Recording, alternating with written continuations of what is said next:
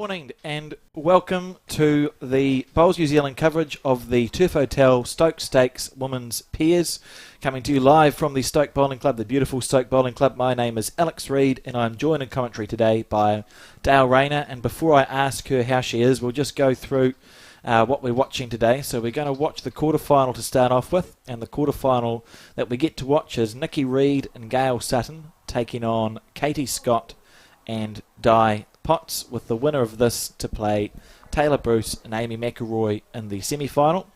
The other quarter-final, which you'll be able to see at the back of your screen, is Kirsten Edwards, who's a defending champion, playing with Debbie White this year, playing against Linda Ralph and Karen Hemmer, with the winner of that game to take on Jo Edwards and Val Smith in the second semi-final. So, Dale, you've been playing in this event over the last couple of days, so you've got a feel for how these players are going. What can we expect to see from this quarterfinal, do you think? Oh, well, I think it'll be some great shots and some very close bowls. Yesterday, Nikki played some big, huge shots. Like, she got a 5 to win one game, outstanding result. Gail's pretty steady at the front. I think we're going to see a good game here against Katie and Di.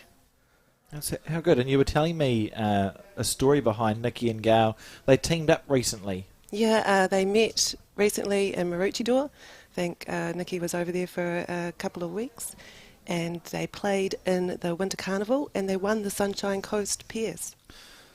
So is Gail from Australia? Yeah, she is. She's just over for the weekend, I think. I recognise the name now for some reason. Oh, okay. Yeah. Yeah. Okay, that's good. She might know like a Kyle French. Oh. Okay. It's ringing bells, but I should have really figured that out before the broadcast started, as we see. Going on the forehand here. And look at that. It's just a beautiful day today. It was a beautiful day yesterday. The first day, Dale, was oh, gosh, we had hail and everything. Rained on and off. It was bitterly cold. Yeah, it was. We were playing on the screen that they're on now.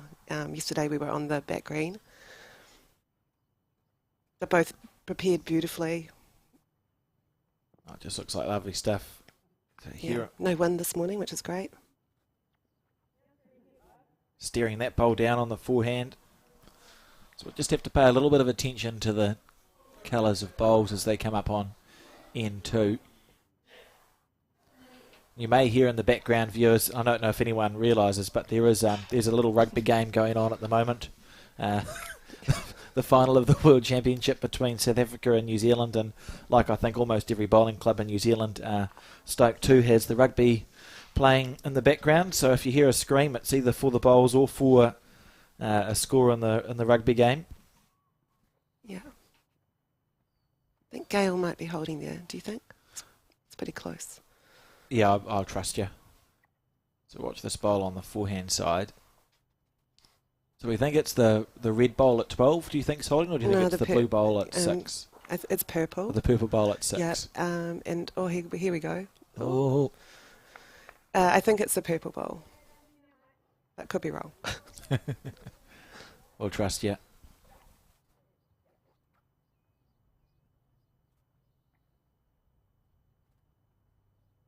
So Katie on the forehand. You're saying she's well known domestically or in the region, Dale? Yeah, she is. Very consistent bowler as well. She's got a good drive on her, as does Nikki, and so does Gail. Actually, I saw that come out yesterday too. What do you prefer? Okay. It'd be interesting. It would have been interesting for Gail, who bowls in Australia, to come over to these greens. They look like they were running pretty slick. Yesterday, particularly with the wind behind us, they were slick so fast. I would have probably 18, 19. Essentially means you breathe on the bowl and it moves. Pretty much. So Nikki here, I think she's holding one at 6 o'clock, and we'll find out in a second.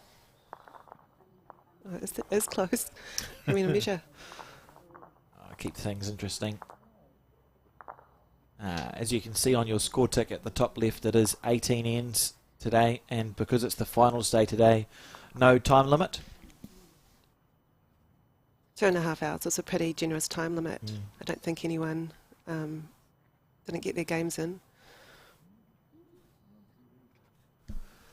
As we see, Margaret Eames is in the background too. She's a ITO, and I noticed on her her Bowls New Zealand bag. She's got Bowls New Zealand ITO, and it was ME, so me, and I thought that's a really... Why would you put that on a Bowls New Zealand bag? And then I realised it was actually her initials. So... Well, it looks like... Well, we'll see who leads off. Oh, I was right. This is good. What a good start to the day. So 1 point to Scott and Potts. So this is, did you say Potty? Is that what we're... Yeah, she's got a few nicknames. Potty leading She's off? a hard case. Oh, just a beautiful day for bowls. The shortish end there to start off with. The other innovation you were saying, Dale, before we started broadcasting is the jack can get misthrown once. Is that right? Yeah, that's right. Then the opposition can place it where they like. So Just saves a bit of time. yeah, it makes sense. If you're going to have the generous time limits and the killed ends get replayed, it's probably a space where you can save some, Well, that's a nice some start. time. Beautiful first bowl. Be interesting to see this in the morning. There's not much wind outside at the moment, so it would suggest that both hands would play reasonably consistently. Do you think, Dale? Yeah. Yeah, it tends to get up later in the day.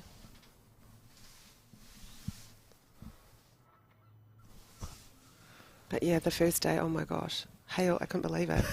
It's just so you get the full experience. Yeah.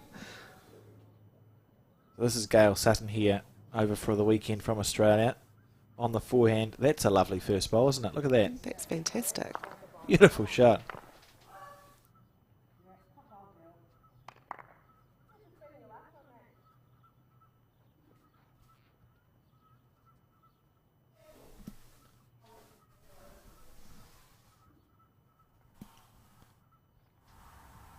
Some noise.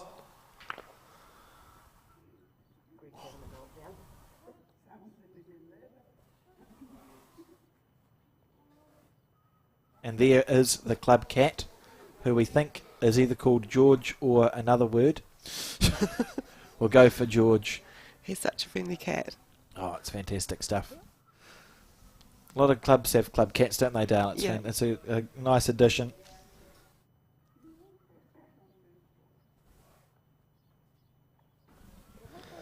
He likes all the attention. I would be very distracted if I was playing bowls at the Stoke Bowling Club and George was there. Though he's getting dangerously close to some of our cables. That's a worry. That would be a ridiculous way for the broadcast to get damaged.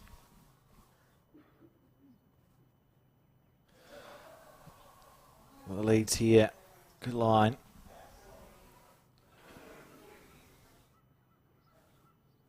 We will, for those watching, and I'm sure that you'll be watching the bowls instead of the rugby, but if you are one of those people, we will give occasional updates to key moments. As we see Gail Sutton here on the forehand side. You might have to give a warning before you do that, Alex, because some people might be... oh my goodness. Okay, no, I won't. It's actually... I'm glad you mentioned that, because I was all for... we suggested we were just about going to have a rugby scoreboard up alongside the live stream, but no, you're right. Some people might be watching it on a replay, so I will try and contain any reactions. Yeah. So look at this head here. It's pretty good, isn't it, as a second end of a game of bowls on a Sunday? Yeah, they've mostly got their line, just a couple of wayward bowls, but not a bad start. Well, this looks a good track. What a shot here. Oh, no. Oh, yes. I thought it was going to get the gap for a minute. Great bowl.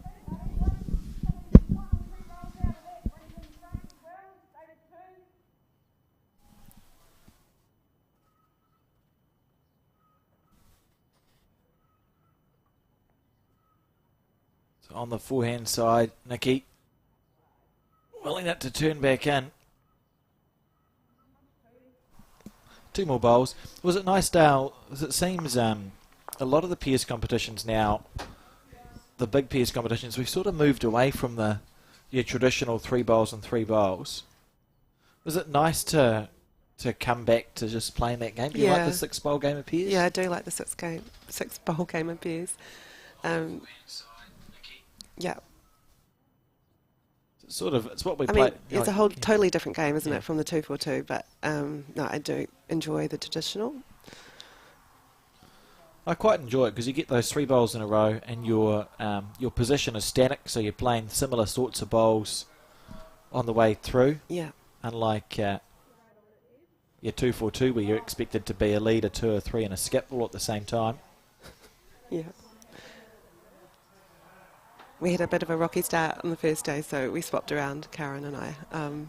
It was quite nice going to lead.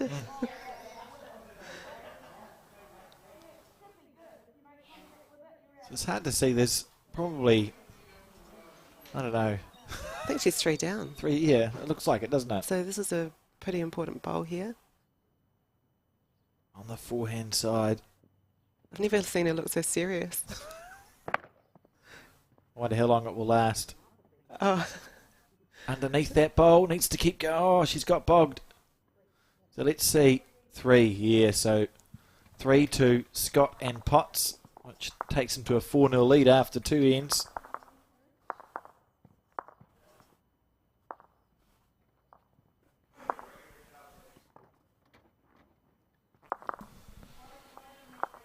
One of the sponsors in the back, BYD. Oh, the car company. Yeah.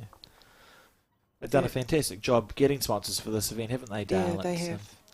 I was looking through the handbook. They've got the Turf Hotel, which is obviously the main sponsor, but Bill Rothwell, Ingerson Insurance Brokers, Lion Nathan, McElroy Painting and Decorating, the Nelson Building Society, Nelson Pine, LVL, Peter Rutherford and Ritex International as the tournament sponsors. And I'll go through the rink sponsors later on, but they've got those as well, so great to see a tournament so well supported. Yeah, they've done a great job. Nikki's really involved in getting the tournament set up as well, so she's a busy lady. Woman, yeah.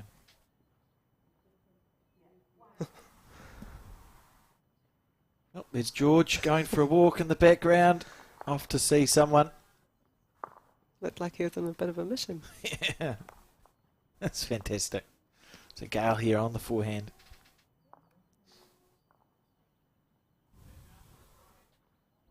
It's a bit of a tactic, these short ends, for Gail, who's probably used to heavy green. Do you think they will have spoken about that, sort of in the lead-up? Yeah, quite likely, I think.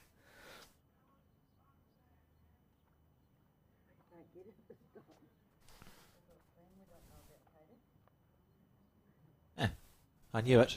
Yeah, Gail plays indoor bowls in Australia. Oh, How there good. you go. I knew the name was popping around in my head somewhere. So you can't get away from us, Dale. So on the forehand side.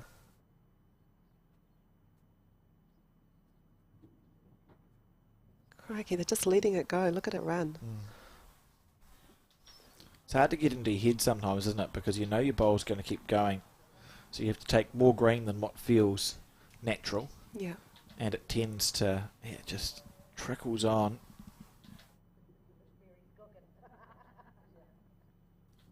"4-0 after 2 ends. And you would look at that head, and Gail will expect herself to draw the shot here, won't she? Yeah, I'm sure she will. On the forehand.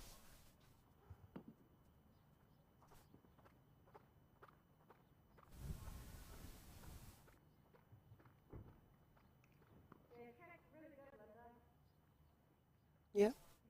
That's a lovely bowl. Good adjustment there of her weight. The good thing there is, even though it's not a close one, at least on the crossover, you're crossing over holding the shot. Yeah, for sure. So the opposition has to get the shot back off you.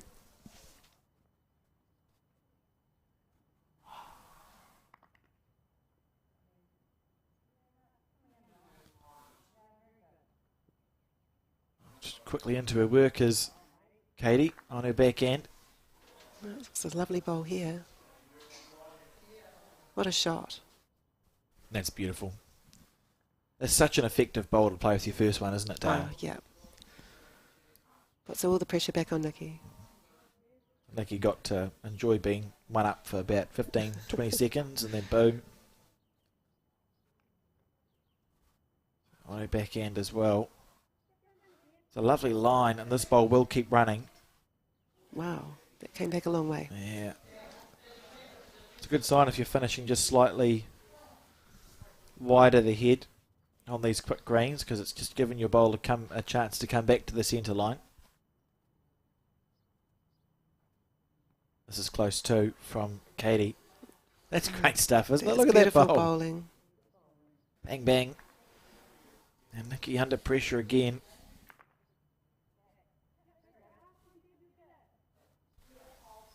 Steering the bowl down on the backhand side. This can't be far away. Yeah, I reckon she's got a good track. Is it going to duck away or? Willing it to hold up. Go, she says. Oh, not quite.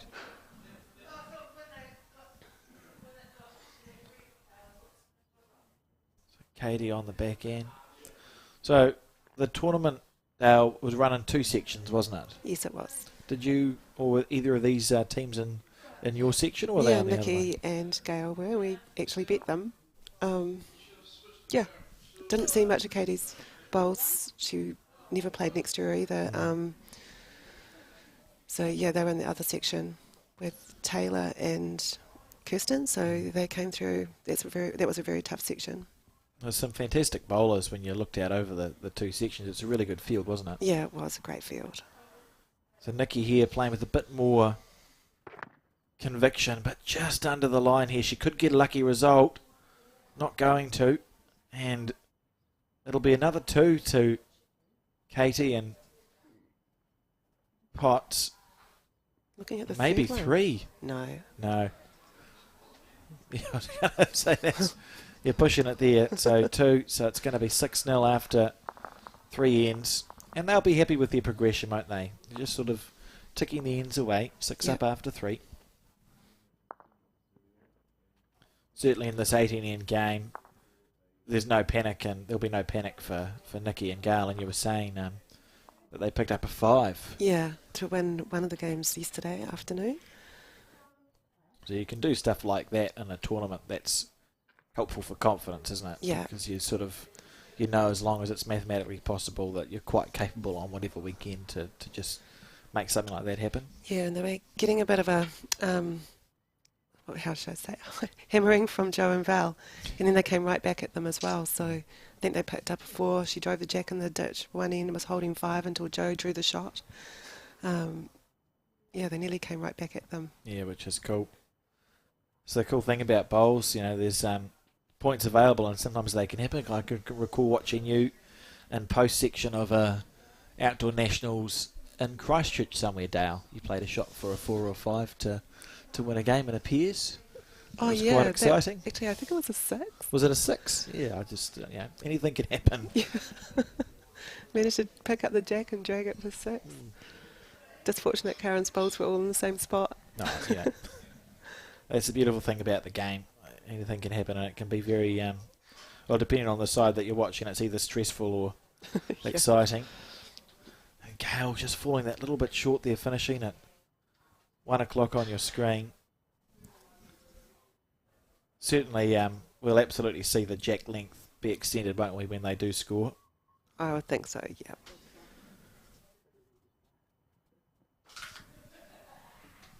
A nice bowl here. Good bowl.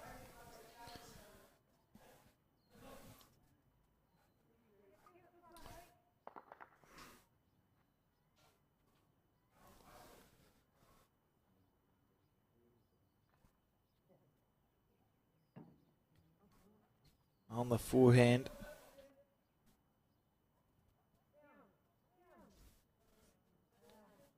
Nice line. How's the weight? That's a good bowl. Picking the line really nicely, isn't she? It's just finding that speed. Yeah. Yep, she has got a nice line.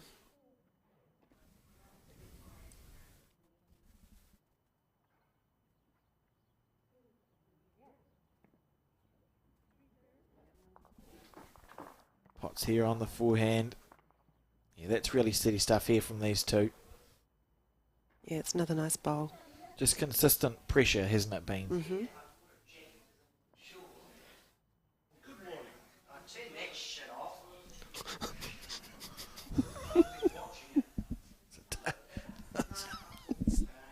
Just had a bonus commentator join us for a second. Obviously not talking about the bowls, as we see. Gail here on the forehand. That's a good bowl. That's a well well-played done. bowl. Yeah. Lovely shot. Gave that every chance.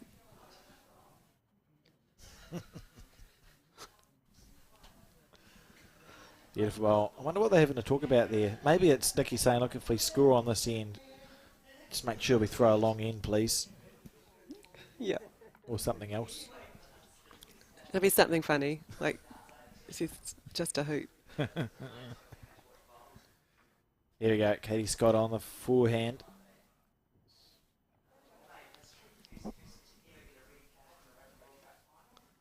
She's close here. She's close here. Oh, She's wow. got the jack square and she's going to follow it through. That's a great shot, Katie. That's Outstanding. It's going to go all the way with it, far out. just magnificent. That you couldn't have played that any better if you tried. And again, Nikki got to hold the shot for 20 seconds. Beautiful stuff. Oh, I can't find a chalk. There we go. That's a brilliant bowl. That's really, really good skipping. If your first bowl is at that high effective rate, it can just become deflating for your opposition, can't it? Oh, yeah, Because for sure. Yeah, first bowl every time, isn't it? It's pretty. Oh, this is close. Good effort needs here. to hold. It's turning. Oh, the weight she played that with is perfect because she's finished on the rink, so she's actually improved the situation even though she missed the initial shot. And Katie switching to her backhand. There's always a temptation, well, there's an argument. So Katie trailed the jack to there on her forehand. I know it looks really clogged. There's always a temptation to go, well, I've just done that. So if I do exactly the same thing, maybe you'll end up in the same place. Oh, she's taking a bit more green here, so.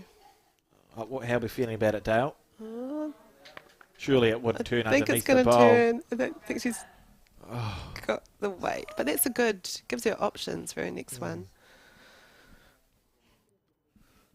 Yeah, 6-0 down. Like we spoke about, the panic stations aren't there, but you do feel like you want to score. You know, it's Yeah. just nice you just score a one, you get on the board, open up your account. And Katie here.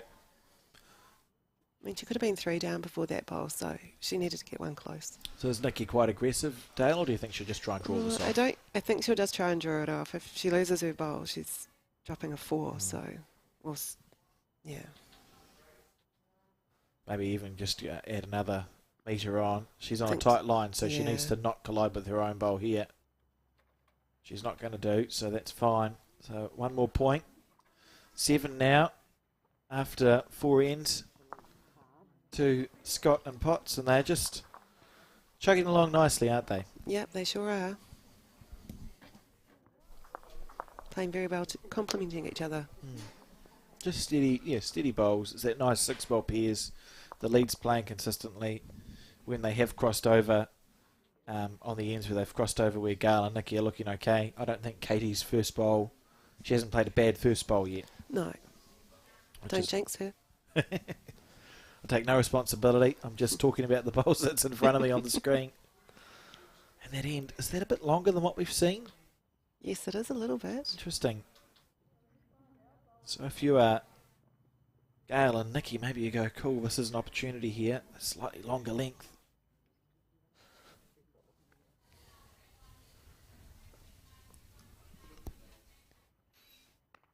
Nope. No. Oh, nice start. I tried to build it up, but that's brilliant there from Potts. She knew what she was doing. Yeah.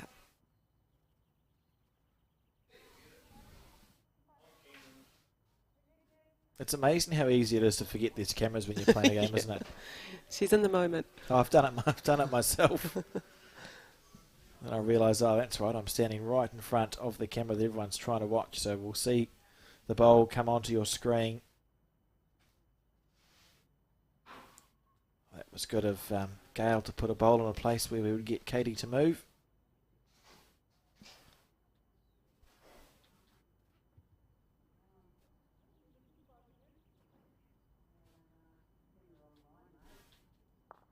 Yeah, that's another beautiful line, isn't it? Yeah, it's pretty to watch. Oh, this is great Swooping bowling. in like that, isn't it? And when you're playing, Dale, you know when you let it go, when it's on that nice arcade. Yeah. Like you just go, yeah, that's going to be a good bowl. Gale switching to her backhand. Because there's bowls to rest on. We'd call her a blind bowler. She looks down when she plays the bowl. A bit like me.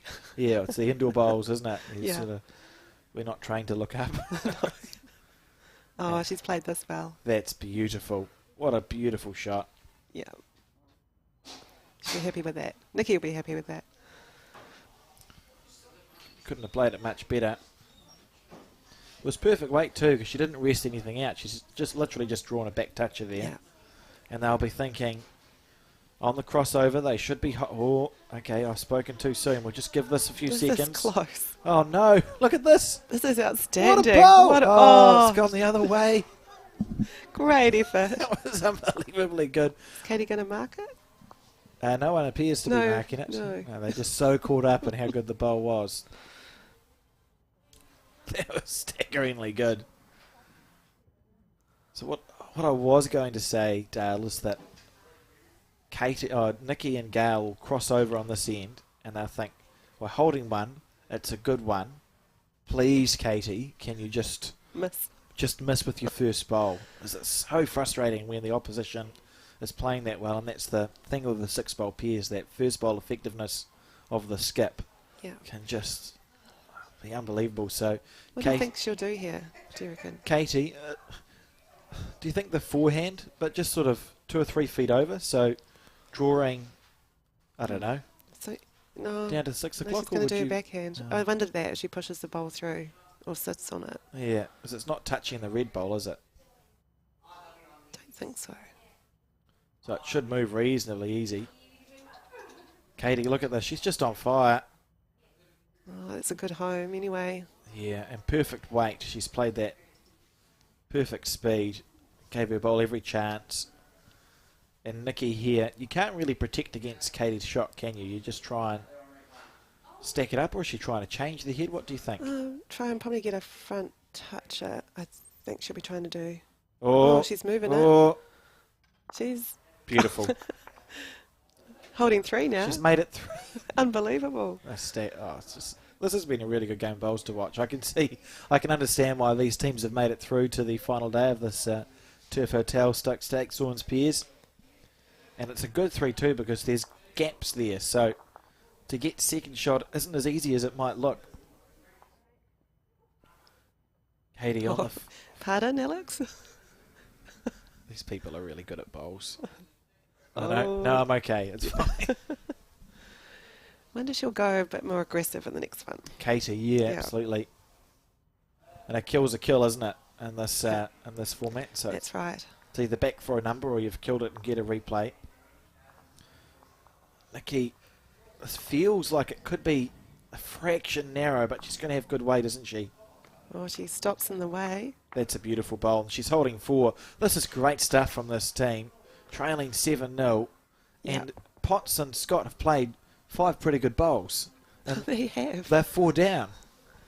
I mean, Di had 2 right on it at the beginning. It's just... Gail came in and took it away. It's magic. Yeah, we haven't really seen a bad bowl played here, but it is Nikki and Gale holding the 4, which they'll be pleased with because you look at your score tick at the top left. They're trailing 7-0, so they do need this end if they can hold on to it. But Katie's got a bowl left in her hand. Yep. On the backhand with a bit of weight. Oh, she can't be far away. She's in the vicinity, isn't she? She's not far away. She's drawn at it. this. She's has she? Yes. No. No. Oh, She found the gap. There's a bowl-sized gap. gosh. If they drop a 5 here, you just question the bowls gods. Oh my gosh. Like just a little shake of the head. That's good, but I'd be less contained. Oh, I can't. Nikki gonna? Oh, She's on a bowls. good track here. Yeah, and she's going to make this. You would expect this Oh, to be slow down. Oh, it's all right. What a great shot. They've scored a 5. That's 7-0 down, score of 5. Fantastic bowls. I don't have the right words here, but that's just. She's packed up a number of 5s this weekend, has Nikki? Oh, there's another one to add to the There's list. another one, yep. And a beautiful 5 on the crossover. If you'd looked at that head, we were talking about Nikki and Gail being right on the back foot. They only had one bowl there. It was hard to protect against. Nikki moved the jack a little bit. Suddenly they're holding 3. Katie played 3 good bowls, found bowl-sized gaps. 5 points to Nikki and Gail. What a brilliant end Game of on. bowls. And as we thought, they've lengthened the jack. Yeah, it'll be right out to that 2 metre. Great stuff. It's bowls, isn't it? Oh, just, you'd analyse that and go, we'd call that 12 effective, probably 10 effective bowls. Yeah. And the last 6 were really good. Katie played three well-played bowls that found gaps. Yeah. And Nikki played 3 well-played bowls that got the perfect result. Yeah. And we see 5 points go to one of the teams. So, 1 minute they're cruising along comfortably. Next minute, 2 points in it. You put yourself in the shoes of Katie and Di, and it happens to all of us, but you're cruising along and you drop a 5 and you think, well, we actually didn't play, we played 6 good bowls there. What else are we supposed to have done? And this first bowl here from, that's interesting. That Too longer short. length, eh? Yeah, 2 short bowls after they threw the longer length. Maybe it's that little bit of double bluffing, it's a quick green and you've thrown it long. You just don't want to be the one that hoofs your bowl into the ditch. Yeah. So it's a good one. Or is she overcorrected here, or is it good? I think it's good. Oh, no, you're right. Overcorrected. Gosh. Even watching it on TV, I can't tell what's happening. It's hard to pick. But good line both times. It's interesting too with the longer length. They will have to take just a smidgen more green than what they'd have to take on the shorter lengths because your bowl is running over a longer distance, so it's got more time to turn. Yeah. Di's done the same. Interesting. It feels like both teams are really aware that this is it's a length that's being changed on purpose. Yeah.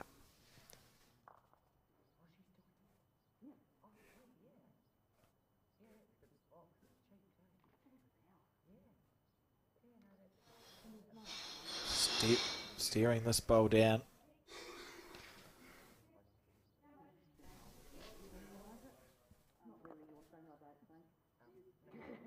It's a shot. Just level, I think it is. We just about had 12 bowls in the space between the jack and the closest bowl last end. Yeah, it's a little bit spread out this time, but yeah, the change in length has thrown them both. This looks on the right She's got track. 2 claps from Katie. That's a really good bowl. And trail the jack Outstanding. back. I don't think there's not much more satisfying in bowls than getting the jack square, like with the right part of your bowl, so you sort of follow Go it through. with it. Less good when you snick it. It can be quite disappointing. Well, Nikki knows the track down there. She had to play there last end, and she drew to the 2 metre. So I reckon she'll go close with this first one. That's what you do as a skip, isn't it? Well, as any player, sorry. You remember even the bowls that you play that have missed their target. It's funny how the brain works, but you can sort of recall what you did to get the bowl to go there. Yeah. So when there's a space where it's like, I want my bowl to go to the 2 metre mark, as you said, Nikki will be thinking, I did this 4 bowls ago. Well called, Dale, because I think this bowl's close. Look at this here from Nikki Reid. She's on fire. She got it? Oh, my No! God. Oh, she got the snick. Great attempt. Oh, we were talking about the snick. Yeah, conversely, the snick, I think, is the most disappointing bowl you can play because you've literally been within 4 centimetres of perfection. Katie won't be worried about it, though, so they look just to Put another ball close. And she's done that. How much running has it got in it?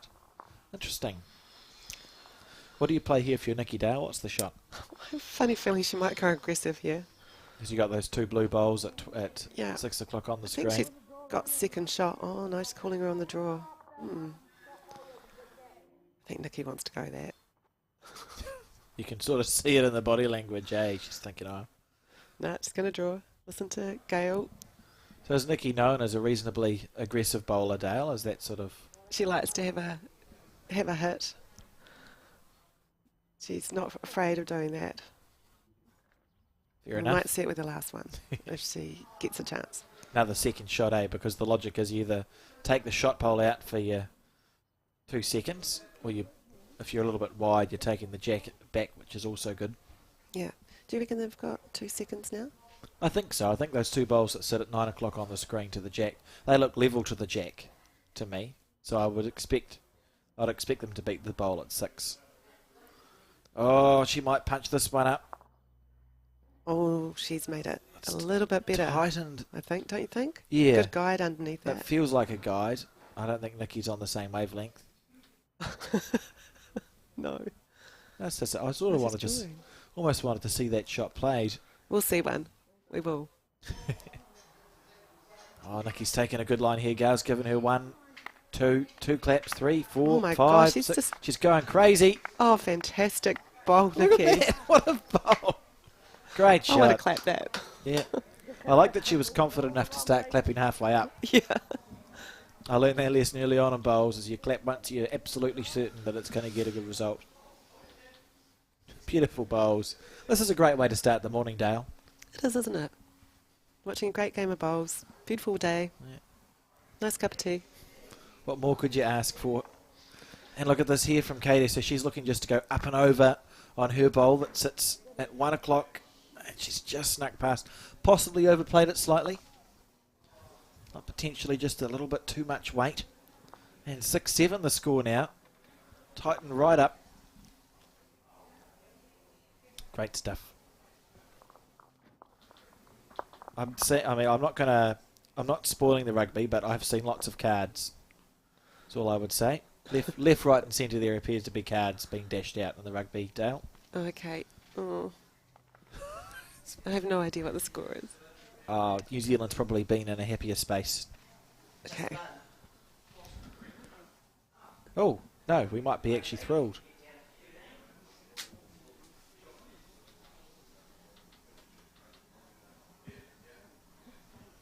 We'll see. I'm sure there'll be a roar go up in the clubhouse. Just had a little peek at the game next door, and it's very close. 6-5 after 5. So that's the game between Kirsten Edwards and Debbie White taking on Linda Ralph and Karen Hemmert. That's 2 mighty Pierce teams. So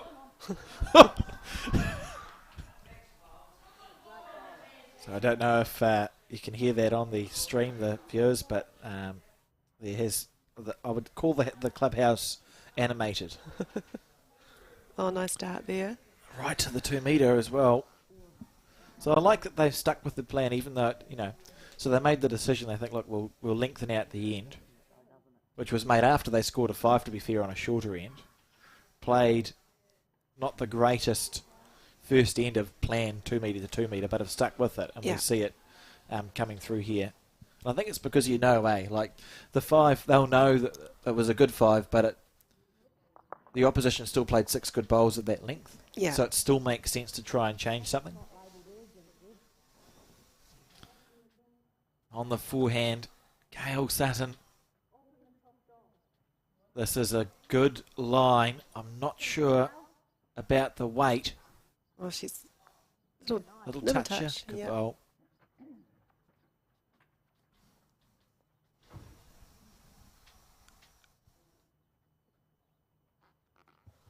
Oh. I just saw what the noise was for. It's okay. So we see this bowl here from Potts on the forehand. It's pretty good. Inside out off the blue. Yeah, great shot. Oh, that's unlucky. That's a bit stiff. Second shot though, maybe. Have you? So this event, Dale, it's newish, isn't it? It was created out of something else, I feel. Yeah, it started off with singles. Yes. It's always hard for a club to run a singles tournament. Yeah, changed it up to pairs and had some really good combinations and winners of this event. Oh, just watch this bowl. Oh, good try. So, it's been going for a couple of years. Is this your first participation, or have you played in it before? No, I've played in it since it started. Yeah. And you've always sort of enjoyed it, because Yeah. it's pretty much at the beginning of their outdoor season, isn't it? Yeah, it's. I mean, it's always nice to come to Nelson. Great hosts at the Stoke Bowling Club. Lucky there And morning again. teas and afternoon teas have been sensational. Rhonda Bella's, like, unbelievable. Yeah. Unbelievable cook. Yeah, I've been. Colin and I set up yesterday, and we're off. Well, we weren't off. It wasn't voluntary. We were told we were eating, and it was fantastic. I was very pleased. The cheese rolls, oh my Yeah. gosh. It's one of the better things of the South Island, I reckon, are the cheese Yeah. rolls here. And the wobbly gobblies. Did you have one of those? No. Is It's marshmallow, coconut on the outside, joined together with cream. oh my The God. best. Called a wobbly gobbly. Okay, that's going on my list. Colin, write it down. So this head here, that bowl did stay up. It's at the 6 o'clock. You can't quite see it on the screen. Oh, interesting, just that full extension. So you're seeing a lot of bowls on the forehand finish to the right of our screen, so they're on the tight side. This bowl here, is it going to hold up long enough to go inside out? I mean, again, that's perfect weight for an inside out shot, but just Yeah. one bowl narrow. Well, not even half a bowl narrow.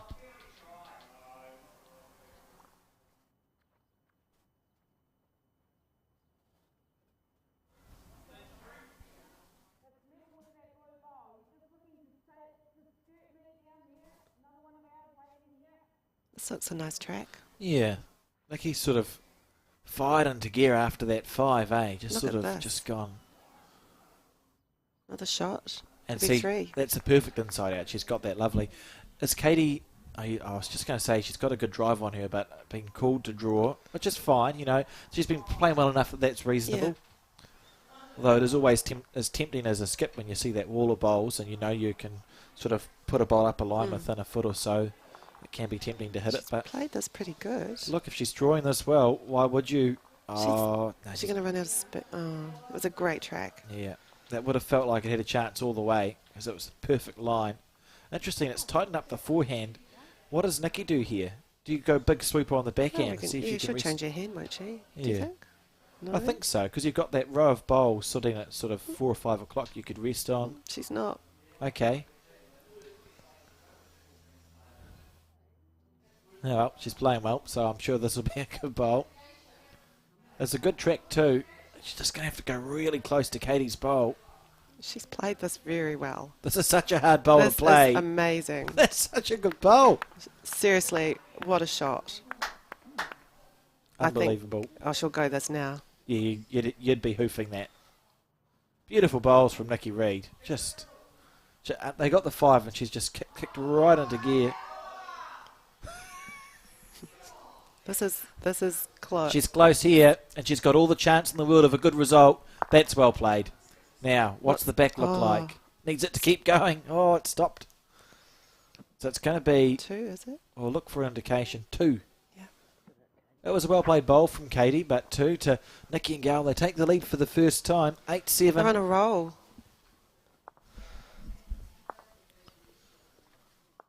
Oh, I could go a cheese roll. Yep. Blame you. So 8-7. What have we? We played 7 ends.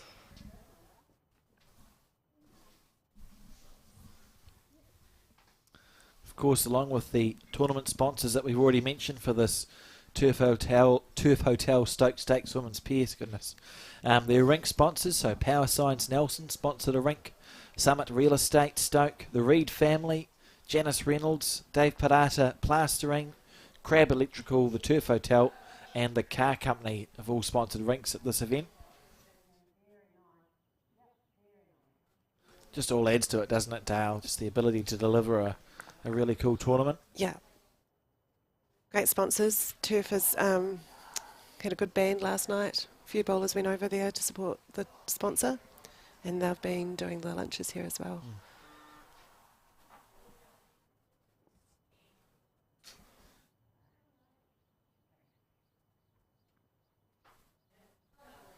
The other game, I think it's Linda, Ralph and Karen Hema in the lead.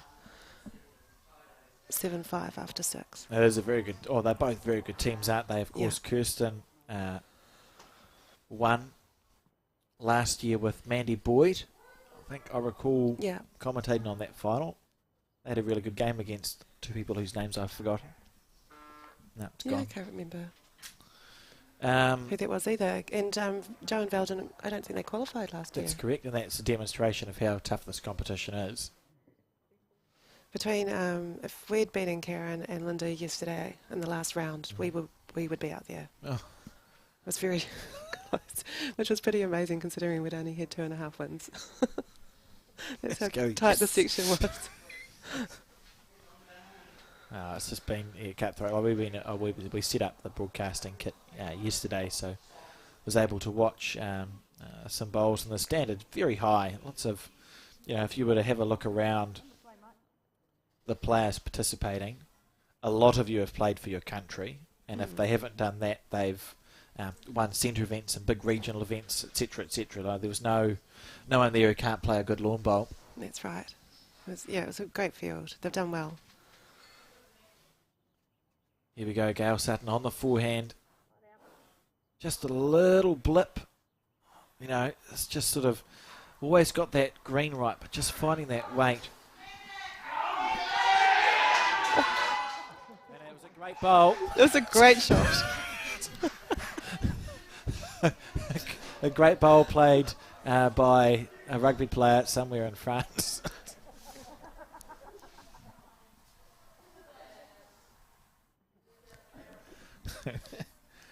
Well, they were all a bit wayward, but 2 shots there to Katie. The line's right.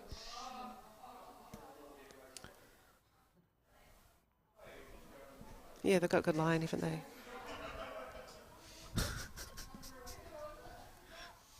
Stand by. Nikki, she'll draw the shot here.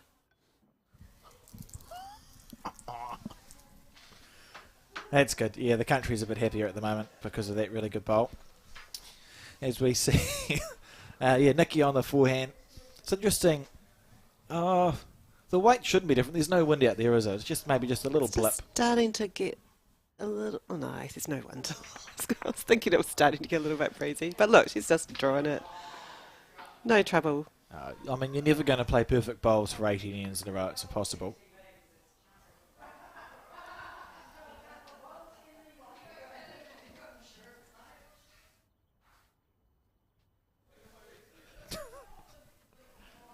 Oh dear, what a morning. Look at this here from Katie. She started off unbelievably good, still playing well, but it's just like the skips are switched around, isn't it, Dale? Yeah, They're just sort yeah. of The length has thrown her a little bit, I think. Hasn't adjusted. just that smidgen. Nikki here should switch to, will think about switching to her backhand. Oh, no, she's not. Not reading her game very well here, Alex. I got no idea. We share the same last name as well, Oh, you do too. even spelt the right Auntie way. Nikki. Be a better bowler than me. Oh, Look great at this, what a ball. shot. Great shot. See, I know nothing. Oh dear. Oh no. Nothing to do with the bowls. But now I feel like New Zealand might be less happy with the rugby. I'll come back to you with that one, Dale. As we just watch this bowl here from Katie. No.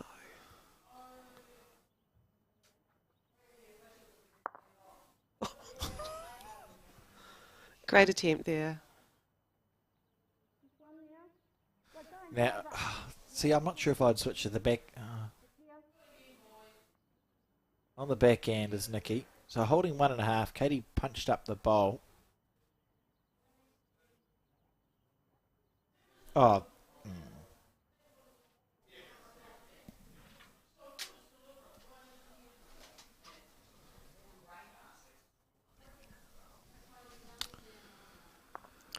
a good bowl there from Nikki.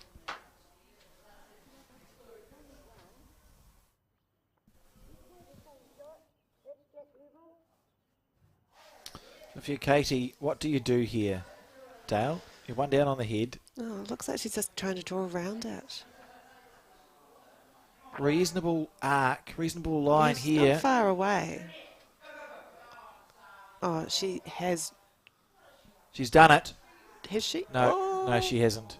That was a well-played bowl. I thought she had that perfect. And one. It'll be something like 4 or 5 ends in a row now that Nikki and Gail have scored, leading 9-7. Yeah, great game of bowls. Yeah, I think they've won the last 5, haven't they? The first 4 were. Oh no, last 4. Must be the last 4. Yeah, first 4 were won by Katie. Gail delivering the jack.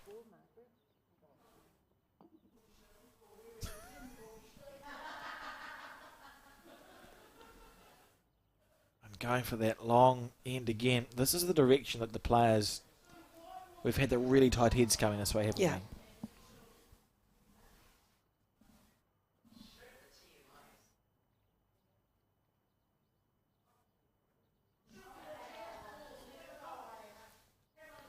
On the forehand, Gail Sutton. Quite a nice delivery, eh? Quite smooth. Yeah.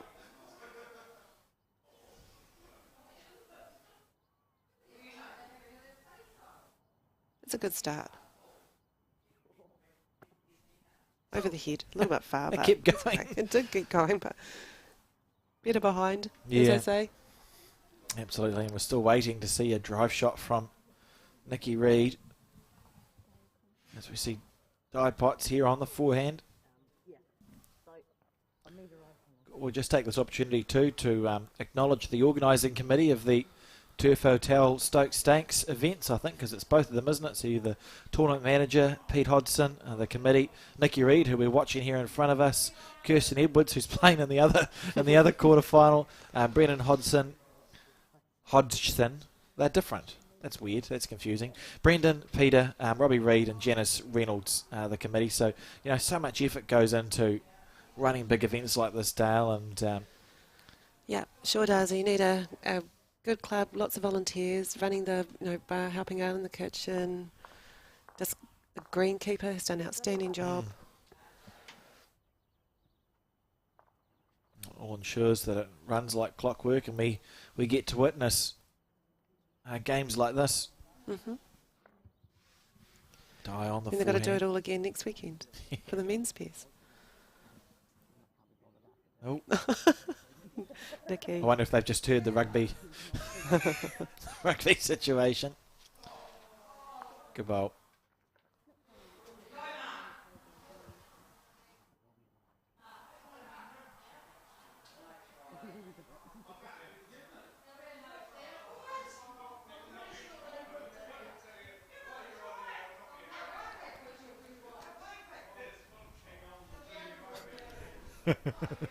We see this bowl here from Gail Sutton on the forehand. She's probably the player. Oh, watch this come back. Yeah, that's good bowls, right? It's sort of, I know you're 2 down, but like you said, Dale, she's got 3 bowls past the head. 2 bowls past the head. 3. Yeah, 3 bowls past the head. Yeah. Nikki's playing well enough that she can convert that.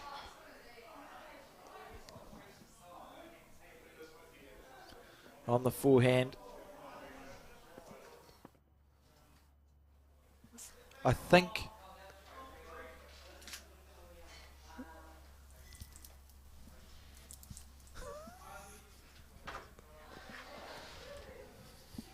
goodness gracious me.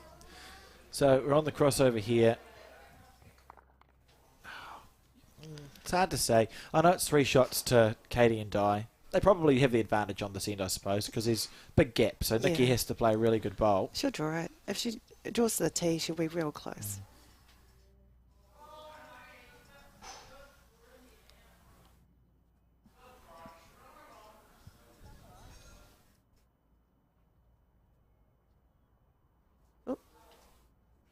on the forehand. Oh, nice. It's a nice track. A beautiful track. How's her weight? Well, Gail's not clapping. No. She seems to have a pretty good feel for how the bowls are going. We've seen Gail sometimes clap almost immediately. Mm-hmm. And she's not been wrong yet.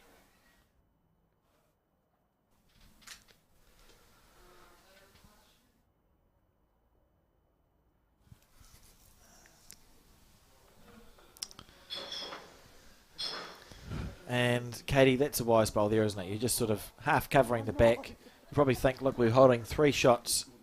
They're not close, but there's holes for bowls.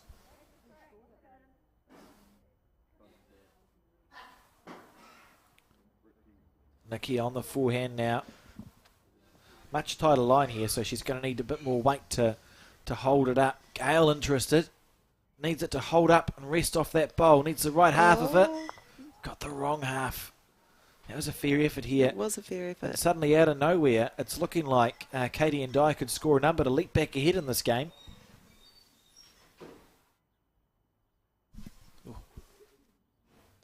She had perfect weight then. Just pinched her green a little bit. Look Another at this nice here. bowl here. Only stressy thing here for Katie is she's added a 4th. Oh, But this is tempting.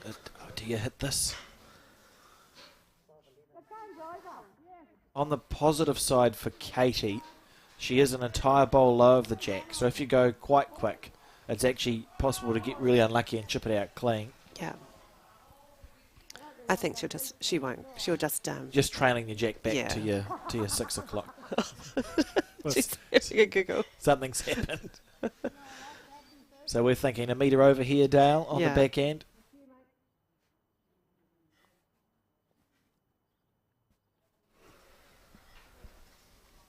Nikki Reid on the back end side, steering this bowl down. Needs it to hold. She's tight. Tight underneath. Oh, that's perfect weight too.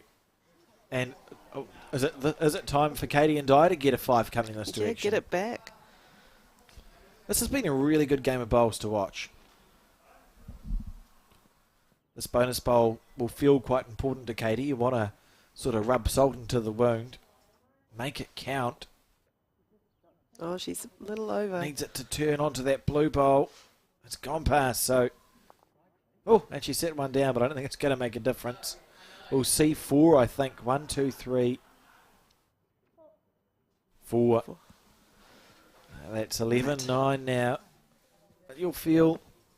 Halfway. Yeah, halfway. And Nikki and Gail, psychologically they dropped a 5 there, or they would have been expecting to drop a 5. So when your opposition doesn't add that 5th bowl, sometimes you go, well, you know, at least the bonus bowl didn't happen against us as well.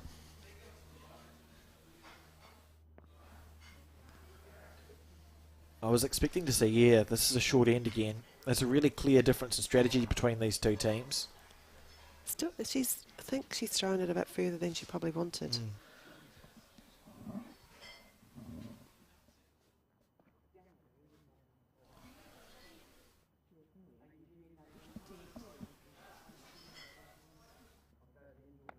Oh well, she's drawn a toucher. What a bowl. Great start.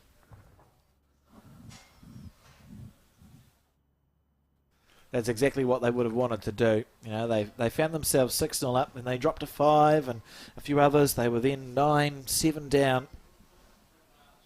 Now over 4 to go. 11-9 up. And they've gone one right on the jack and gone, look, we're here. Just a little blip, they'll be thinking. And Gail Sutton she'll be disappointed with that as her first bowl.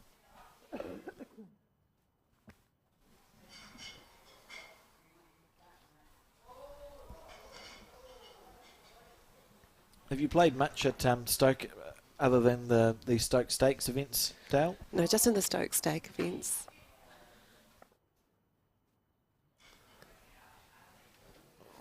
Good try. It's a lovely club. There's a lot of history in the Nelson region, actually, with their bowling clubs. They've got a really strong centre at Bowls Nelson Centre.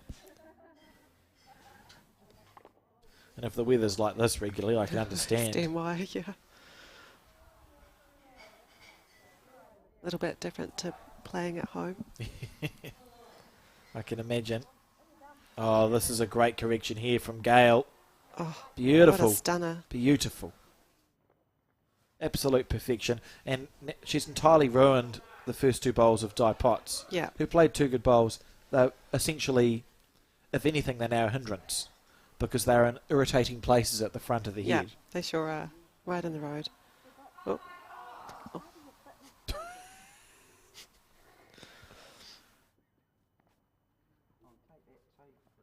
That's fine. Just looking to... Di was ensuring she was passed.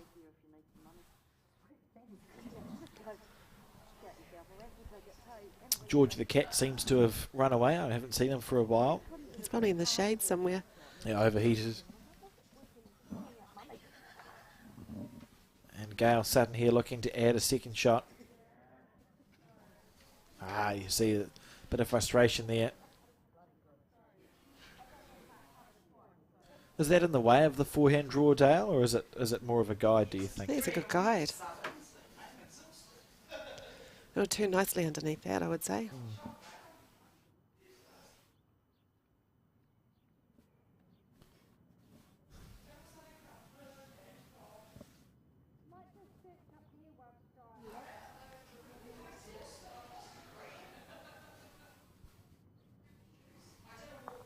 Oh, she's having a little run shot here. This is brave, but it could be incredible. This could be incredible. Look at this. Oh, She's my got it. Gosh, What what a ball. shot. That's fantastic. She couldn't have seen much of that. That's the best bowl I've seen this month. That she's That was a stunner. she's chipped it out clean.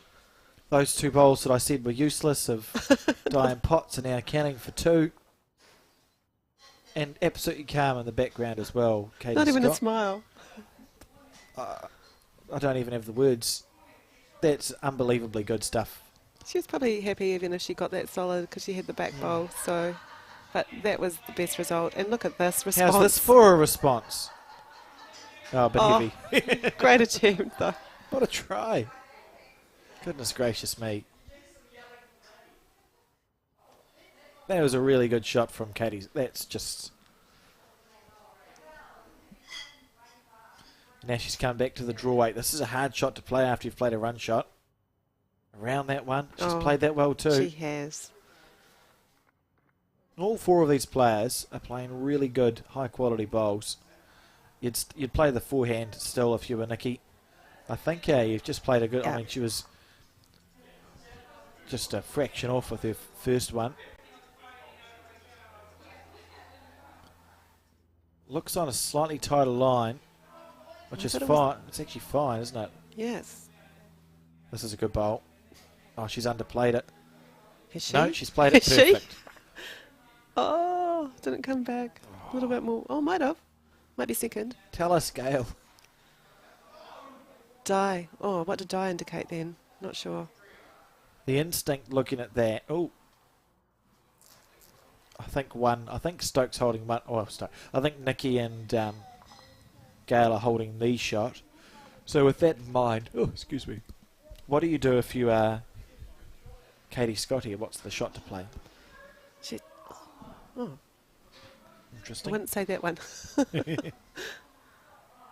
On the forehand. With Oh, and she's going to sit it out. must Turn be is over. looking to push your own bowls up. She has done this. One of them squares really good. 1, 2. Oh, you've touched both of the bowls. That was a well played bowl. She'd be unlucky if she hadn't made the shot out of that. This is worth having a look at. I'd come and have a look if I was Nikki, because the bowls are all sort of. It could turn pretty septic. It could. Oh, she is coming down to have a look. I think that's wise. Even the forehand's a bit stressy because if you turn your own bowl out, it's not brilliant. What would you play here, Dale? I think she'll come down under Gail's bowl on her. What hand is that? Forehand? That's Backhand. the forehand to the left and the backhand to the right, as we see. Backhand to the right. Yeah. She'll come down on her backhand. It seems safer, doesn't it? Yeah. So that's what they're just assessing now to see how many down they are if they are down, and then she'll play the shot. It's just a bit. I don't think we've called any of them right though, so Not yet. would probably be No. the forehand. It's been good to talk about, but Yeah, I don't think we have been correct yet. It'll happen. Hope so. Right, on your back end, Nikki. Oh, yes, We got it right. fantastic. So Nikki on the backhand. Beautiful. That was really smooth out of the hand too. Oh, Oh, looking at we got the hand right. Oh, be careful. oh, just a little racy. Yeah, I wonder what was envisaged there with that bowl. I think she's trying to set that shot bowl. Shot bowl, so navigate around Gale's short bowl and then set the shot bowl out. Yeah. So they're going to measure for second here. Die pots. From this angle, it looks red, doesn't it? It does. Gale just watching on, so going to the blue one first and then down to the red. So one's already been conceded. Oh, Close. just look for indication here. It's enough to go back. Margaret Eames is rearing to go off screen. Yep. Thumbs up, she just gave you.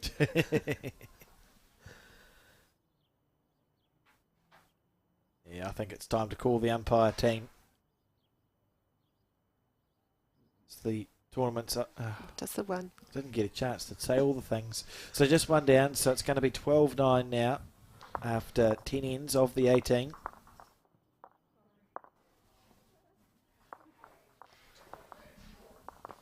Was it 7-8 after 8 in the other game to Karen Hemer? So a great game going on there as well. There's Margaret, resplendent in her Bowls New Zealand umpire's shirt. You're looking the wrong way, Margaret. That's great stuff. It's the ITO, which stands for International Technical Official Dale in ITO. ITO, very It's what good. we call our fancy umpires nowadays, the ones that are sort of right at the top of the umpiring tree, which means that they're able to go and umpire or officiate, I suppose, at World Bowls run events. Mhm. And Margaret was over at the World Bowls, wasn't she? Yes, yep. Yeah, there was a reasonably large contingent of New Zealand ITOs went across. I think Michael Johnston and Sue Ray. Yeah. We're very lucky to have so many. Yeah, and great to have your competent. What am I trying to say here, Dale? I don't know. Alex, what are you trying to say? I often don't know what I'm trying to say. Yeah, it's good. That's all. I'll just say it's good. And how long has Michael been an umpire for? Forever. He was one of the youngest umpires in New was. Zealand. And Tawa Bowling Club? yeah, was it his grandfather, Yeah. Keith? Keith, yes. Yeah, it was also, so it's quite cool because Michael now holds the role that Keith held Oh, as like president that's of the very Bowls New cool. Zealand Umpires Association. Yeah. Yeah, I think he was like 14. Yeah, some ridiculous age. I'm still not an umpire. I've been playing bowls since I was 8. It just seems... I can never be an umpire. Not No. steady enough. yeah, I'm the same. That's why I call the umpires. I'm not going to get down and try and measure Yeah. under that blind. sort of pressure. Gale on the back end.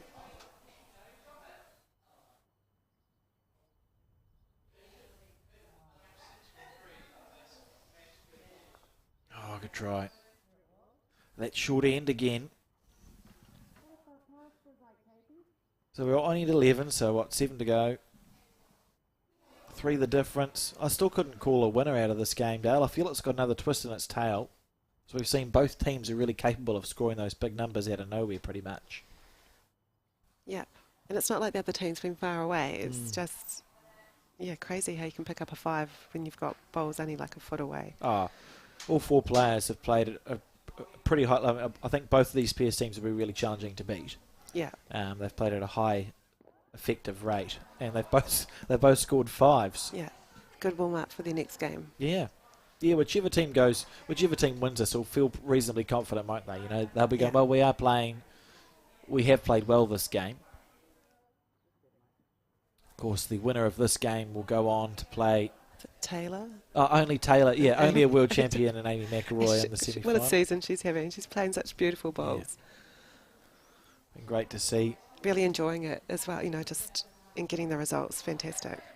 It's the reward, isn't it, for all that work that goes in for these players. I think that's something I wish there was more appreciation of in the club bowlers world, is when we look at our top bowlers and the ones that are getting results, the hours, a huge amount of time is put into the practice, a huge amount of time is put into playing events. There's a huge amount of travel that they usually pay for.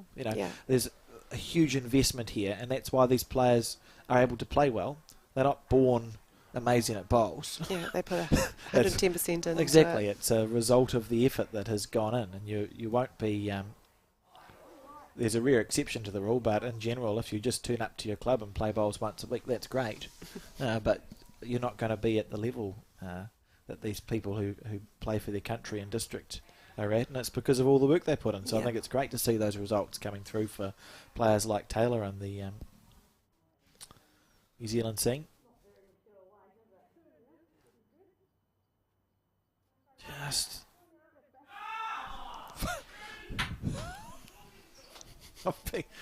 I've been really frightened a couple of times today. We've got a boisterous crowd in Dale. Oh, gosh. Look at this here from Katie. That's a good bowl, isn't it? That's a lovely bowl. Beautiful shot. Yeah, lovely bowl. And sits down for one. Good bowl.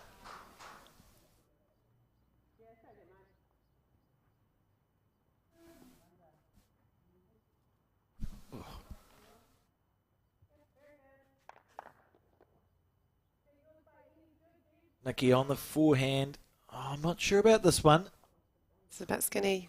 Yeah, that's the sort of ball. You let it go and you maintain hope, but you sort of know, don't you, when you let it go. The weight was perfect. So we see Nikki's two bowls, one at 6 o'clock right at the back and one at 3 o'clock to the jack. But level with it. Meanwhile, Katie's just going to plug another bowl in. This feels like an important end here. You feel like Nikki needs to... She'll really want to play a good bowl. Try and get the shot back. Might only be one. Just the one down, yeah. So it's Gail's bowl, isn't it, at 9 o'clock? Yeah. So Nikki here on the forehand side. This, I think, is quite good. This is looking very good. Which way is it going to sit? Oh, it sat down with the bias. Might be all right. One. Yep. Yeah. Oh, great bowl. bowl. I take back my statement. It's a great shot. Okay, what do you reckon? Back to long ends? Yeah, at 100% it's going back to 2-2 here. This is, I reckon the jack's going to go in the ditch by mistake. Just make just the feeling I have. That's a big call. Oh, I reckon no. I'll go opposite. Yeah, and you're right. I was just trying to sound like I knew what I was talking about. It was never going in the ditch, was it? No. It's I don't think they've lost a jack yet. It's actually reasonable. It's shortish from the 2 metre, isn't it, this bowl? This jack. Interesting.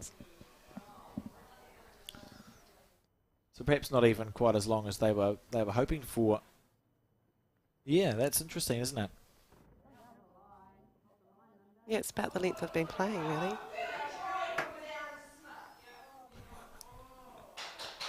Eight all after at the halfway point in the other game. In the other game. Some great games of bowls going on.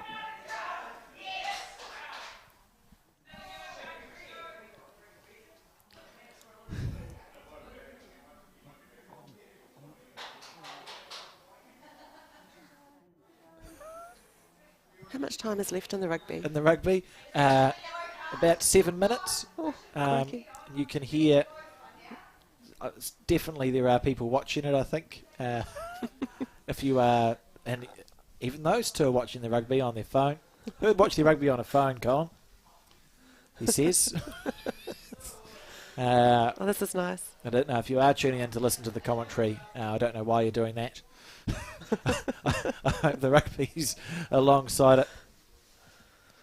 The entire country is getting pretty stressed. Oh! I thought that was going to get all the way and it just stopped. Yeah, just short of half a gallop.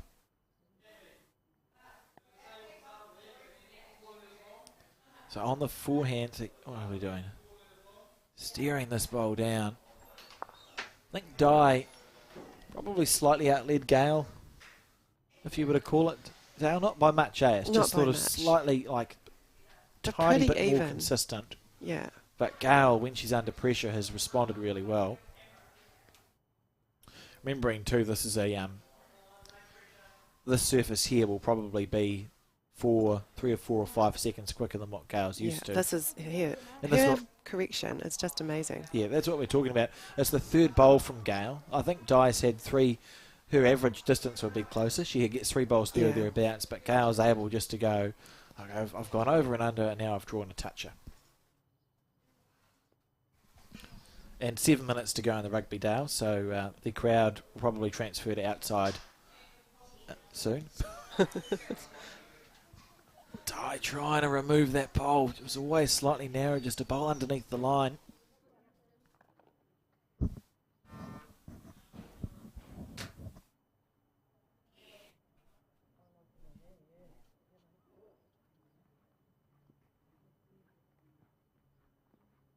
As we see crossover.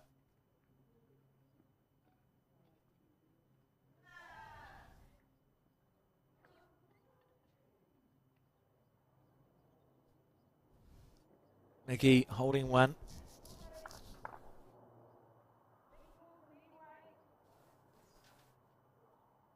Looking just to add to the head on the forehand side. This is a good line here.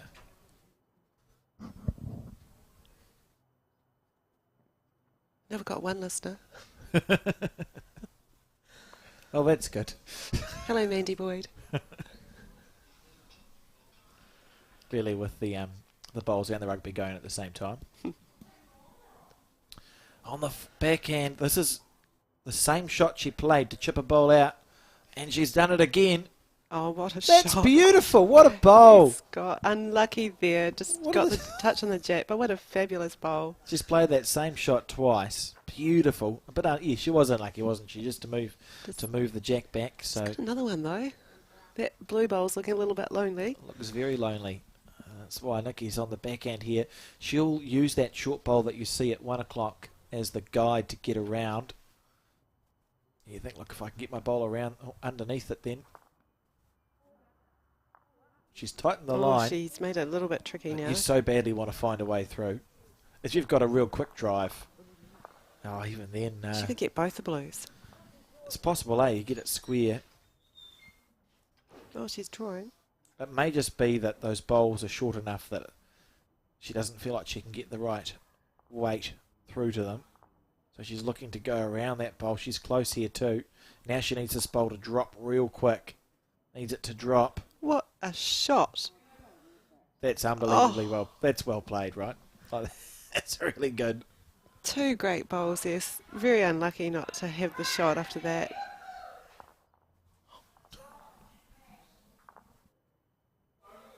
I'm loving the crowd here at the Stoke Bowling Club as we see Nikki Reid on the back end.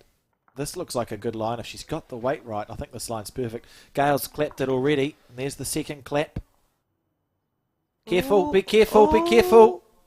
Oh, stayed with it. Goodness. So the first thing you look at is the plant, which I don't think works. It's got no back bowls. She's only got one shot here. Just try and... Are you drawing on the forehand or the backhand? Oh God, here we go. Forehand? Forehand's to our left as we see it. Yeah, forehand. Yeah. That's all I see, unless you can... If Katie's bowl, which is near the blue bowl, so the blue bowl's at 12, Katie's bowl's at 3, if you could draw to rock Katie's bowl to sit the blue bowl down and that got you the shot, that might be something you can do, but the forehand certainly is probably the obvious one, isn't it? And probably the only one that's on. There's nothing to hit. Yeah, it's a pretty hard track to get around that short one with enough weight. Even if you set the bowl down, you're still... Oh, but we're wrong. Gosh. Oh, she's just thrown a bowl away. That's what she's deciding to do. Why wouldn't you even just give it I a don't know. chance down on the other side? I don't know. Oh, well. That's fine. We'll be right one day, Dale. Just keep trying. Briefly, I thought that she might be playing my shot, and it was quite exciting. I was like, oh, yeah. It was, I mean, you may as well have an attempt, Yeah. I would have thought. But never mind. That's Say done la now. vie. 11-12. This has been just... It's the game that keeps giving. Full of surprises. Yeah.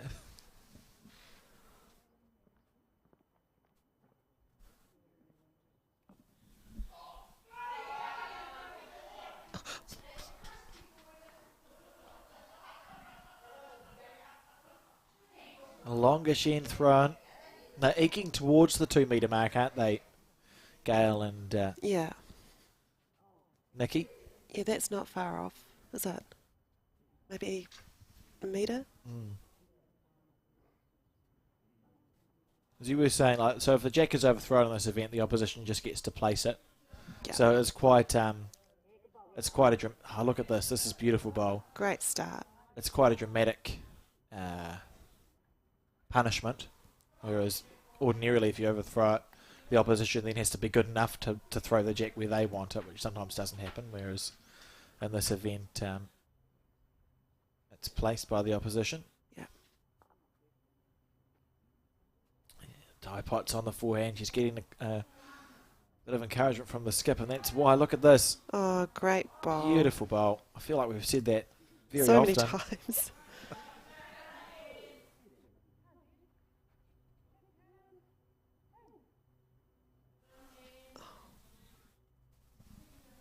Gale on the backhand. Oh, that's tight. She would have known. That's yeah. Yeah, she's not happy with that one. You allow yourself one of those, and then you just she'll take her time with her third bowl and make sure that she gets it out. It always looked sort of on that short narrow side out of her hand.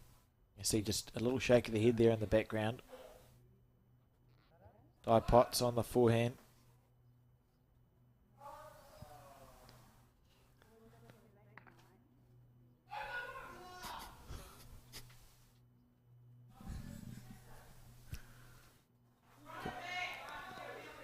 I was in a hall, Dale, last week when we were playing the semi-final of the rugby in Napier, and I can hardly hear you, Alex. It's getting loud. it literally paused while we watched the last 5 minutes. Like the bowls literally stopped, and everyone in the hall had their phones out. There's probably 15 people with phones, and people gathered around the phones. What was that in the Napier Pairs? The Napier Pairs, yeah. Everyone just stopped to watch the end of the rugby, which I thought was a fair reflection of New Zealand. Yeah. And I think even if they had told us to start the next game, nobody would have. We're just like, no, we'll be watching this. As we see Di on the forehand holding one. Winning 12-11. They're ahead 12-11 here.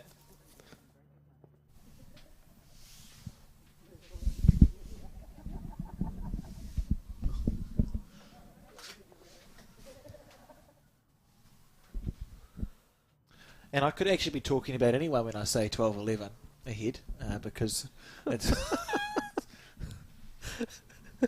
Interesting scoreline. it's been a very stressful game by all accounts. Lots of cards happening left, right and centre.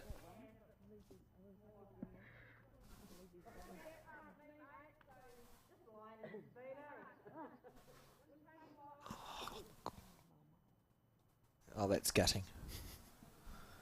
As we see Nikki here on the back end. 20 seconds to go in the rugby final. So you'll excuse us if we're mildly distracted at times. And Nikki underneath the line. Wasn't far away.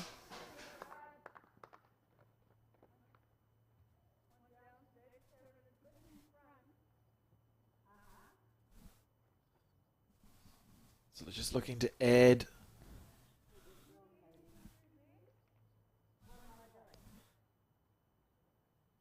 Where'd the bowl go?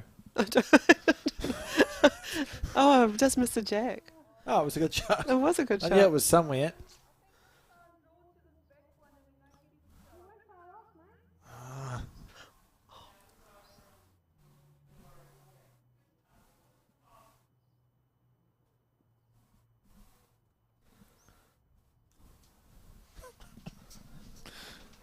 So it's gone quiet. Everyone's gone quiet. I think the entire here we country's gone go. quiet. Come Look on, at Nikki. Nikki Reid. She's Nikki's not worried. got- Oh, oh. she missed the jack. Jeepers.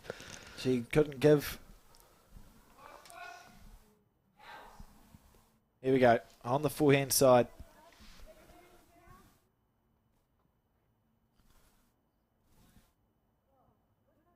Scott. She's going to go around this bowl this time. No, she's going to get bogged. Wrecked on that bowl. She's still got touch on that. Looks like it. Must be just a mark Very on her bowl. confident. Yeah.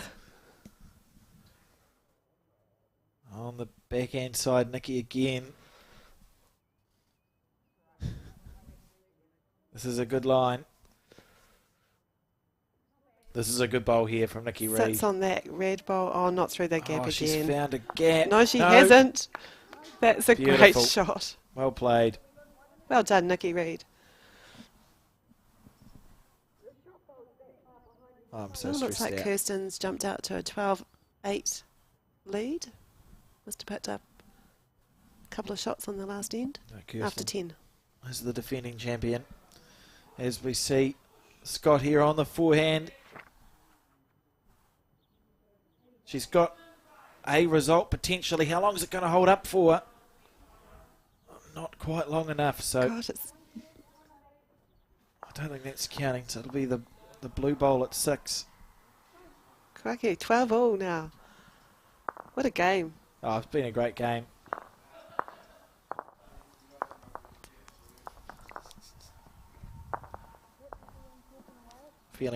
A feeling of impending doom. Oh. That's okay.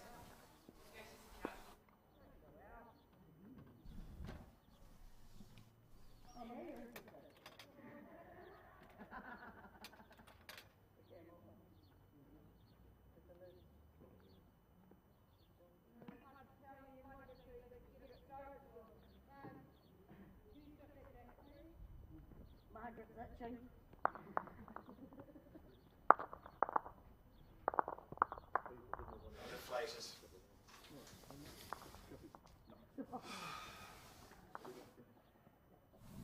Okay. Sorry about that. We just had a technical issue.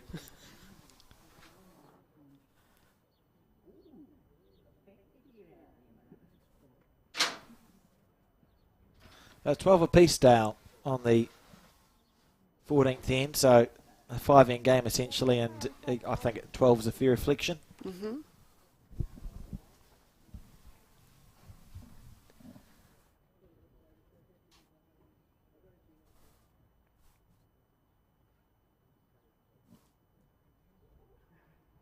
Die on the forehand. Looks, it's got the legs. It's going to be a good eat.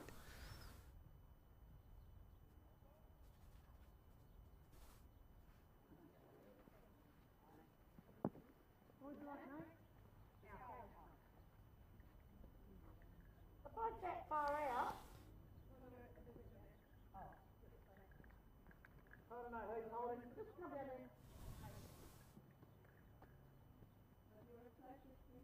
there. Gale on the forehand too.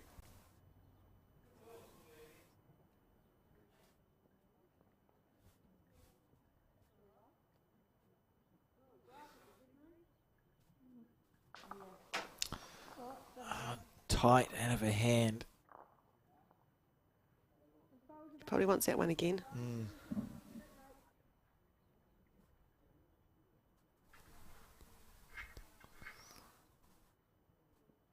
Just standing there, Katie Scott saying this is where I would like the bowl to go. It's funny, there's two camps in bowls, because players either respond to that really well or they don't.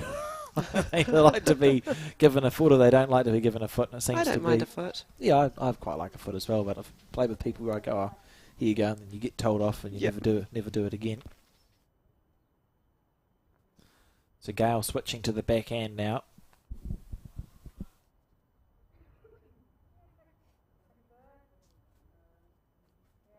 Down to the weight. Nikki looking like she thinks it might be close, but I think it's just going to run on. Handy bowl there, down at the 6 o'clock to the jack, or 7 o'clock to the jack. It's only one over the head.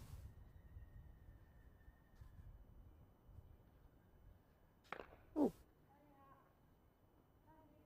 Looked aggressive out of the hand. It did. I just how it looked, because look at this, it's going to be perfect. Look at this. Stunner. Absolutely beautiful bowl. Holding Well done, two. Di. That's great stuff. What does Nikki play here, Dale? Oh, we might get to see some aggression. Just going to. Is this the time? Is this the time? Might as well with her first. Do it with your first one, and that means that if you do chip your own bowl out, you've got 2 bowls to recover. Yeah, jack in the ditch. I like it. On the forehand. Yeah, I reckon. Surely we've got this one right. Well, based on our track record, I'm not sure. Oh. No. No. Oh, gosh. Wrong again. On the backhand. Oh, well. Maybe she's just going to get another one on the head first. Maybe it's a bit reckless having a run shot at that. Oh, she's going to... Don't oh, get in dear. the way. Oh, that's a little bit ironic, isn't it? Oh, it's not all bad. Oh, they both go. Yes. I reckon you could fit a bowl in that gap.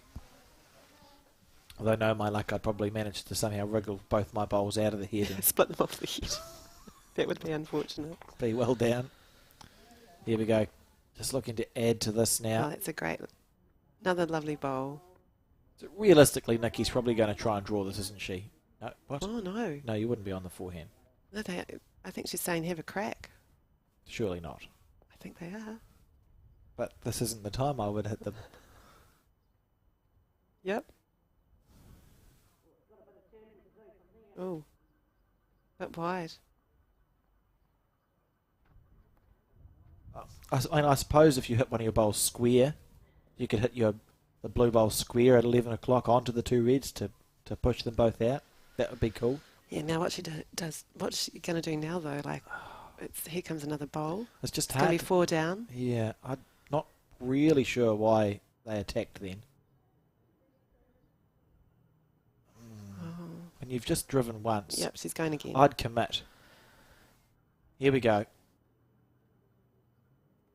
This is a huge bowl in the context of the game as well. Yeah. Better track. She's close Oh too. my gosh, she's close. If she gets a bowl square or even finds jack. what's going to happen The in gap. collision? What's going to happen in collision? Nothing. Oh no, Nothing she- happened. Oh.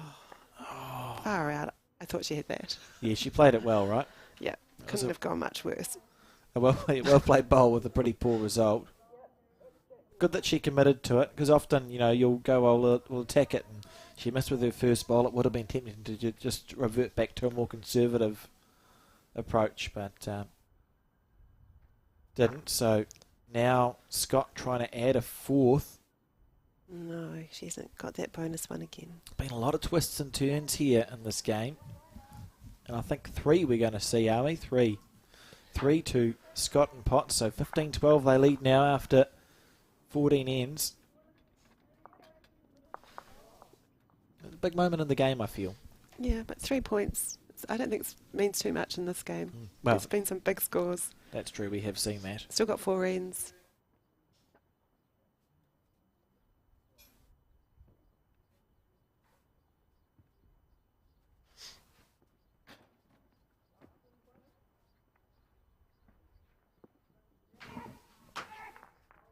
And we see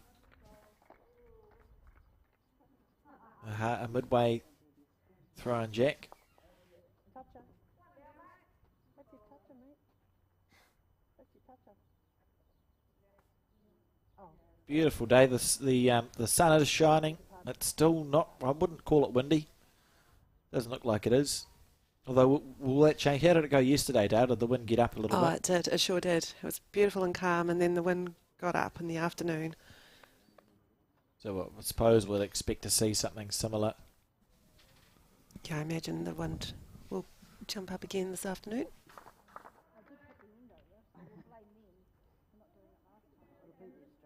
On the back end. So for Nikki and Gail, it's about bouncing back from that end. It was a disappointing end. Like, they'll be disappointed to have dropped a number there, and perhaps their decision making went a little bit awry. So it's about going, well, we won't drop 2 ends in a row. We'll make sure we score on this end, and then the damage is reduced. Yep. Even just a 1.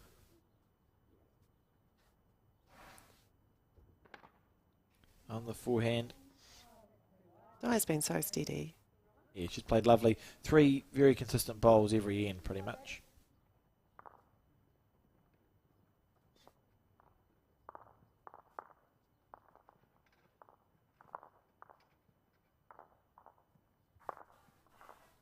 On the backhand. Oh, it looks tight. Out of the hand there. Asking a lot of this bowl to hold its line. And it's going to be down to Gail's 3rd bowl. Nikki taking it real seriously.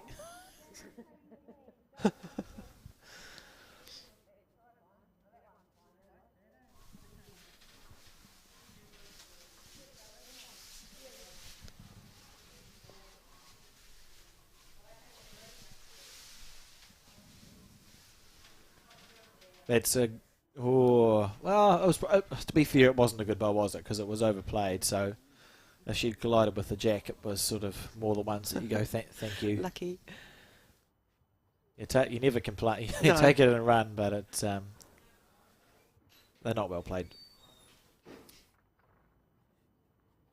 So Gail with that 3rd bowl, she's been very effective with her 3rd bowl in this game. Oh, not on this occasion. Oh, it's still going. Might be. I'd say it is. No. Yes. Is that your final answer? I think it's yes. Well, it either is or it isn't. So they cross over. 3 the difference. Katie and Di lead by 3 points. 15th end now. So 3 to go after this, and then we'll be back almost immediately, Colin. Is that how it goes? I haven't read the tournament draw. They'll have a short break. Short break. So there's 3 games to play today, isn't there? There's the... And I'd say that the other team, semi-finalists, will have trial ends. Yes, yeah. So there'll be a break, but the link will be the same one, so you can go away and watch the replay of the Rugby World Cup. All the bowls. All the bowls, yeah. Yeah, if you're just tuning in now, thank you for joining us. I'm sorry. As we watch this bowl, I just passed it. Good home. We will be back for a semi-final and then later on a final, and a small break between both of those.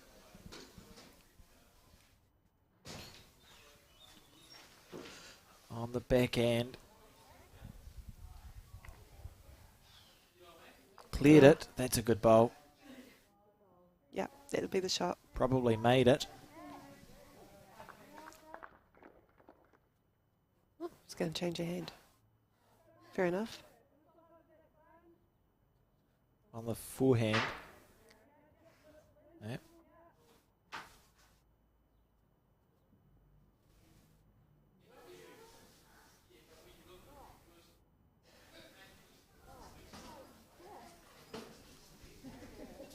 Just feels like they've just...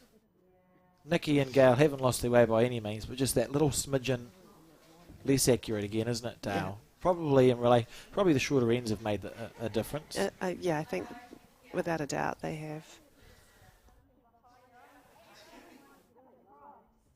Oh, Katie's just dropped short, so just the 1, I would think.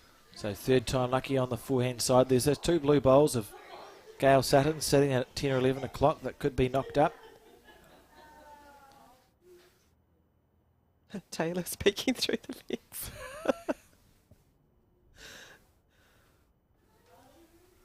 As people dejectedly begin to Oh, arrive. hey, look at this. It's got to miss that. Needs it to get it real square then. Needs to keep going. 1 more roll. Oh, needed 2 more rolls. We might have this all wrong here. Imagine if that's in for 2. No. Oh. Wait. What? That's her own bowl. She's moved out there. 1 down. Okay, they must have agreed. Cool. 16-12, so 4 the difference. That's the biggest lead we've seen in a long time. course, Katie and Di did get out to that 6-0 lead early on, but it's been pretty even since then. So they're up by 4. This is the 16th end, 2 to go after this. If they score on this end, Katie and Di, that's when they'll start thinking we have a lead that we can defend here. Yeah, wouldn't write Nikki and Gail off just yet, but they do need to score this end, really. Yeah.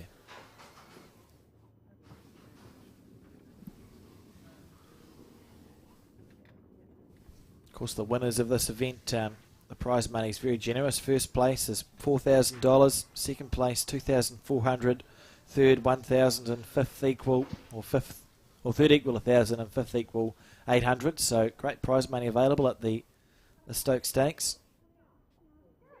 And a fantastic effort to get all that organised by the club.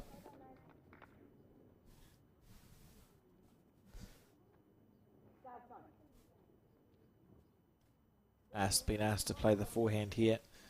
We've mentioned, haven't we, that they won, was it the Sunshine Coast Carnival Peers? Yes, that's right. Yeah. It's been a very good win.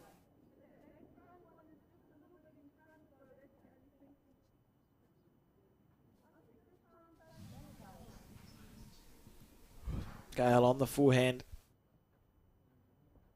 Good first bowl. Nice Holding bowl. one.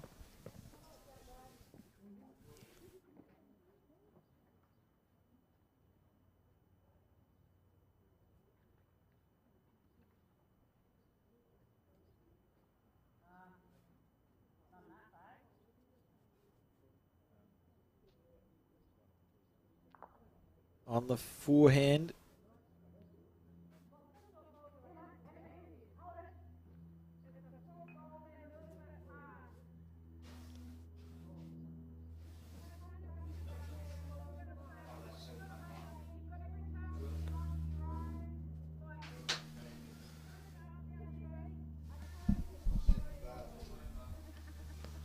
That's a good line.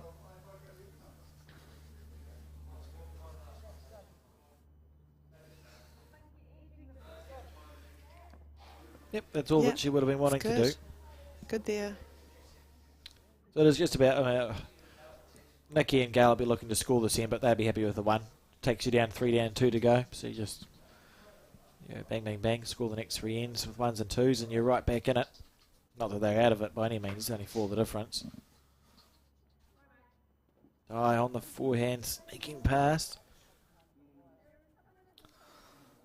This would be a nice bowl for Gail to sit with 2, wouldn't it? Yeah, it sure would.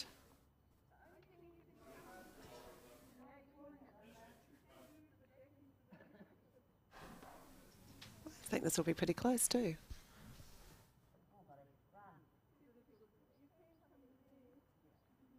Oh, beautiful weight. Yeah, it wasn't far off. On greens, they're running this quickly. That's not a huge difference, is it? Between just pinching your green that little bit and giving your bowl some space to breathe. Of course, if you are in Nelson, I'd recommend that you check out the Turf Hotel, which is the naming sponsor of this event, and a local sports bar with a full TAB facility, gaming machines and great drink specials. There's something for everyone. You can enjoy a pub meal in the public bar or head to the adjoining Batch restaurant. They'll make sure you're fed and watered. Yeah, most of the players went to the Batch, which is part of the Turf, on Thursday night for dinner. Very nice.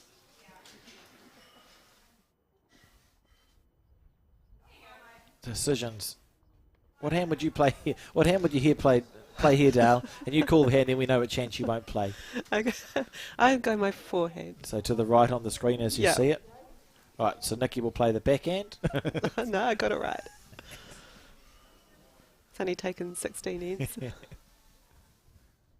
On the forehand side. I'll wait for it to come back in. It's a shorter end. Here it comes. That's a good bowl. Well played. Well done. Beautiful shot. Should be holding 2. Well, she might have been unlucky and rolled Gail's bowl that sits at 8 o'clock to the jack, too far away. Katie ran off the bowl there. Oh, because she's attacking. Her backhand runner has Oh, been... wow. Oh, it's going to hold. She's close. Oh. Within a bowl. There now, that's a danger. You'd be looking at that, right, if you're Nikki and Gail and going, well, maybe the back is a place to Yeah. perhaps recover That this. 2 metre mark's looking pretty good. It's Katie's backhand run shot has just been... Maybe not. What? She. Oh, she's going around on the... Maybe she's going around on the forehand side. Yeah, Okay. to where Gail's... Okay. That's okay. She's just going around on the forehand. No need to panic, team. Has she passed it?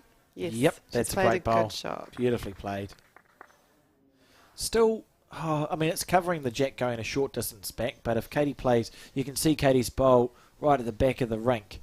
If she plays the same weight again, in theory, it's possible to trail the jack back to her second bowl. Yeah. And that's what you imagine, You think of, well, what's the perfect bowl I can play here? And then there's percentages around that. So she'll be going for that again. On the backhand, looking to trail it back. Oh, okay. This is going to... Yep. Oh, she's got it.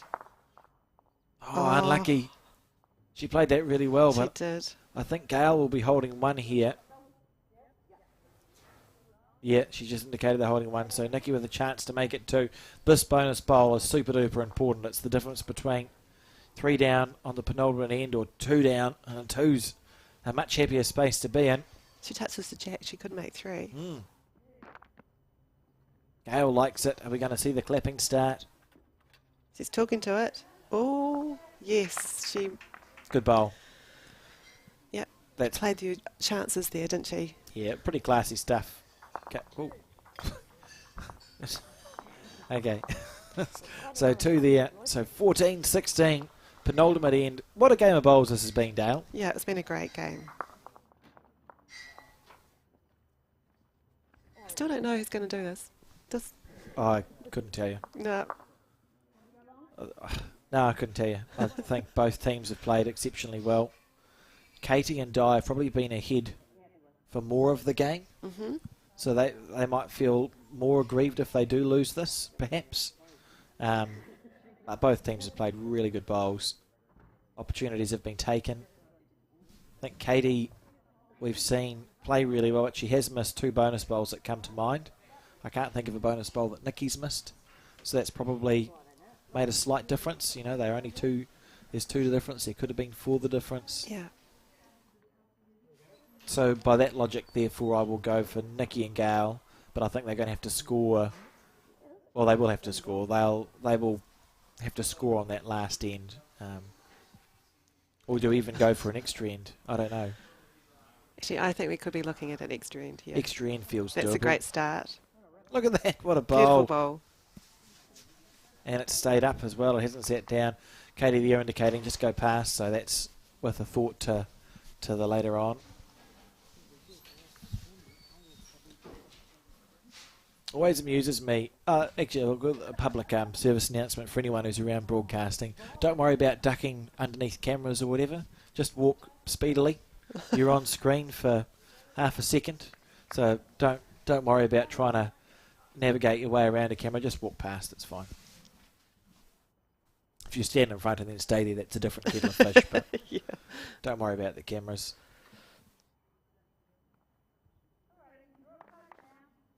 There's a beautiful bowl by Potts there.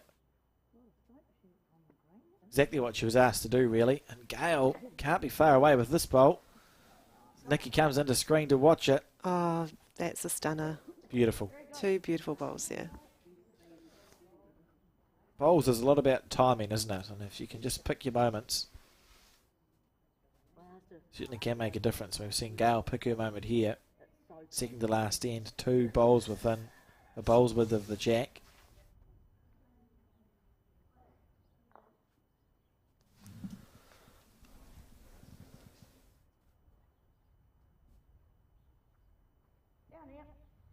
And now Nikki's saying, look, we've got the 2. Just put a cover bowl in, please.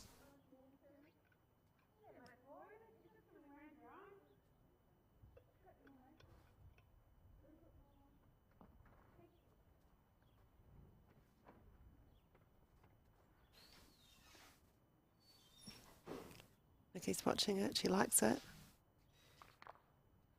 Bowl. Very good bowl. 3 top bowls there. Ooh. Wanting her to play a little bit of a split shot? Interesting. Straight into her work as well. She didn't muck around. This is very close. If it gets down, it's very close. Oh, great Close, attempt. close is all it was. She couldn't have played that much better, and her bowl stayed on the paddock, so that's an indication that it was well weighted. It is 2 on the crossover here for Nikki and Gail, just having a conversation with someone wandering along.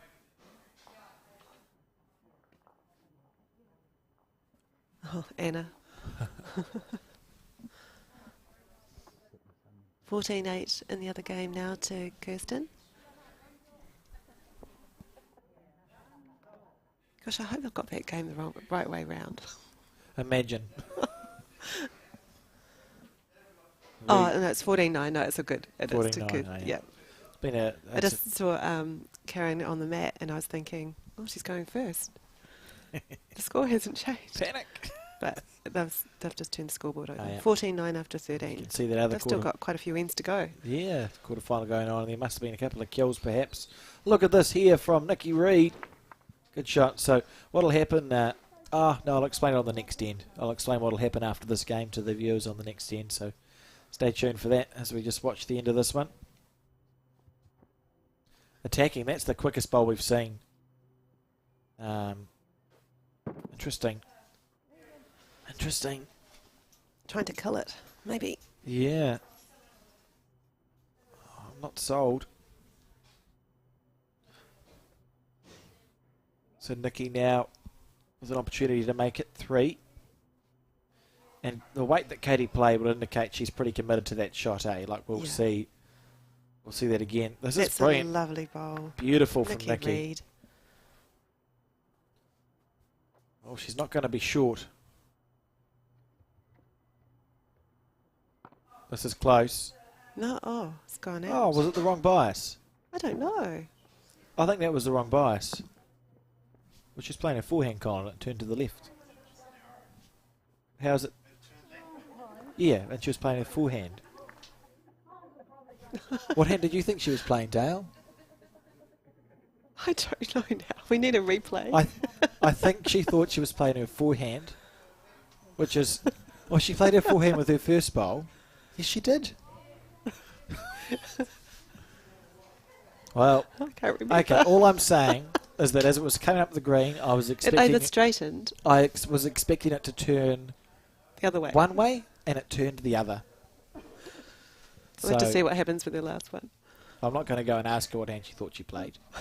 But I thought it was a shot. I thought she was playing a run shot on the forehand side, so to the right as we see it. Mm-hmm. I thought that's the side she was playing Yeah. on, and it turned away. It turned to the right. So I think it was a wrong bias, maybe. Or potentially, as Colin has suggested in the commentary booth, she could have been playing the backhand side. Seems more reasonable. Anyway.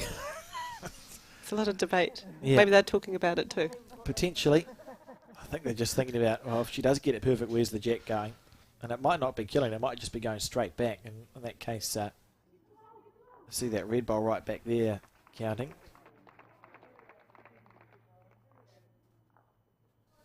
So Nikki will just be going in for cover, I think.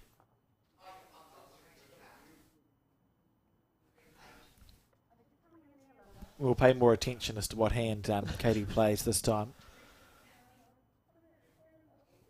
Go watch it on the replay later on. So Nikki on the backhand. Looking past all the things, I think. I think that's the idea here. Holding a good 3. Yeah, don't want to make the target any bigger. And the decision for Katie is, does she play the forehand side, which Through is the gap. which is to our left, or the backhand side, which is to our right? The forehand side is the way you're going to get jack movement, isn't it? So if you go the forehand onto that shot pole as hard as you can, that's how you move the jack. If she gets that front one, though, they could all go. Yes, if she gets it absolutely dead square, there could be a really cool result in collision here. So I'll pay attention this time. That looks like... No, she is playing her. Oh, I don't Backhand. know. I don't know. Yeah, it's the backhand. And she played the backhand last time as well. I just thought it was on the forehand, so it wasn't a wrong bias. Wow. Now we've got them in front. Unbelievable. Nikki and Gail in front by one shot. I Going think- to the last end. Amazing. I just think we have to go to an extra end here, right? Like this game deserves an extra end. Both teams have played well. That end there by Nikki and Gail was exceptional. Just an exceptional end of bowls. Just shows when your lead gets there with that first bowl. Makes it very difficult. Absolutely.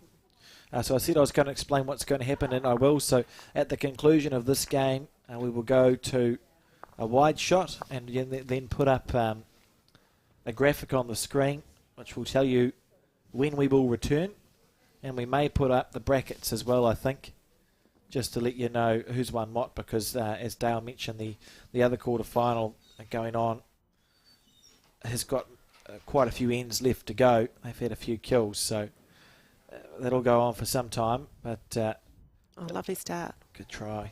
It'll give you an opportunity after this game. You can go get a cup of tea or have morning tea or second breakfast or whatever it is at about 11:15, and we'll be back. But we'll tell you when we'll get back on the screen, and it'll be on the stream all day.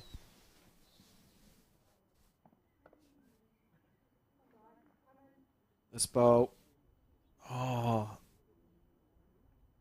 interesting. This feels like a chance here for Gail, doesn't it? Yep. She nails this one. It's going to be tricky. Yeah, leading by 1 point.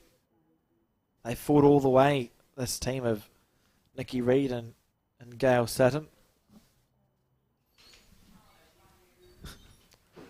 Welcome also to the viewers who've just tuned in after watching the rugby.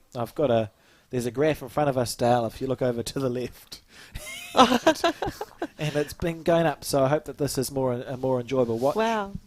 We don't have any red and yellow cards and bowls that would be used. Margaret Eames wouldn't pull one out on the players. So nice to have you join us for the day of bowls. I'm looking forward to it.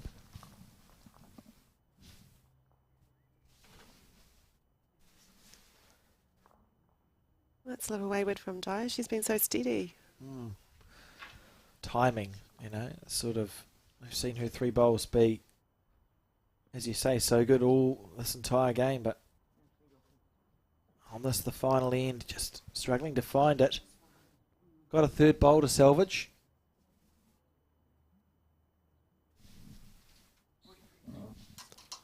Gale on the forehand. That's a really good stunner. bowl. Clapping. Nikki's got to be happy with that. Every skip's dream. Oh, absolutely. So it's the final end. You've been battling the entire way. You've got to 1 point up. Look at this Di response. Potts has something to say about it, though. Look at this. Oh, Look at this. Unbelievable. She's not going to chalk that one either. No, we've seen a couple. Doesn't have any chalk. We've seen a couple of touches just left. That's brilliant. Maybe Di has to chalk her own bowl. No, No. not interested. Well, let's just hope. Yeah, you don't want that to be an issue later. And again, TMOs isn't something we have in bowls yet, is it, Colin? So that won't be a. Or is that a bit traumatic to mention to the people tuning in? Probably a bit soon. But soon, yeah. Sorry, team. As we watch Nikki here on the forehand, do you think Di's holding the shot there? Yeah, I think so. So Nikki's 1 down on the. Oh, actually, it's pretty close. It's hard to tell, isn't it? Because Just looking out the window, and yes, that's helpful. it's pretty close. Scales bowl to the right of us, or tonight 3 o'clock is level, and Di's bowl's a little bit past the jack. So it may be that Gale's holding the shot here, and it may be that it doesn't matter in a few seconds, because look at this here. Which side is it going to sit? Oh. It's sat down. Oh, dear. Well, that's answered the question. And it's given half a chance for a winning shot to be played now, hasn't it, for Katie and Di if Nikki doesn't get in, because they have 2nd and 3rd. All I'm saying is Katie's played some lovely backhand run shots, Dale. She has. Oh, Okay, well, that shot's gone. Nikki played that with good weight. Now, this is good here. This is experience from Katie, isn't it? Come to have a look at that. Oh, oh, she didn't go very far. well, there goes that conversation. What are we looking for here? Just a reaching bowl? Yeah, a little bit over. Draw the shot. Sit on the red. Sit on the red bowl, blue bowl. Very close. If she clears the front, it's perfect. Okay, what happens if you punch that bowl up? Oh, that's a good guide, I would say. It is a very good guide, isn't it? Like as a skip, it's quite enjoyable because you go, well, all I know is if I get underneath that bowl, everything else will take care of itself. And it's feeling like Katie's going to have a winning bowl to play, doesn't it? Because it's unlikely that if she connects with something, she's not going to just get one out of it. It's looking like she'd be able to score a multiple here. Yeah, she comes off that blue onto the slices the jack slightly. She's got her 2 for the win. And Katie now making the decision to come down this end. Yeah, I think where Gail's got her foot would be a good home, or even just inside that black bowl, Katie's bowl. Just making her way back down.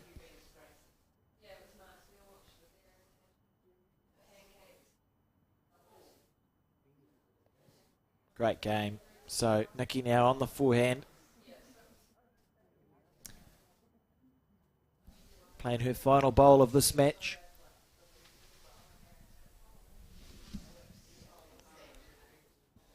Safe. Yeah, going for cover. So now you just cross your fingers, essentially. Katie's got a pretty simple, it's a simple equation here. You're on your forehand side, looking for connection. In theory, it should be a winning shot if she is successful, because it's hard to see her score. I'll be shocked if it's only one. So it's all come down to this, Dale. Here we go. Stand by, team.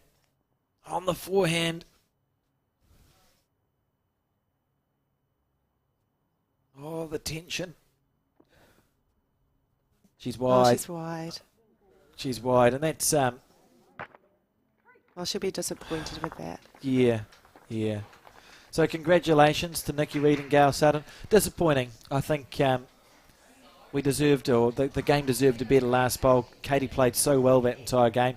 A great match, really. What were your thoughts, Dale? Yeah, it was beautiful draw bowls, some outstanding conversion shots.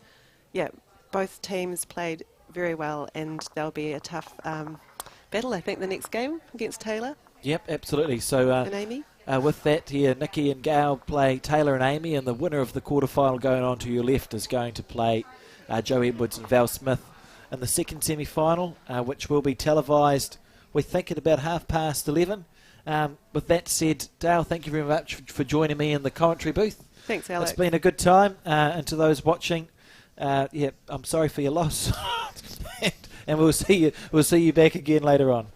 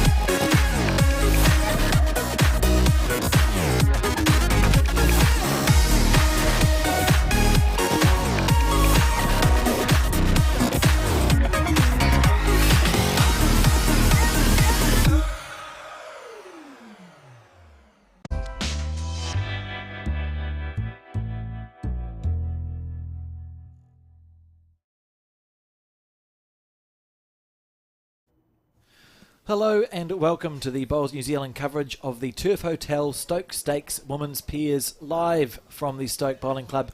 My name is Alex Reid and I'm joined in commentary today by another Reid who has the last name spelt correctly. I just get that there. Robbie Reid, so welcome Robbie. And before I ask you your thoughts on this game, I'll just tell us who we're actually watching. So they're all well-known bowling figures. It's the semi-final stage. We've got Kirsten Edwards, who's the defending champion this year, playing with Debbie White against Joe Edwards and Val Smith, who need no introduction. Robbie, what can we expect to see from this game? Well, with the way the Green's been playing this weekend at Stoke, I'm expecting a pretty close game, really.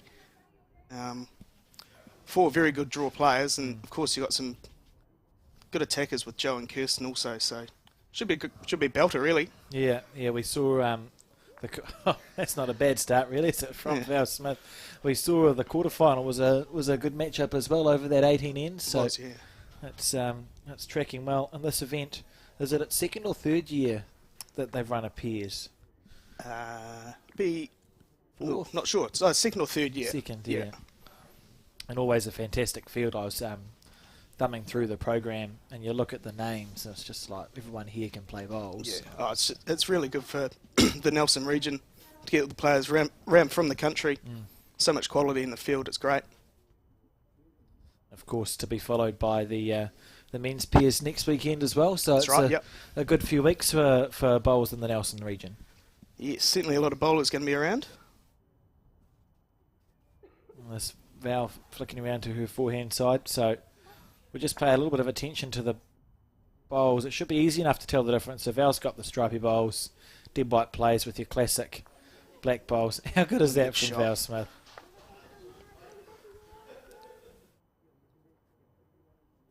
I'm not sure how much Kirsten and Debbie have played together in the past. Kirsten won this event last year with Mandy Boyd and has this year teamed up with Debbie White, so it'll be interesting to see. It's interesting sometimes with the new combinations, isn't it? I know they've certainly had their fair share of battles over the years. I think they know each other pretty well.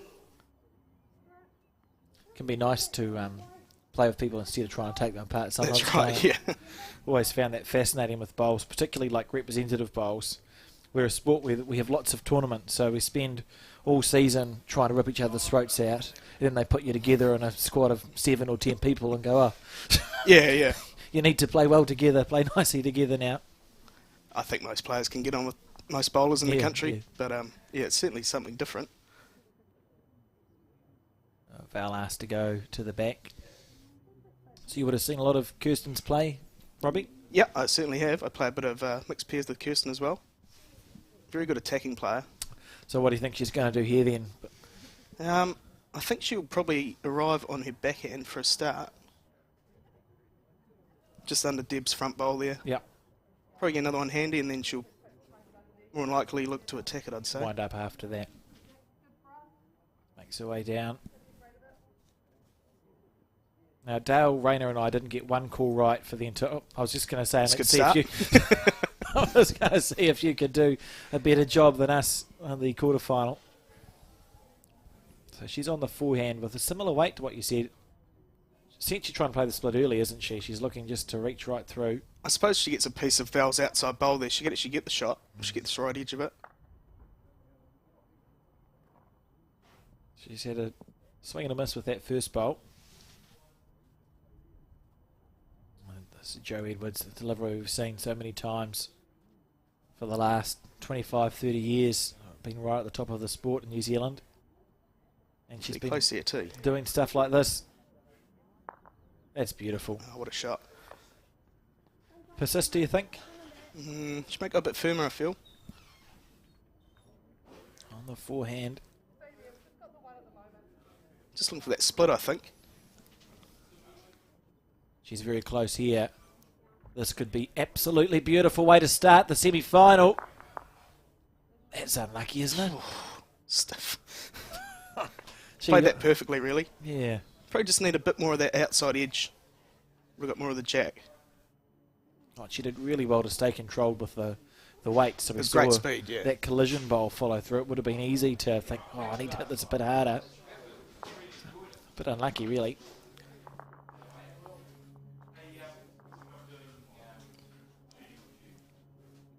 Joe Edwards on the forehand. going to come back. Are they different bowls to her normal ones, or have I just not been paying attention? No, I think she's been playing with those for quite a while now. Okay, At least this season, anyway. I probably just haven't been paying attention. She used to have the black speckled bowl, didn't she, Joe? Yeah. Don't mind me. So we see Kirsten on the back end now. Oh, it's going to be... When's it going to break, Robbie? It's a bit quick, I think. Debbie still has hope. Willing it down, but yeah, right, just drifting past. Seem like the greens are running pretty well here at the Stoke Bowling Club. Yeah, I'd say they'll be about 17 seconds at the moment. Do you know what do you know about the greens? What am I trying to say? Is it the Maniatoto weed, or what's the mix? It's Cotula, yeah. Cotula Maniatoto, so they get pretty slick. Yeah. But they're running beautifully at the moment. Coming from Auckland, we have a lot of starweed greens in Auckland, which is always interesting. Look at this here from Joe Edwards. That's a good bowl. Do enough, I'd say. Well played. Hot out of the gates, both these teams really, and we're going to see how many points was that, Colin? I should have given one of them a lollipop. I'll wait and see what it says.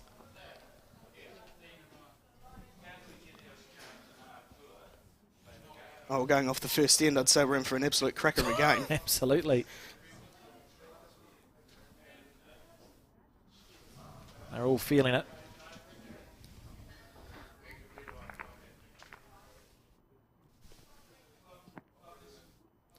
There's a good start.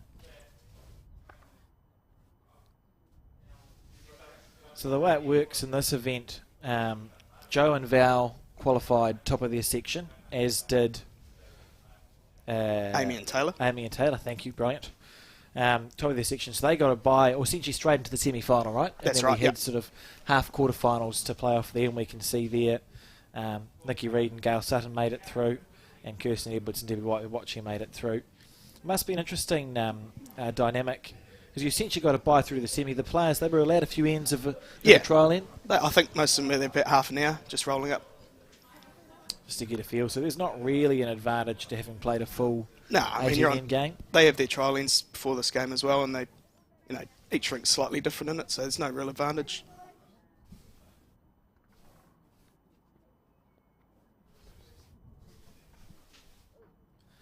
On the forehand.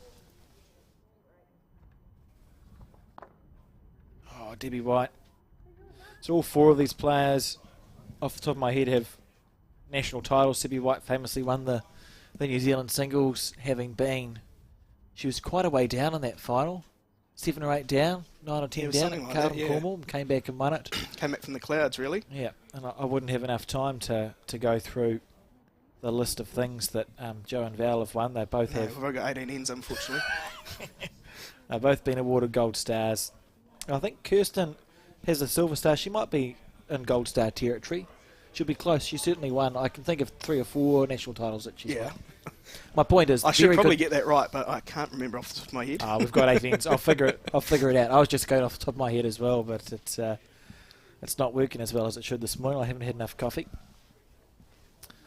This is Debbie White here on her forehand. She'll be disappointed with that bowl.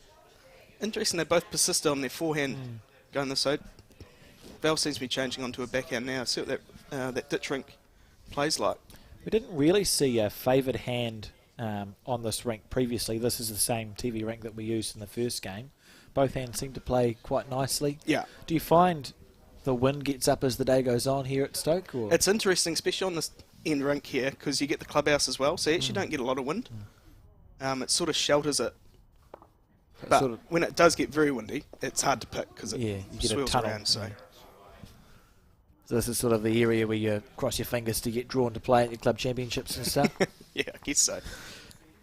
I mean, unless you're looking for excuses and then you look to go on the rinks that aren't quite so fun. So Debbie following down on the backhand as well. Here's a speed. Pretty good, I think. Great bowl. Well played.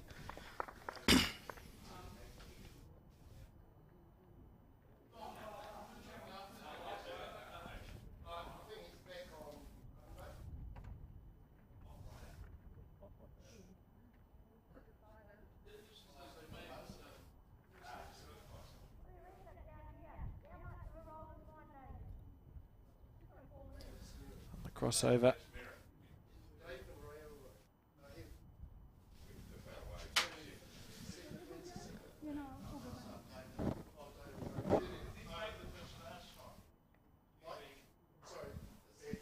So Joe and Val really looking almost for a redemption story in this event. So I think they played last year and didn't qualify. That's right. Didn't get out of their section. So I'm sure that will have been a minor little conversation before the weekend started. You always want to remedy things like that. Look, let's hear from Joe Edwards. That's pretty good. Beautiful bowl. Short of... who do you think's holding there? Still Debbie? I'd say Debbie. Bowl sitting down. Brilliant. How am I going? You're at about the same level that Dale and I were at in the first game. I'm just going to keep asking you questions and then it removes responsibility from me. I'll get one eventually, surely. You'd like to think so. There we go. So, on the back end, Kirsten willing this bowl to hold up. Now remember, that's Val's bowl at the back. It's not going to make a difference. That was probably okay weight, wasn't it? Just seeing that. I guess so. Probably minimum draw weight. Yeah, it was just dead weight, wasn't it? So.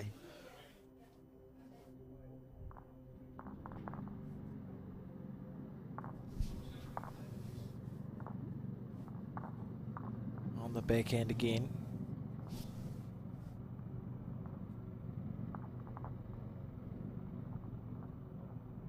Well, no one seems that excited about this bowl, so that would indicate that it's just going to get wrecked on the short stuff. It does look like it's swinging a bit down that hand now.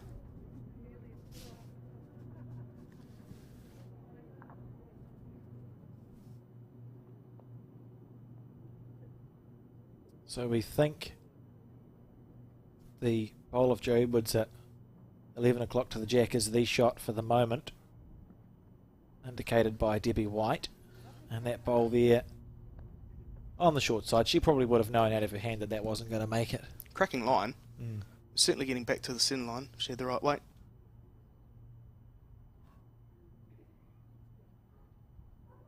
That was a beautiful delivery, that one. Silky in it. When she takes a few steps to the left and looks down at her feet, that's when you would know you're in trouble playing Joe Edwards. It's generally pretty good, isn't it? Oh, she would have liked that. It's incredible how similar her delivery has remained for her entire career, Joe. Like, you look back, we got some videos in the archives at Bowls New Zealand, even the Manchester games, which are 20 years ago, on like 9-second greens, and the delivery is essentially the same. Staggering. Same mannerisms as well. Yeah. Just that famous, like I said, walk to the side, put your head down, you think, oh no, he's drawing a shot here. Yeah, it's usually the panic stations and a couple of sniffs. Oh, so Kirsten's going to have a look here. Oh, and we've lost Joe. Maybe a toilet break. Yep, she's coming to the clubhouse. So, is it a decision about who's holding... Oh, here's a question, Robbie. I see lots of people use the finger measure system. Yeah. What are your feelings on the finger measuring? I use it quite a lot myself. Does it work? I think it works, yeah. There's certainly people that are better at it than others. I see it a lot. I've never been able to... I don't trust myself to not move, I suppose, because that'd be the key point, is you'd have to stay the same. Yeah, you've got to keep your fingers really still. Yeah. So it does give you a good idea. So it makes sense when you think about it a little bit. So we saw Debbie doing the finger measuring, and Kirsten's had a look, so they'll have an idea of whether they're up or down. I'm not super sure if it actually changes the shot she was going to play anyway. No, I think she's still just drawing.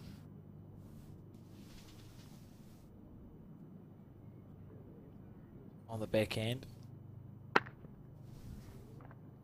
Lovely line. How's the weight here? It's all on the speed here. Oh, needs a clean run. Oh, goodness, that was a great effort. Fantastic effort. No, we're going to get the measures out. Hey, there's still hope here.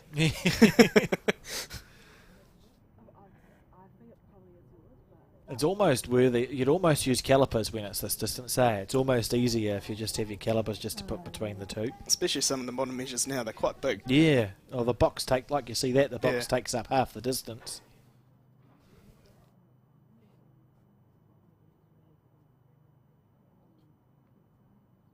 I suppose now in the era we have laser measures that have arrived. That looks like one to Debbie, to me. Yep, she's taken the jack. So you were actually right, Robbie. I was, yeah. I wasn't going to say anything, but I was right, yeah. If we think back.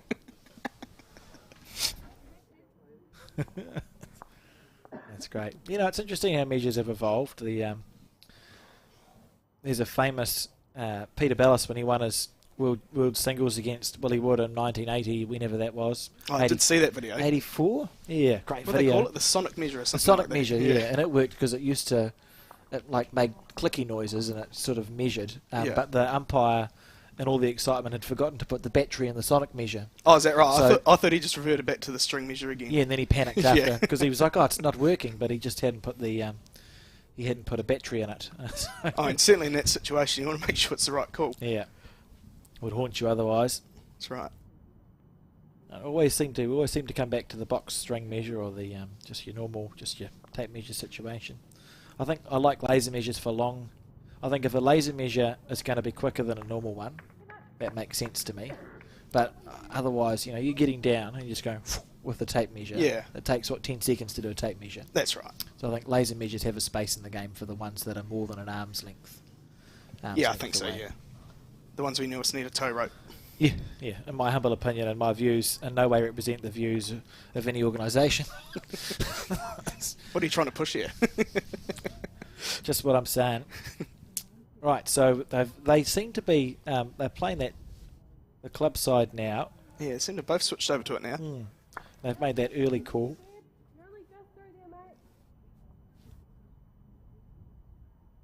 Debbie is taking her time.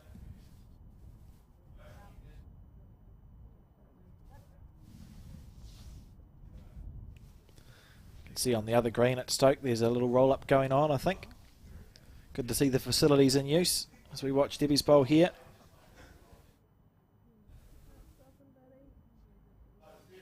Needs to pull up. Yeah, pretty good stuff. There or thereabouts, isn't it? Yeah, if you're happy enough and you've missed past the head. So that's right, yeah. Sort of seems to be finding a line a bit better down there now.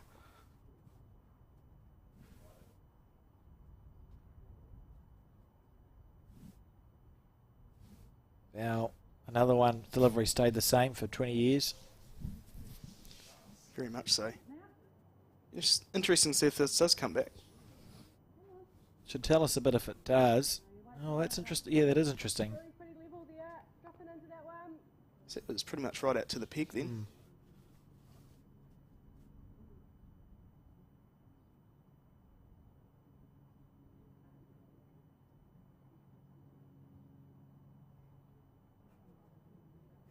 Came out pretty good. I see that arc on the bowl, so it's been given a bit of room to breathe. How's the weight though, Debbie? Just no speed. I think that was still getting back as well. Yeah, that's disappointing as a bowler because well, no, certainly for me, I let it go and I've got the line right. And you're excited for like the first third and then he gets halfway and you thought, please. Just waste of a good line really, isn't it? Please keep going. You pretty much know straight away when you let go of a bowl, don't you? Whether it's good or not. Yeah. So Val here looking to make that little correction off her second one. Joe thinks it's pretty good. Needs to pull up. Yeah, well played. Good bowl.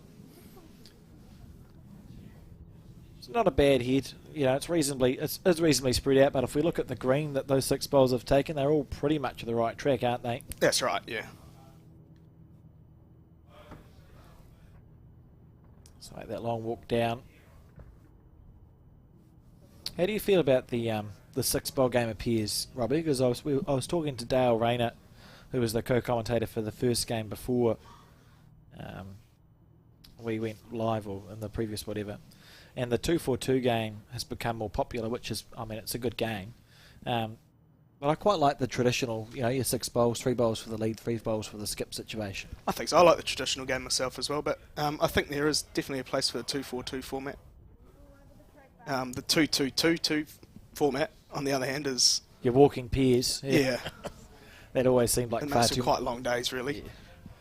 Yeah, the Australians do things slightly differently, don't they? That's right. But the 2-4-2 is good because, I mean, you get a chance to pretty much be playing either second and skip or you're leading 3, basically, so...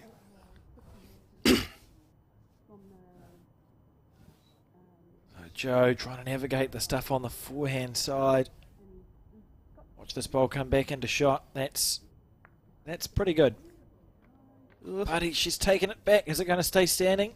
That's Debbie White's ball. Oh dear. Unlucky. Well, not unlucky, but a poor result from a reasonable bowl. Don't mind if you want to put one here, mate.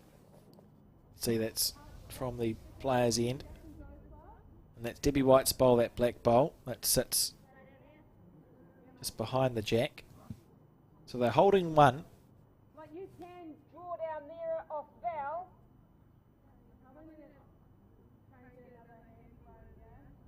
Yeah, and it's coming this way if anything. Like I'm quite happy if it's Val. Yeah, I think that's a hand. Looks too hard to get it down that ditch side now. They come. Sorry, the jack's in front of mine. See what we can hear. Is it behind yours or in front of yours? In front. Wow. Sitting on the bowl, almost parallel. I think they got there. Got there in the end. It's important to have that communication, though, isn't it, with between the leads and the skips, just to understand what's going on. Oh, definitely. I think, and these two know each other's game so well. So Down you come, she thinks. That's pretty good if it bogs on that pole. That's a lovely shot. it's a very handy home there. So Joe and Val have second shot and third shot, and a bowl at the back at 4 or 5 o'clock. Is it worth trying to replace the black bowl underneath the stuff on the forehand, or is it too I feel tight? like she does play it. She needs to probably play a bit firmer Heavy, eh? because you don't want to just turn the red bowl over and just get the. She ended up 3 down. The jack just moved. So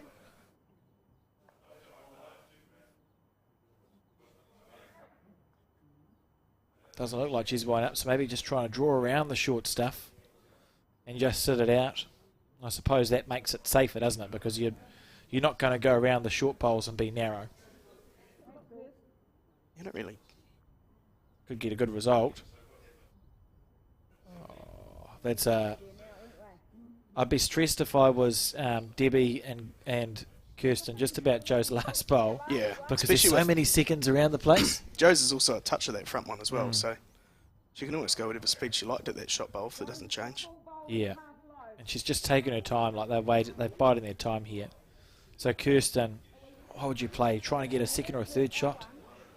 I guess so. It looks hard to get at though, doesn't it? So you probably got to be more thinking what Joe's going to play. And Because we know Joe's probably going to attack it.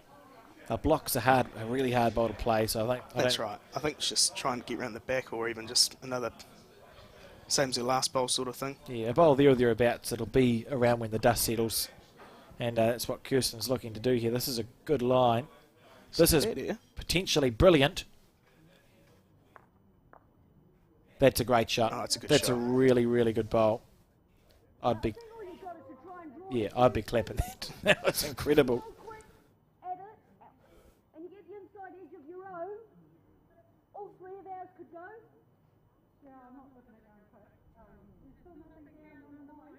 Yeah, but I don't like there's just as much sort of danger down through there. So I think you're probably better to try and flop. That's great communication.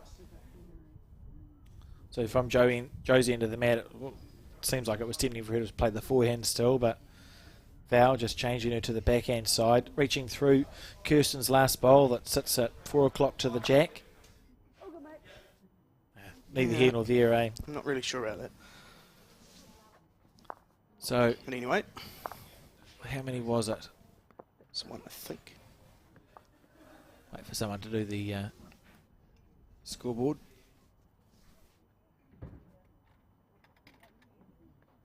Just the one.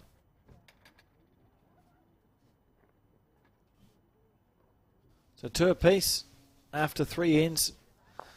That's doing what you said it would do on the tin, Robbie. That's right. They just sort of saw that feeling out stage of this game, and that I think once the 2 leads find their dead weight in the draw, it's going to be all go. It'll be, yeah, it's certainly interesting because, you know, like you said at the top of the game, both Edwards skips have that full range of shots. So if their league can put them in a position where there's just a bowl to pluck off. That's right. So I sort of thought Joe would have tried to play that last end, but...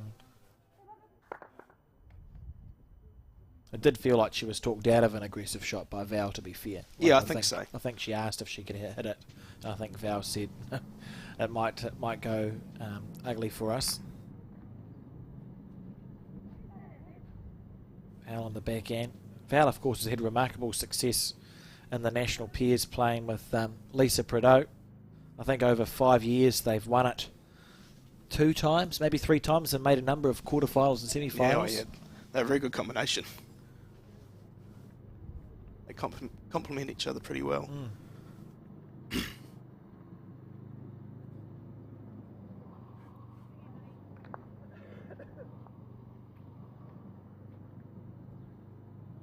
Debbie on the back end.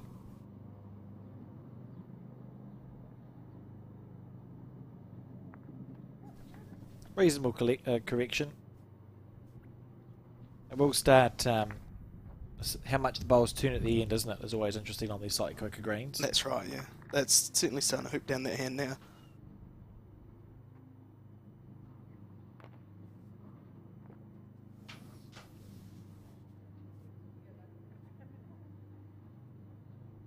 Doesn't look like it's got, well, either the weight or the... Well, I was going to say it looked narrow, but it's actually finished in line with the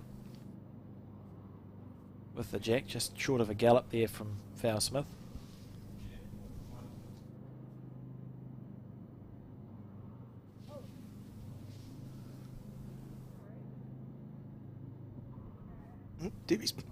Debbie's pre-chalked this one, so... I like the confidence. Needs it to hold. Not far off, really, either. Imagine that as a bit of gamesmanship going, right, I've sprayed my bowl. Very alpha move, wouldn't it? That'd really, really need to be a toucher after that. But more than the last one, Val Smith says. Val, of course, not. Now, she threw the jack at the same time. Oh, that's what you hope for when you know you're a bit heavy sometimes. Val not long back from the World Championships held in Australia, and I think it was either a quarter-final or a last 16 match of the women's triples.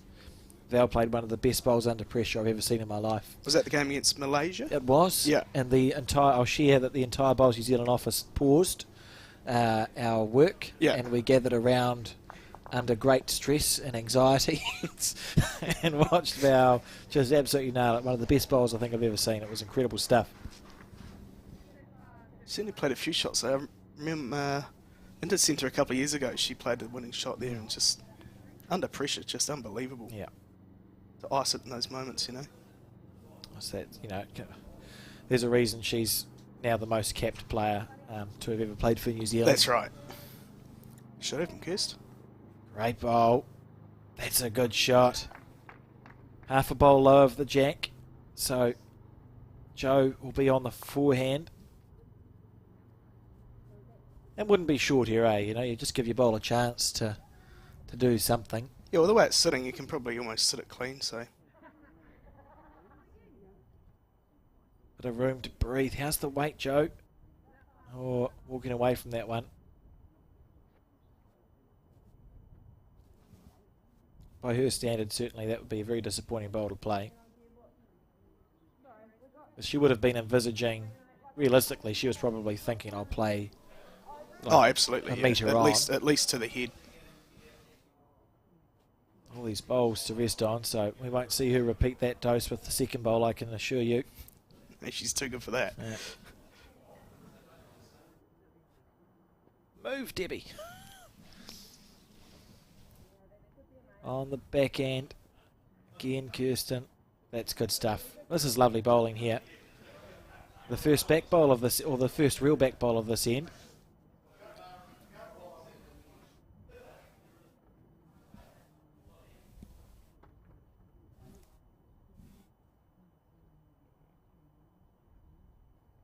Look down and then walk to the side.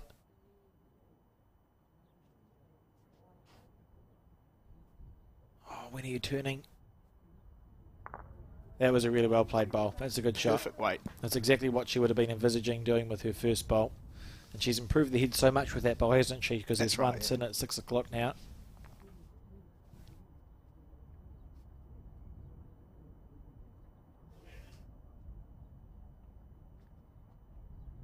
The finger measure's coming out.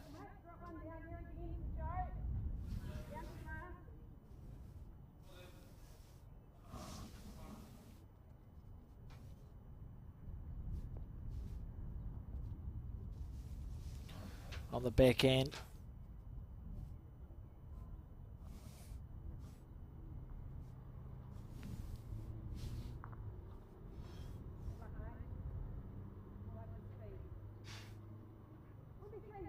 Same bowl again, isn't it, Robbie, that you've just played? I think so, yeah. That weight was perfect. Just gets under Debbie's bowl there. She's a trail for 2 even. Home and hosed, really. So on the forehand. We'll know soon enough. Oh, when are you turning? Almost taking some weight off here. Could be in for second shot if it sits down. Oh, good bowl. It's a well played shot.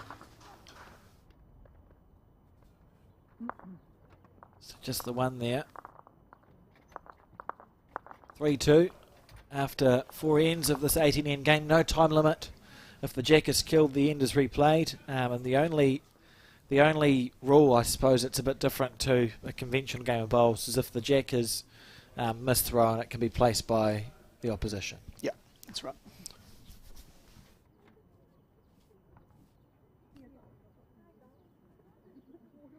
Going for a mid-length end. We saw in the previous game, Gail and Nikki were opting for just about 2 to 2 metre length heads. And the other 2 players, Katie and Diane. That's the ones. Those 2, thank you very much. You've done well. They were playing the shorter ends, and it was a real clear differentiation and strategy between those 2 pairs teams. It's interesting when you come up with certain teams like that. You sort of know what their preferred lengths, know what their strengths are, and you obviously try and play the opposite. But there's also some games where you play short ends yourself, and they like short ends too. So not so good.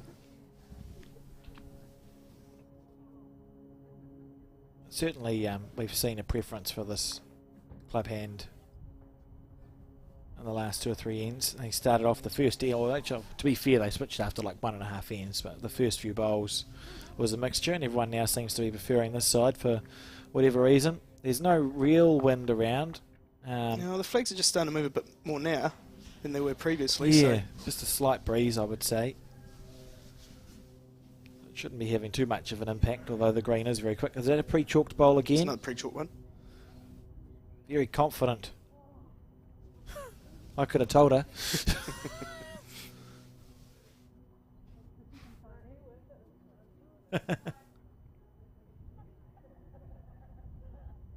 Oh, another! It didn't quite make it to the jack. Oh, and it's finished on the bottom of the bowl.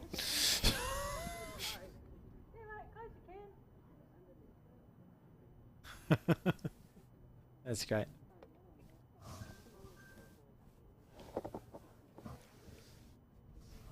That last one of Debbie's did come back a long way. So I think Val's got the aero bowls, so it probably doesn't turn as much as the XGs of Debbie's, but yeah, she's dynamics, isn't she, Val? I believe so, yeah.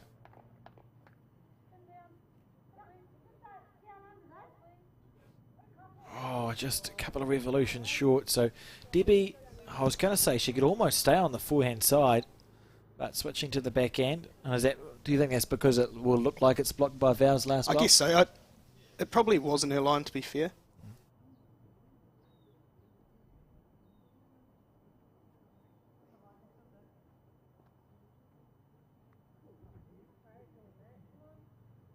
That track by the look here. How's the weight? Oh, good try. It's a beautiful green. And Val just been asked to stay on the forehand.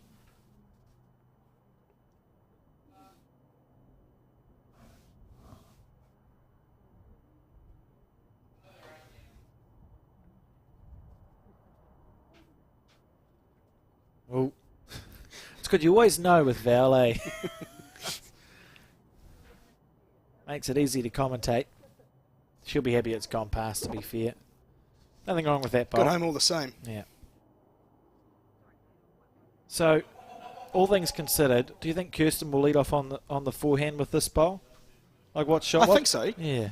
Been one down. I think if you just get under Val's front bowl there, certainly chances of either sitting the bowl or just trailing the white to Debbie's too. Seems like the natural shot, eh? Particularly so. with Debbie's bowl that sits at 5 o'clock. Gives her a nice guide. It's been the backhand for sure. I've never called one right yet. But they play their shots really well. That's why we're calling them. They play them. Oh, it keeps it interesting if we're wrong.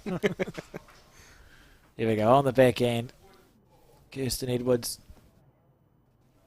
To be fair too, it's amazing how when you watch something on television with the cameras, the angles don't quite match up to what it's like in reality sometimes.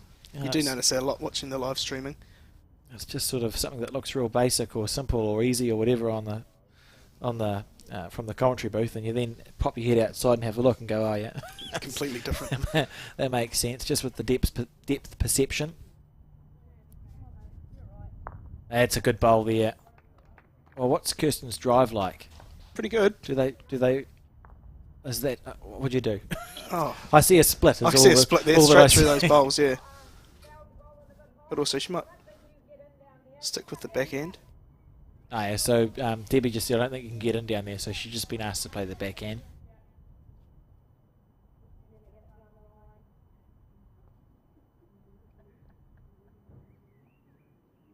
So the jack is probably a few inches shy of that bowl. She's very close. You will see the jack in a second, I think.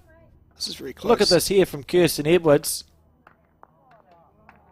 That's a good shot. An incredibly good bowl for an average result.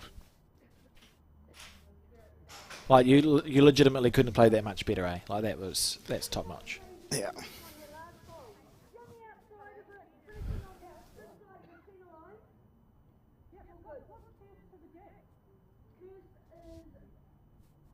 So based on that camera angle, it looks like Val's bowl is probably counting for 2. Yeah, I'd say it's 2 there, yeah. So no change, but... Oh, you'll know. What's the name of the cat? We've been calling it George. I've got no idea. Should we make a name for it? Let's call it George. George? Yeah, George works. Someone told me another name, but I didn't want to put it on... I didn't think that name was suitable for broadcast, so we went, okay. We went for George the cat. George works. Oh, look at this here from Joe Edwards. Interesting. What do? Do you kill the end and go for a replay? Is that... It certainly looks, through that port, it looks very juicy just to drive that. But. Well, that's the thing, right? Because Kirsten's holding third shot to sort of 3 o'clock to the jack. I can't see how you would accidentally remove your third shot bowl without good things happening, as long as you're on your forehand through the gate at the front. That's right. Like, it doesn't seem like it would go... I suppose the 2 options are to go quick at it or play the same bowl she did just before. If she does sit her own on that backhand, she may get the shot. And that's what the players see from the players' end. You will have to go pretty quick to get through that port, eh? Like, you'd need to go pretty quick. She goes pretty quick, so... Yeah, I'd look at that and go, well, I want to hit it, but I don't have a good drive. So I'll be looking to sit, as you say, on Kirsten's bowl on the backhand, but it'll be interesting to see. It looks like their arms are waving around like they're looking for a drive shot. I think she'll drive. So we're looking for a drive for the kilt. It's probably the percentage bowl, I think. You know, and you could get a miracle result if you get one of those short bowls square, something amazing could happen, but you're essentially just looking to pick the gap with as much weight as you can muster. Yeah. No. Oh, we'll find out in a second.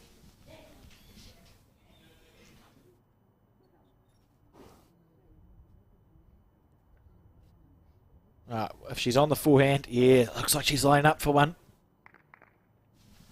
Oh, is she driving on the back? What hand? I can't see what side the bias is on. He's on her backhand. I think she's driving. Still driving, though, so you're still picking that gap. This could be amazing. This could be amazing. Great shot. What a bowl.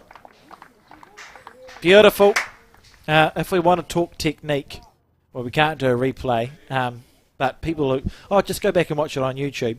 Kirsten actually stepped to her right and took the backhand drive from underneath the line. Yeah, she sort of goes inside out when she drives on her backhand. Yeah. If that makes sense. Which is brilliant. So you're emulating...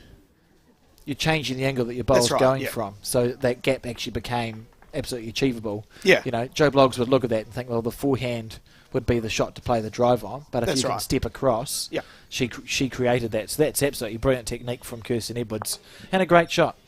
That was really exciting. She's got a small feather off the front bowl there, but she was certainly in the area. Yeah, beautiful shot.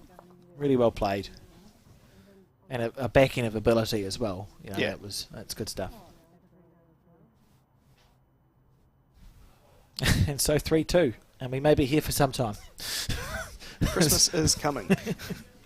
Oh, well, the supermarkets would have you believe that. It's ridiculous.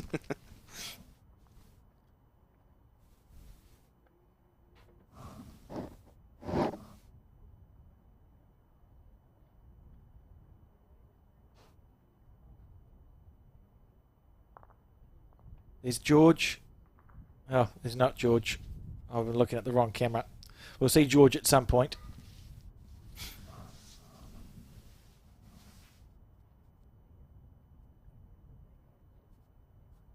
So we're replaying this in. So those are the rules, which is good. I like that you replay a Kildan situation.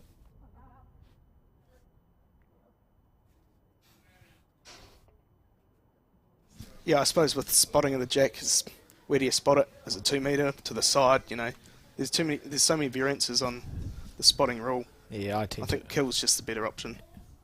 And it takes, you know, the good drivers stay in the game. It's certainly a weapon that you can use if you've got a good drive, you know. Yeah, I agree. There's George and Dale Rayner, whose foot is obscuring George. But the club cat.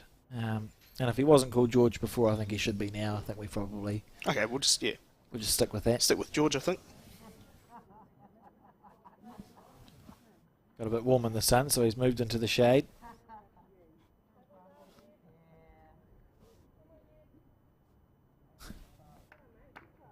Lovely bowl. That's a beautiful shot.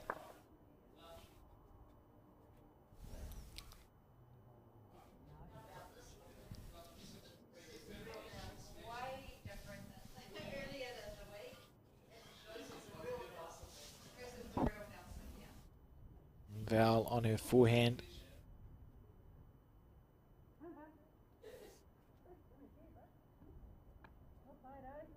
Good bowl. Really nice lead in here from both of these players. Yeah, certainly found their range down that hand now. Yeah, you know, we'd expect, unless the conditions change, players of this calibre, that's what we'll see for the next 13 or 14 that's right, yeah. ends that are played.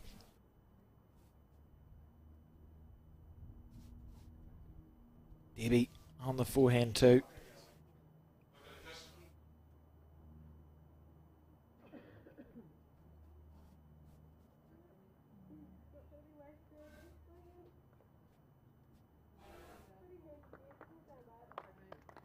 Yep, reasonable.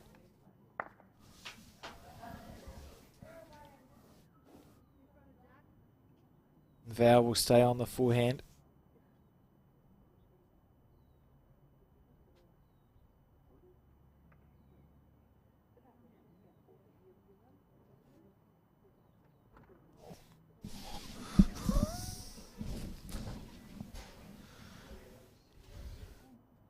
That's a great bowl. Lovely shot. Well played.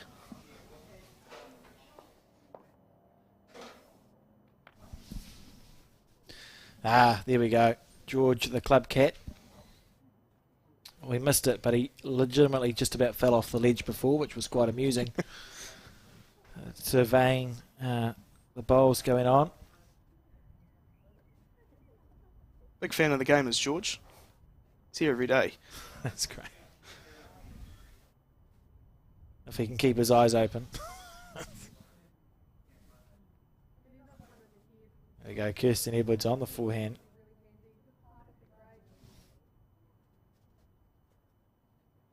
Her last bowl, remember, was a full-bladed drive, so we'll see how easy it is for her to correct back.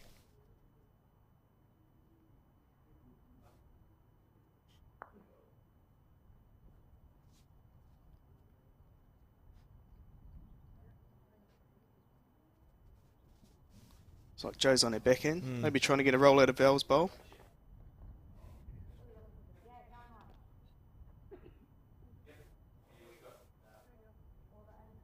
In the area too here, this could be, it needs just to hold on just for a second. Didn't that take off? It did. You could see Val was pretty excited about it, and then you just saw it just sort of jag in.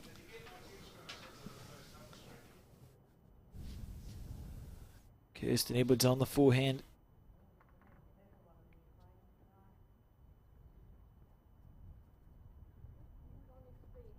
Defending champion, I think I mentioned it at the top of the show.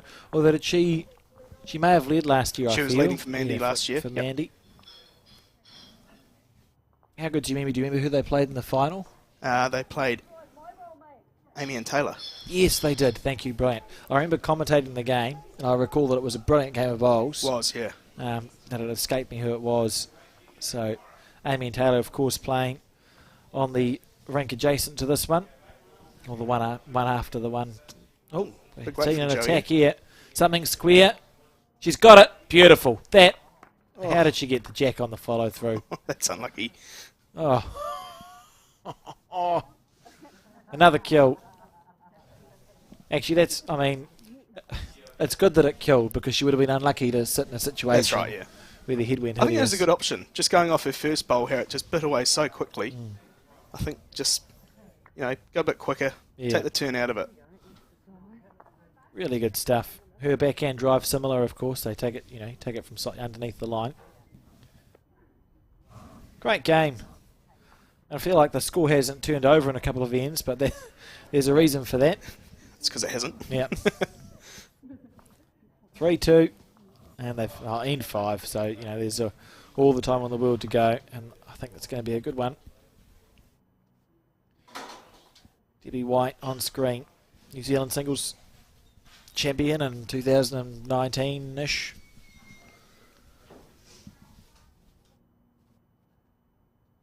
Delivering the jack.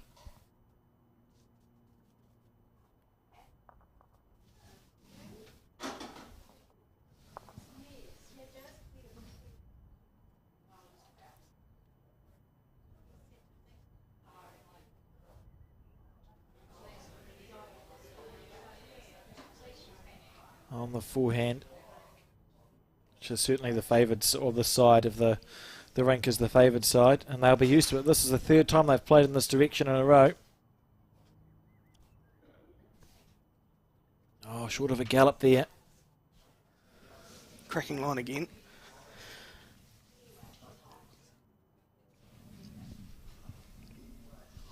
So the Stoke club, Robbie, which is obviously that's where we are.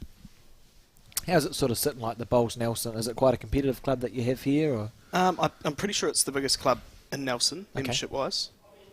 And, yeah, very competitive. I think our men's 7-side has won the past 15 years. In the Interclub 7, something like that. Jesus. That must be... So it's a pretty proud club as well with that very record? Very proud club, yeah. Some quality players too. I was looking at your... along the walls, and you've had New Zealand champions and New Zealand representatives come out of this club that's right, as well, so it's cool to see around the place.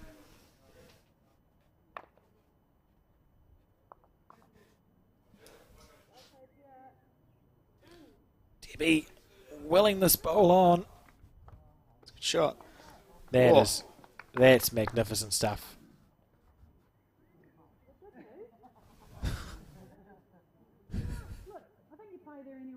I like that from Joe.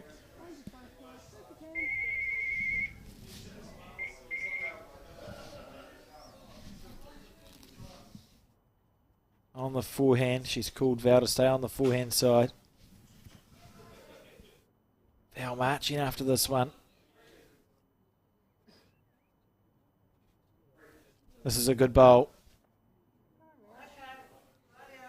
Needs it to keep running. That's a good shot. Yeah, well played. Nice position.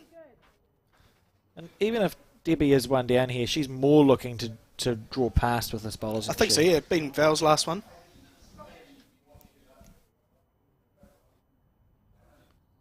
Beautiful out of the hand, that one. Very smooth.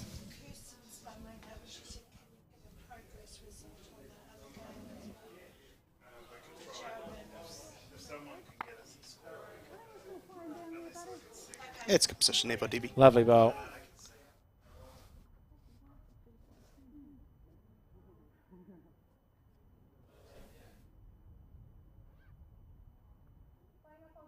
Yeah, it's just an intriguing game.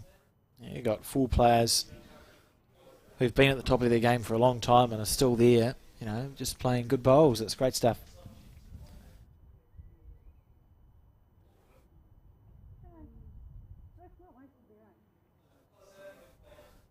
Right, so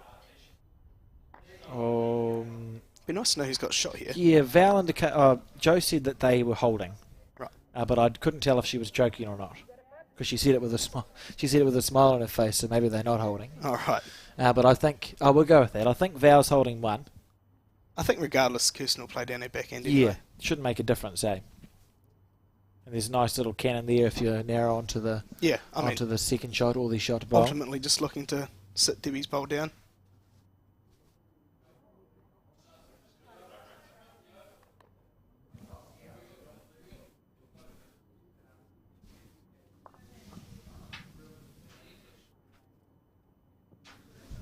On the back end. This is very close here. If she's got the running, this is absolutely brilliant. Here it goes. Look at this. Look at this. It's going to keep going. It's going to keep going. Surely. Are you proactive here if you're Joe, or are you not proactive? I suppose it's not. Oh. Just another second. My instinct would ordinarily be to suggest a split, because the opposition's going to play that anyway. But it might go horrendously wrong, right? Maybe. I think I'd just be covering where they think Kirsten's going to play. I'd be staying. And then you back yourself to react with your second and third bowls. It looks flaunt with danger. Yeah, and I suppose your opposition needs to play the shot to get it. So That's you right. just go, look, we'll just make it a better, an easier place to recover from.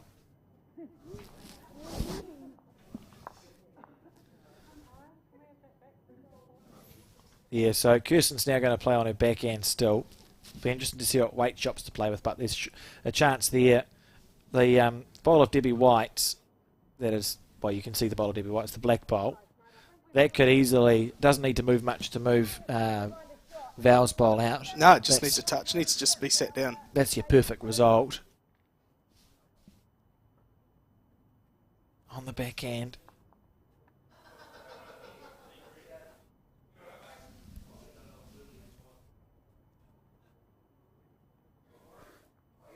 There or thereabouts again. Needs it to pull up. Well, now you've got second, third and fourth. It's one of those heads where you rather probably not have shot at this stage. Yeah, Joe. yeah, it's stressy, you know, because your opposition has a bowl to play that's worth at least 3 points if they get it. There's not really a way. There's no way to really cover this. There's no way to cover it. No. If Kirsten is within 2 bowls of her target, she's scoring a minimum of 3. Yeah. Joe's got 2 bowls left. There's nothing aggressive Joe can actually play here. No, so both all short of the heads, short of the jack. Yeah. So. Good luck. Maybe, yeah. So Val say, look, we've got that side of the head covered. Yeah. So they're covering the potential movement of the jack. So if Kirsten does get it, plays it a bit too quick, maybe, and not a perfect result, they're going to have a bowl there. And then mentally, Joe Edwards will be thinking to herself, I'm ready to play my last bowl, and I'm prepared to be down with it.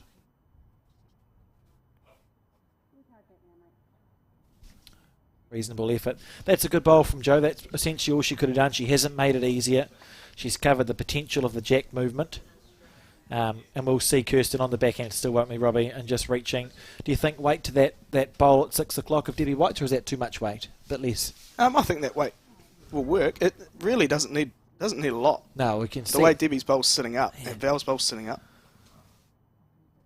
Probably just needs a roll out of Debbie's, really. She'll badly want connection here. You know, it's a really good opportunity to sit with a number on this, the third playing of end 5.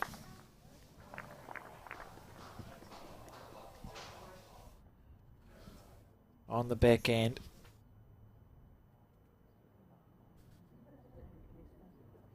It's come out reasonably good. This is very interesting. Close if she turns. This is very interesting. Oh, what a shot. Absolutely beautiful stuff. Cannon out clean, so the jack didn't move as much as Val and Joe hoped for. And that's the definition of taking an opportunity right there. That's fantastic. That's right. I think the weight was the most important thing to that. Any quicker, she would have actually sprayed the jack out to where Joe put that bowl. So, yeah, perfect weight. Great shot. And we called a shot right. That's right, yeah. I mean, we were due. So that's a win. So Val just having a look to see if it's 2 or 3 down, and that'll inform the next shot. Oh, I don't know. It's been a really challenging head to play tactically for Joe and Val here. There's not been a lot on. What would you play here, Robbie? I think they're looking... Well, Val was just looking on Joe's forehand there, but I think I'd just dead draw. There's enough turnout on that backhand to come back. Yeah. Get dead weight, you'll be very close to shot. Yeah, you just give your bowl a nice arc.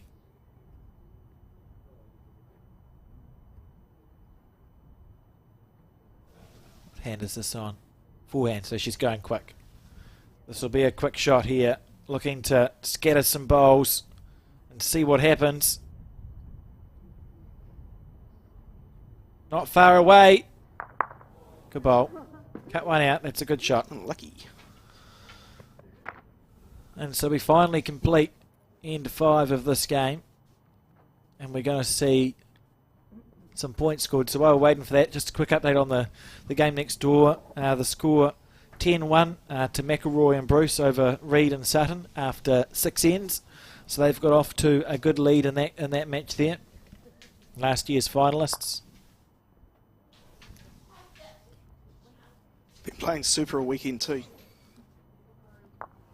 We see a 2 indicated there, I think.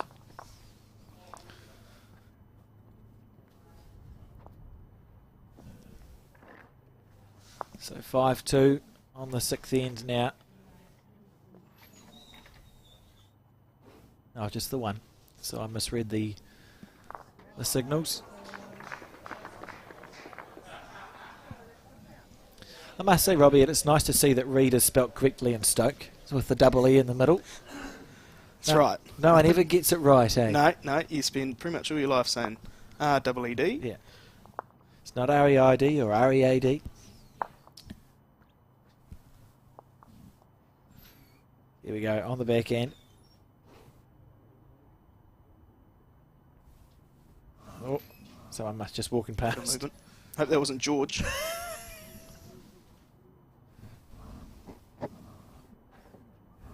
And that's the first, to be fair, it's interesting, it's the first time the players have played in this direction in about 20 minutes. Like it's been a while since they've played this way.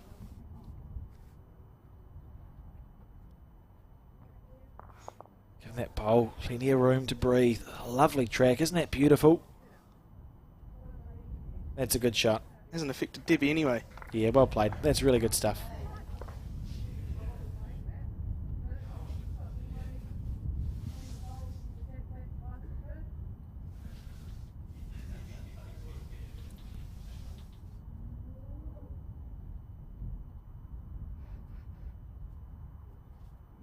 Now, watching this bowl.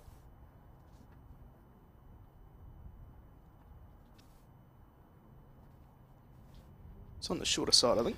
Yeah, the way she let it go, I think she knew when she let it go that it wasn't going to quite do what she envisaged. See if Debbie can slap another one on here, put some pressure on. Tight games like this, these opportunities that you want to pounce on. Absolutely. Didn't come out quite as well as the first bowl, I didn't think. but it's actually brilliant. So I'll rescind my statement. That's a beauty from Deb. Oh, unlucky. She's unlucky to sit that way. I know it's just Good a fine. but bad. I know it's just a fine margin, but you sit out and as a player, you go, oh, Yeah. really?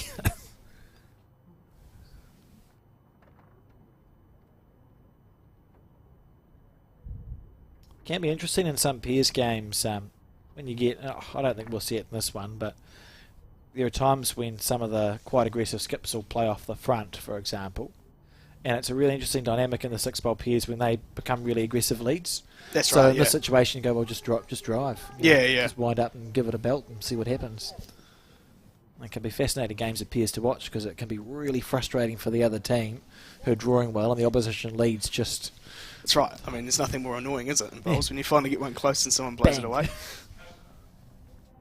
Debbie now looking to put 3 on. It was a good second bowl of Val's, finishing at 6 o'clock. If this gets back, it'll be pretty handy too. This is lovely leading. Oh, it's great shooting from Debbie. That's really, really good leading there.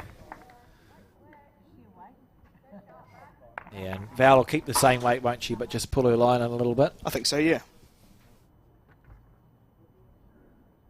Beautiful head of bowls from Debbie White after having not played in this direction for some time. It's just gone. There you are. And Val on a high line, so she'll be willing this bowl to get past the head a little bit now. And that makes it a better reward for Jo if she's able to get the jack back. Yeah, I'm just wondering, depending on where Debbie's bowl's sitting, her closest one, whether Kirsten plays down there and tries to maybe turn Debbie's over just to tidy things up a bit. That's the indication. Or even on the other hand, just turn Debbie's front one over. Maybe move the jack in between those two bowls. Yeah, so it's about... And if you miss, you're missing just round, so... Yeah, I like that.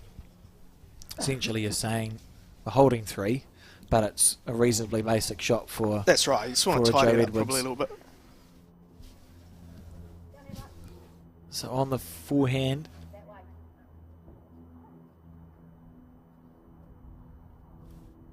Looks like she's got the Stoke cap on. It's on a high line. Right. I actually suspect that's exactly what they were talking about. I think that's what she was playing, yeah. I certainly hope so. And she's played it well because they've covered the back and That's the back right, of the head, so that's good stuff. Maybe we should put our commentary on like loudspeakers so they can not make us look like maybe we on don't know what delay. we're talking about. So Jo here, this is very close here. Jo Close. Edwards, she's very close. She's got it. What a bowl! And where's Kirsten's bowl? That's why you put a bowl at the back. Too good, Kirsten. Brilliant. That's classy all the way around, and obviously the right decision to put a bowl past the head. That's right. Oh, that's such a good bowl. Desperately unlucky, really. You only needed a touch of any of the bowls, Anything, right? and the result would have been a lot more different. It's interesting to see the weight that Jo played that with. That's what these top players, these proper good bowlers, are really good at keeping their bowl on the rink when they play those sorts of shots. That's right, yeah.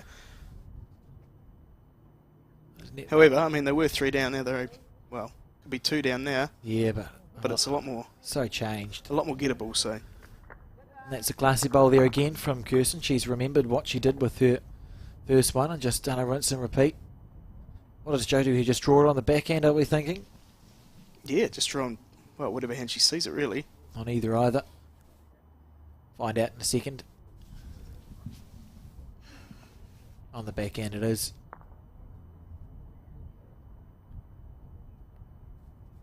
How's your weight? Again, in theory, this should be the same weight that she just played. So she's essentially playing the same bowl, but just around. It's not bad, we'll fall over. Good shot.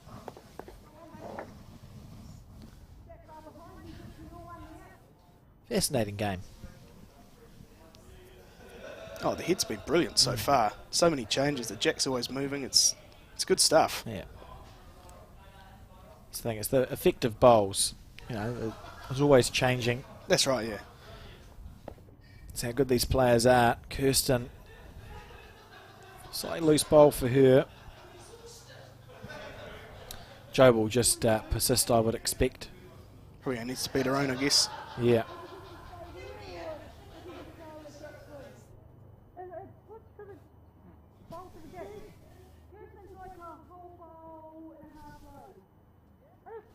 Confident draw down there.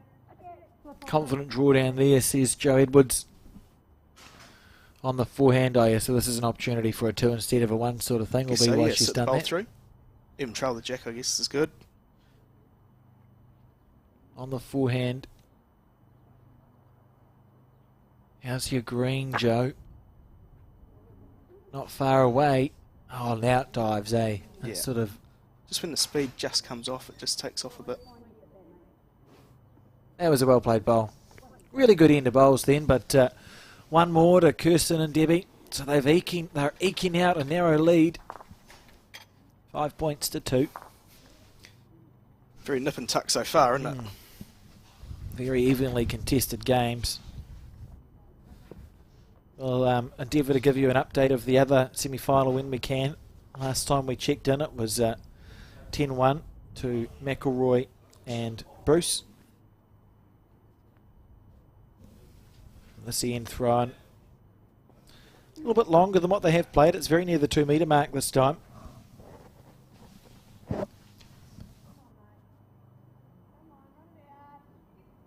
See if Debbie can get a couple close again. Certainly set up the head well that last end.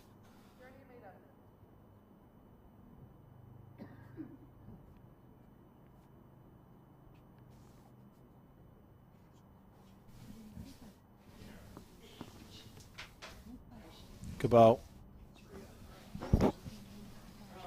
The score 10-3 after 8 in the game that you can see going on to the top right of your screen in favour of the McElroy-Bruce combination. So 10 ends to go there. 7 the difference.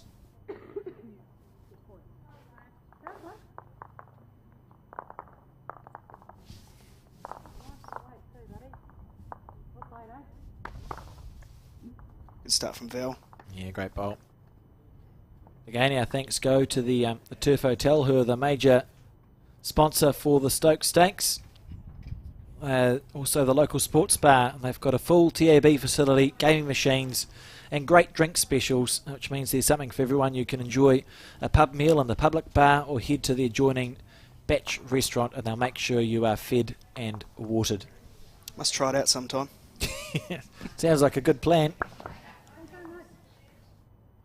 I've been most impressed with Nelson. Like Colin and I turned up, and it's been sunny all the days, and there's good, watering and food places all the way around. It's great. Yeah, I mean, it's a good tourist town, Nelson, really, isn't it? Yeah.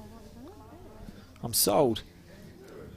And you can go from one place to another place and not sit in traffic for 7 hours. I mean, if you're here on the Friday, it was 4 season one day, you probably would had a different opinion on it. But Yes, no, I wasn't here on the Friday. I've just had 2 really nice days. Val on the forehand. Out pretty good.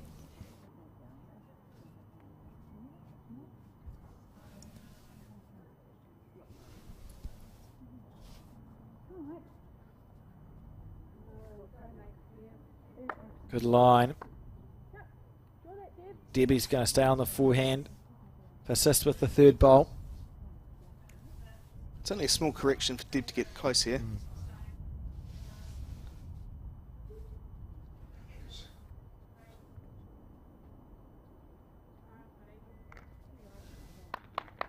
3 claps. I mean, I would suggest that's a good sign. 4. Yeah, fair enough. That was a good correction.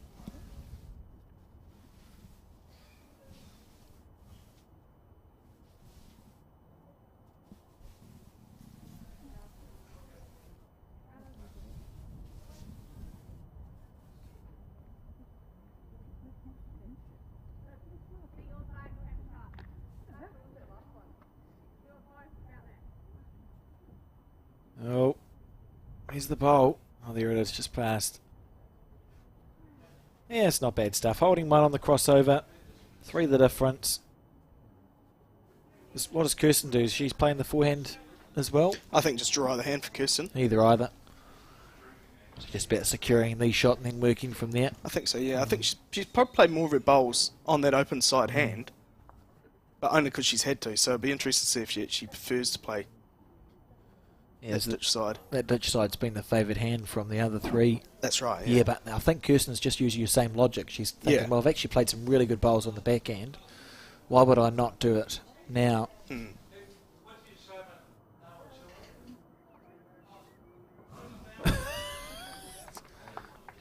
Something's happened.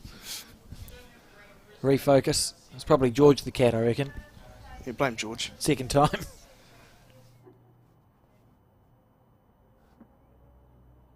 Beautiful line. Yeah, I think Kirsten, she's just playing this backhand so well. Look at this. That's Drawing a shot here. What a shot. That's just magnificent. Brilliant. Beautiful logic behind the shot selection. Well played. And Joe, I'll be playing this bowl quicker rather than slow, because I reckon Kirsten's bowl could sit down at any moment here. Could be one of those situations where you just go past and the ball Yeah, just falls over and you just miss it. There it goes. It's down now. Gone. Oh, it's either going to make it better or worse. It just felt like it was sitting. Yeah. This is potentially my best commentary moment.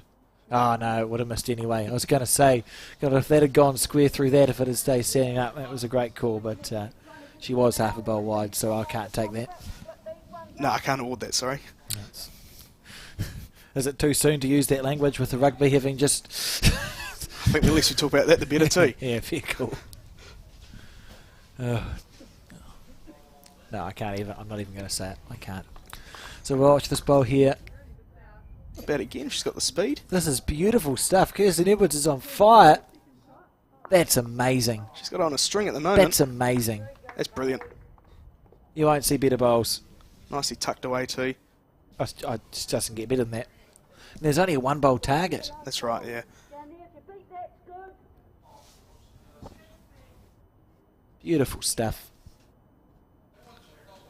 Kirsten's not looking as excited as I would if I'd just drawn essentially 2 touches.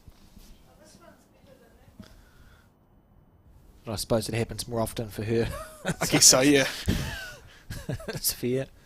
Joe here on the backhand needs this bowl to break. Val thinks it's close. Look at this here from Joe Edwards. Look at this. Goodness me. What a bowl. Sensational stuff in it. Really is a high quality game so far. If you've never seen bowls before and you tune in and you'd think this is a simple game, that's not easy to do what we've just seen. That green's running probably 17, 18 seconds. It's not easy to do. That's just the skill level. The last 3 bowls we've seen is staggering. And look, oh, goodness. So Kirsten, she's just played essentially 2 touches. She finds herself 1.5 down, having to repeat the dosage with the 3rd bowl.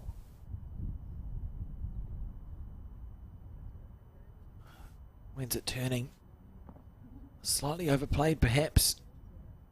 I think that's the way she wanted to play. To get down to the back, yeah. Like any numbers. sort of connection on the jack would have been pretty good. Unbelievable stuff. So we'll see if we can get indication from Val and Joe as to who is holding.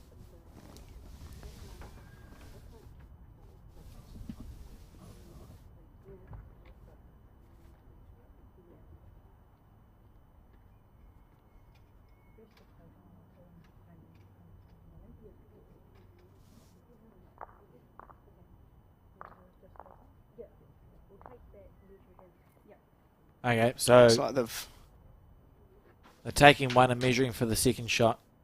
So it was decided that... I guess there was a danger if Joe was on her backhand there, she could have flicked one of Kirsten's bowls in.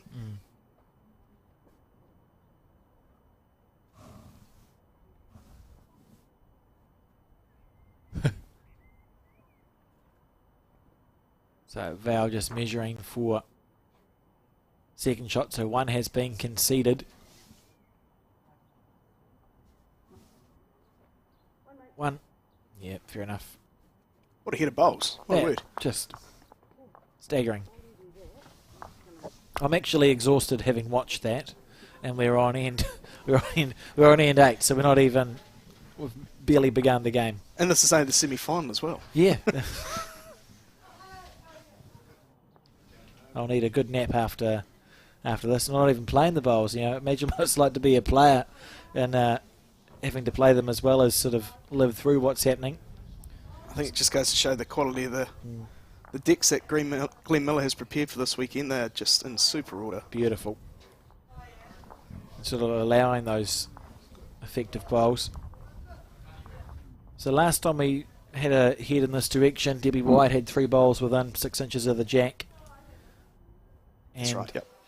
Val Smith was a little bit scattered, so looking to remedy that. And she's thrown the jack, so you get a feel for the weight, don't you, when you deliver the jack? And I know that seems counterintuitive because the jack's like the 16th of the size of a bowl, but it's true. But yeah, right. Yeah. It's true. I don't understand how it works, but it's just what happens. You go, well, I've delivered the jack to there. I now know the weight. I can do that. Start from Val. And that's exactly what Val's done. Beautiful.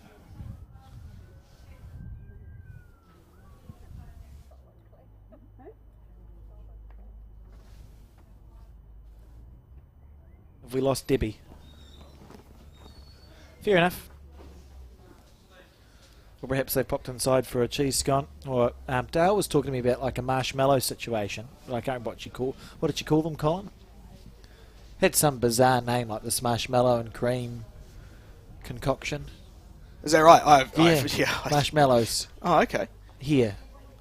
Maybe a sort of a small situation. Maybe need to build a fire in the car park or something.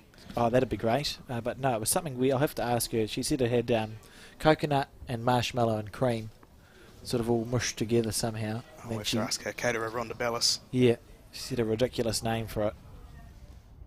I think she's been baking for about the last 5 months in preparation of this tournament. And much appreciated. A fantastic bowler in her own right as well, Rhonda. That's right, yeah. One of the better players at our club, for sure. And Lloyd, I promised Kirsten I wouldn't talk about indoor bowls in the commentary, but I'll just quickly. So Lloyd Ballas plays at Stoke. That's right. He won the New Zealand indoor singles as an 18-year-old in about 1963, which is staggering. And then he won the New Zealand indoor fours as a skip in 2017. So like 50 years between national titles with one in the middle. It's just unbelievable. Unbelievable, isn't it? Yeah. And I think it was his second year of indoor bowls, and he was late to his game. His first game post-section, he was late, and the guys going, "Oh, it's just a young bloke. We'll play. I won't default you." Went through and won the entire thing. Yeah, he's certainly a legend in the indoor bowls game and the outdoor bowls game. Just a fantastic player.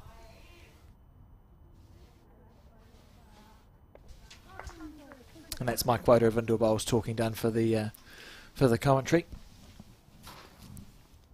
Unless something else. That's good. I have no idea about indoor bowls. So something else occurs to me. Oh, it's just the same as this, but smaller and played. That's right. Played in the winter, pretty much. Oh, Val. Well, I can't see the bowl, but I don't think she liked it. Based on what didn't she like?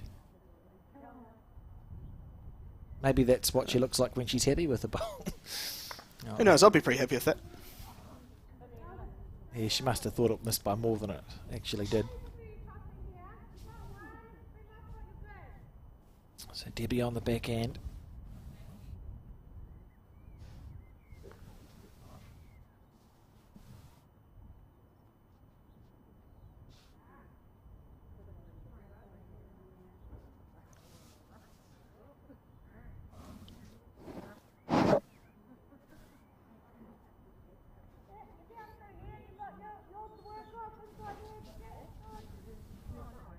Oh, so just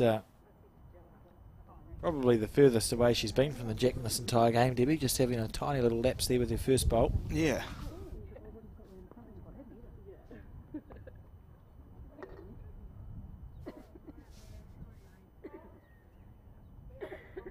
Not sure what the situation in the head here is, but I think both players will be drawing down that hand. Yeah, I'd take a punt at Val's bowl at 3 o'clock holding the shot, I think. Yeah, just the one, you reckon? Is Jack level the other one? Yeah, just the one, I think just the one.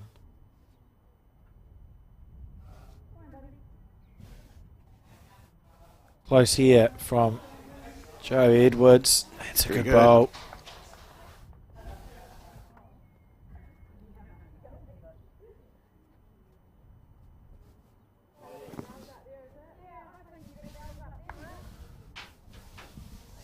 And Kirsten just asked to play the same shot, which just makes sense, I think. Yeah, I think it's certainly easier down the backhand side here, if you're looking to draw it.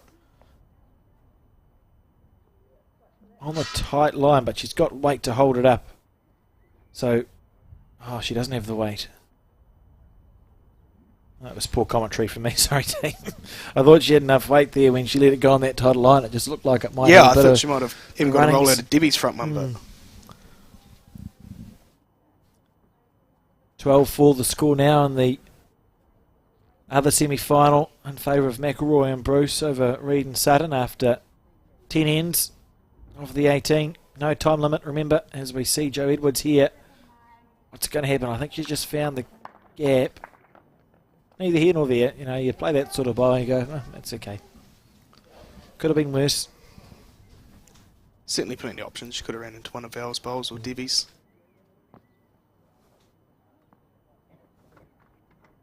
Can play on to me. That'll definitely change it up. Overcorrection there by Kirst. Yeah.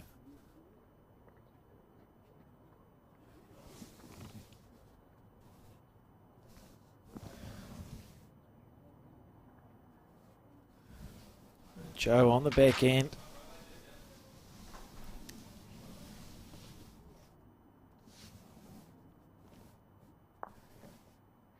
Holding one and a bit. I think probably just the one. Needs this bowl to hold. Would hate to sit Debbie's up and over. Hasn't Speed done was that. too good for that. Yeah, good shot. Lovely bowl. It's turning to important bowl here for Kirsten, really. It's fascinating psychology, isn't it? Because this is a simple shot in theory. To say, you know, draw within 2 or 3 feet. But sometimes it doesn't feel super simple. She's got bowls to rest on. If it turns, it's good. If It's it, not going to turn, I don't oh, it could get... Oh. Well, we'll see what happens. 1, 2, 3. That's a big end, isn't it? think. Yeah.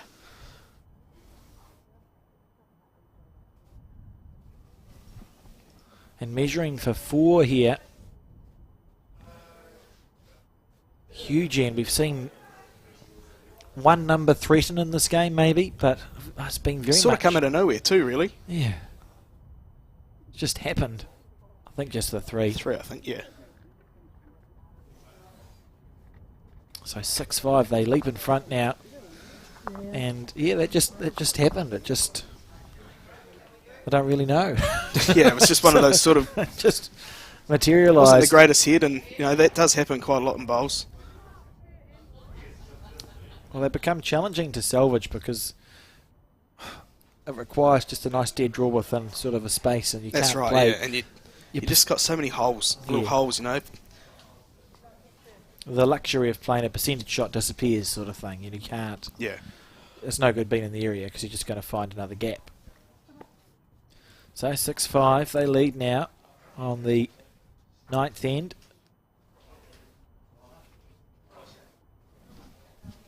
And this their like 7,000th game together, Joe Edwards and Val Smith. Yeah, good luck counting all those. I can't count that high.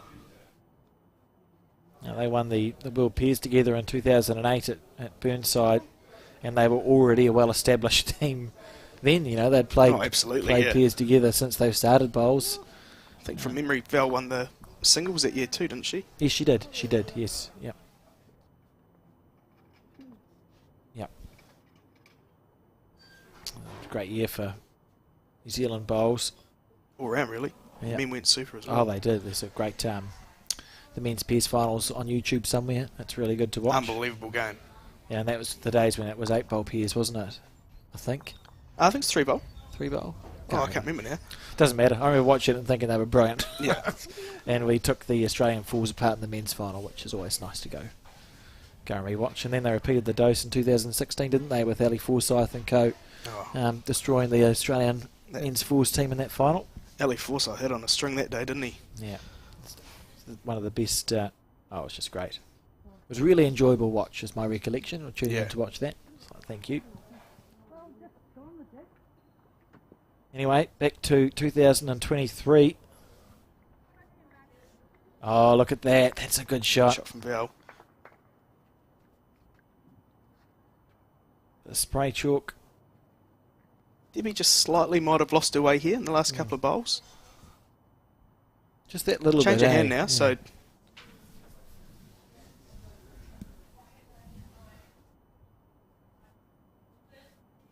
So what we tend to talk about in bowls, like, you're never going to be... It's very challenging to be perfect for 18 ends, and you have to sort of accept that you are going to... That's right. I mean, yeah. Unless you're having a super special day, there's going to be ends and bowls where you just naturally just fade out. But it's about riding the wave down and then getting it back up again, sort of thing. That's why it's important to have a good compatibility in your team as well. Mm.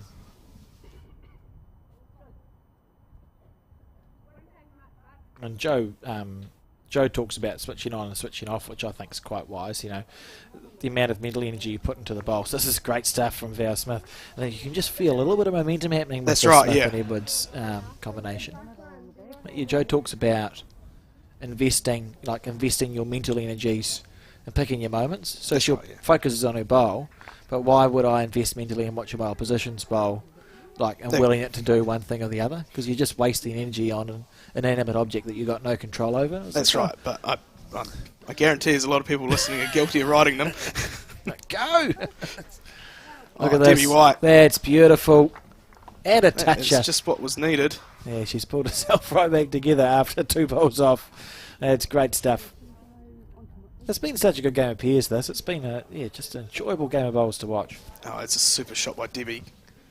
You just felt that momentum was just starting to change, and that's how Joe and Val would have felt. You know, Val's drawn literally two touches in a row. Yeah, should have gone right. You know, I've seen Debbie's put one short, put one past. I'm holding 2. It's within a few inches of the jack. Joe's going to cross over holding the shot here. Now suddenly Joe's crossing over one down. So you feel like it's just sort of seesawing a little bit. Probably why it's been such a good game so far. Oh. They're all effective, so they're all. Yeah, you're right. They're all good. Yeah, it's just been good stuff happening. You know, there's no one. Neither team, I think, has had the game by the scruff of the neck. And Joe here on the backhand. She needs anything. 1, 2. Oh, that one just took off again, just as it's arcing into the head. You think about being brave here, don't you, when you're Kirsten? You know, I think you've definitely got to try and draw another shot here. Even if you do happen to give it away, it's not the end of the world. You need another ball in the head. Yeah, we'd talk about playing with confidence. You know, just be brave, because really, in reality, that's a temporary shot they've got, and it's on the roll, so it's really easy to move. Joe was within half a bowl last time. Yeah, I think even Joe just needs to add maybe a foot of weight, 2 foot of weight, and she'll... Wouldn't be good to miss. And we saw Kirsten did play that with a lot of confidence. I mean, she missed it, but she was playing with That's right, that I conviction. think she's still trying to get into there.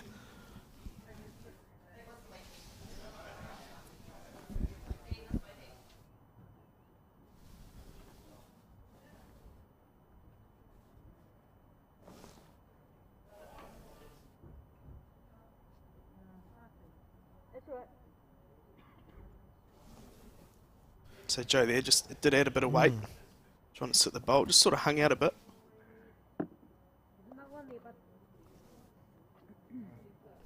Important moment here.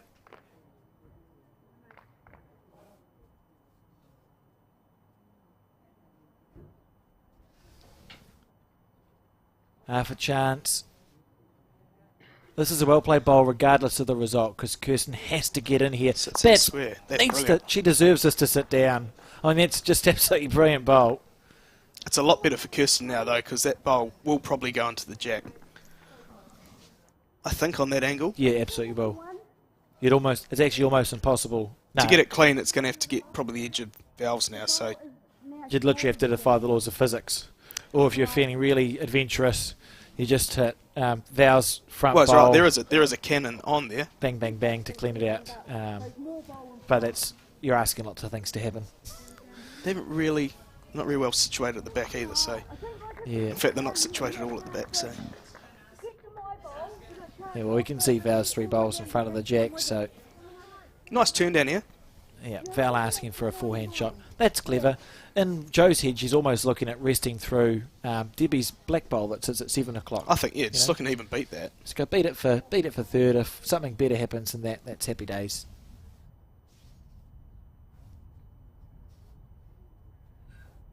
How quickly are you turning? Hard to swap over, mate. Yeah. Just too quick, she says. She knew the moment she let it go. Are they holding 2 already, do you think, Robbie, or is it just the 1? It's too hard to tell. Is it sort of half... Oh, it doesn't really change the shot. Just going to say, like, you may as well just play the backhand again. Big chance of making it 3 if it's not already 2. Because the jack needs to move half an inch. I think it's one of those situations where you don't really want to cross the centre line here. Yes, you're taking a nice sort of just wide trying to arc. beat the red bowler Joe's on the outside there. If your bowl sits down, it's probably going to sit down on the other bowl, and suddenly you've got 3 shots. You just don't want to be running into Val's. Yeah, narrow bad. Narrow bad, yeah. That's pretty much a thing, although we would talk about, what do they say, positive self-talk. So instead of going narrow bad, you go wide is good. Make sure that you're missing in the right directions. Brave here from Kirsten Edwards. That was really brave, actually. Fair enough. So what's happened here? 1 at least conceded.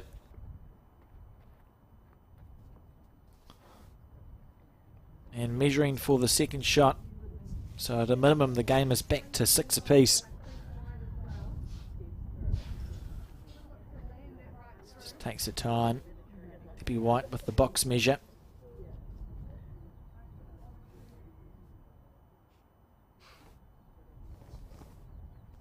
There's another one of my favourite, just the one of my favourite bowls moments from the past. Because Peter Ballas gave me some VHS tapes to digitise, which we've done.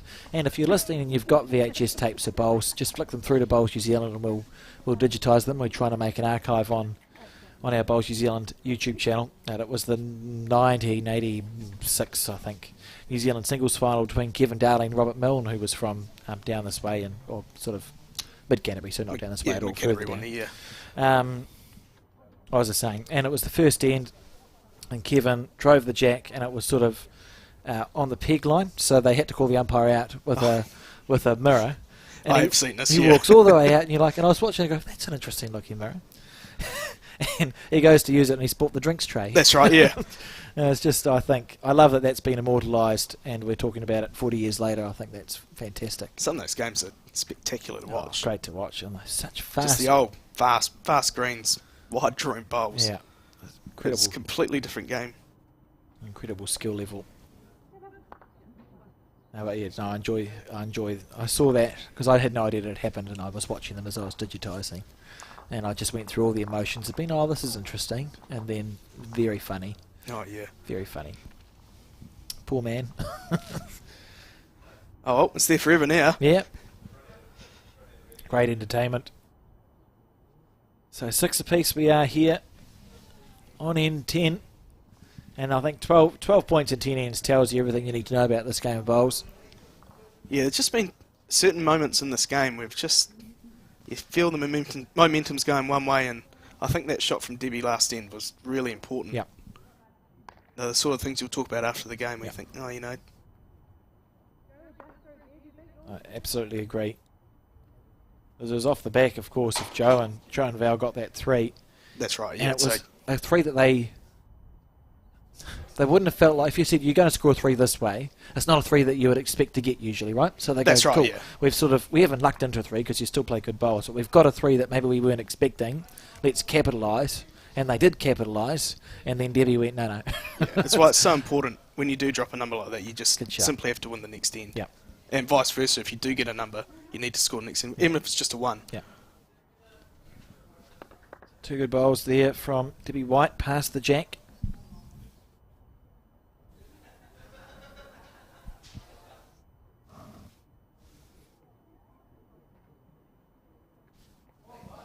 on the backhand.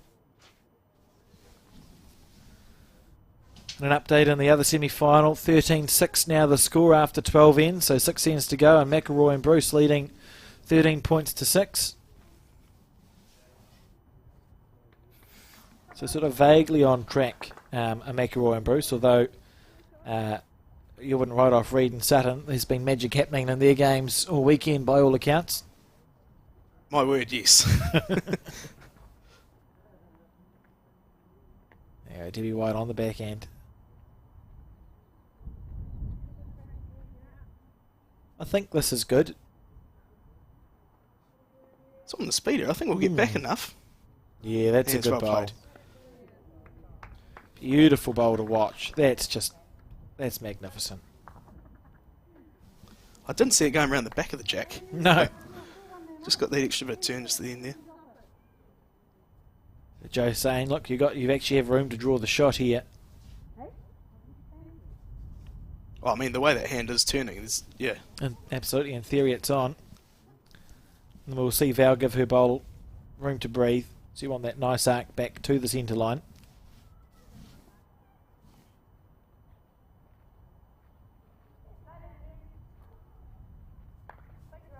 Good line. Well, it's not narrow, right? So that's oh, how's the weight? Just the speed. Yeah, I think that green was actually perfect. If it had run another metre, it would have turned that little bit more. Should be a bit disappointed that it's fallen short. And you see there Kirsten and Debbie just exchanging a, what do you call it? Low five. Low five, yeah, that's the one, thank you. I went to say it and it just escaped. Oh, the word's gone. I don't know if that last bowl of Valves will be in Joe's eye line. I think she's definitely around it, but it might be slightly off-putting from the mat. It can, and that's the other thing.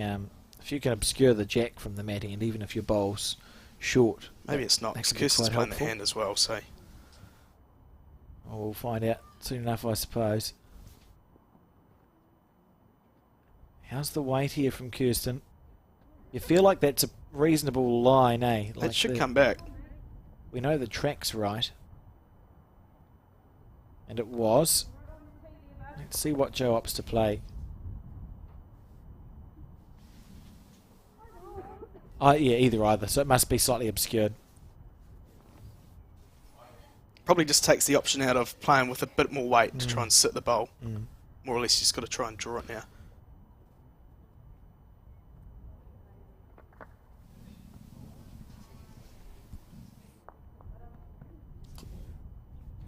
She's interested.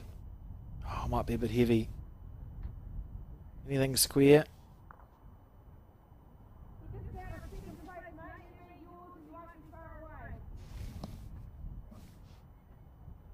Kirsten beats her last here. Very close to being second shot.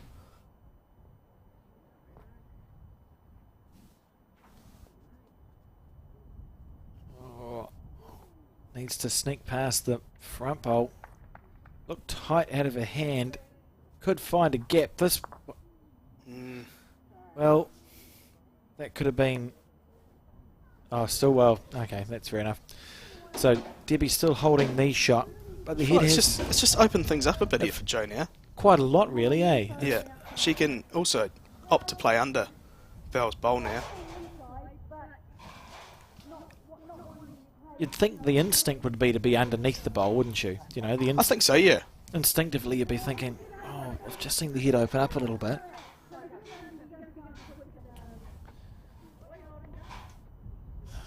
Well, we'll wait and see. All depends what weight she wants to play, really. On the back end. That one came out as, well, they all come out smooth, but that one looked particularly effortless. In a golfing terms, you absolutely flushed that. Yeah, yeah, pretty much. And the positive was it looked good, didn't it? The bowl not so effective, but beautiful delivery. So Debbie just anticipating that there could be some weight played, so asking Kirsten to put a covering bowl in.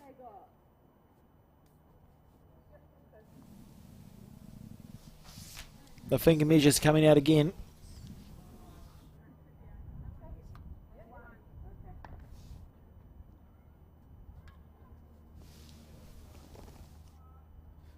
And opting to play the forehand side.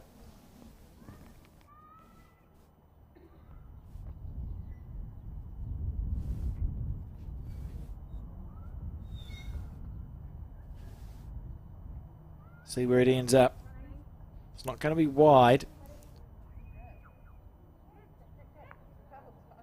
It's a nice home. Yeah, good shot. That's a good shot. Just trying to dead draw this. So your players, if the bowl's not there, take a nice arc.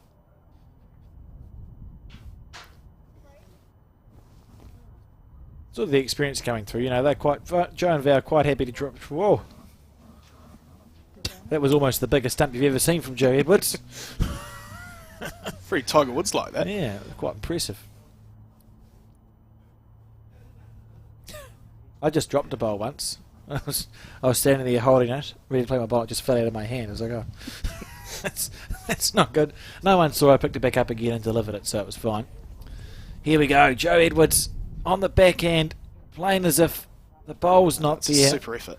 Slightly overplayed, and we're going to see one go to Kirsten and Debbie, so they take a massive lead of 1 point.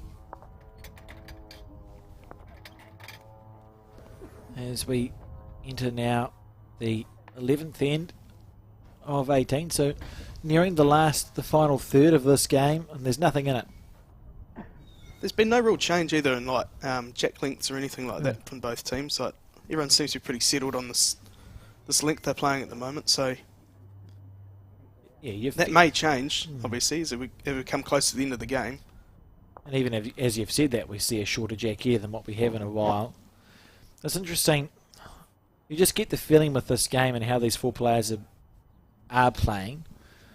I'm not super sold that a jack length would make a huge difference to the standard of play. I think, yeah, it'd be more or less if you're looking for shots maybe near the last few ends. The last 3 or 4 ends, yeah. You might look at maybe either taking that right back and or taking that up, play a short end. But I agree. Or with the aggression of Joe and or Kirsten, it might be that if you find one of the teams is a handful of points behind, we see shorter ends because they're more likely to kill than the longer ones, sort of thing. When you are looking for those numbers, as you suggested, but yeah, interesting. Great. Look, yeah, the quality has been really exceptional. As Margaret Eames there, walking across the international technical official. I was saying to Dale in the first game, Margaret's got. Look at this bowl, great shot. She's got a Bowls New Zealand. She's an ITO, so when they went over to Australia, these little Bowls New Zealand backpacks. I walked past and it had ME on it. And I thought me. And I thought, why would someone just put me on a bowls bag? And then I realised it's actually that's just her name. Yeah, it's like, oh, that makes a lot more sense. Yeah, we had to sack Peter Hodgson from the umpiring duties the last first 2 days. He's been retired.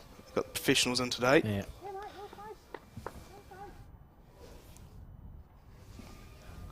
Two bowls nicely past the head from Debbie White, and Val with a chance to draw a second shot.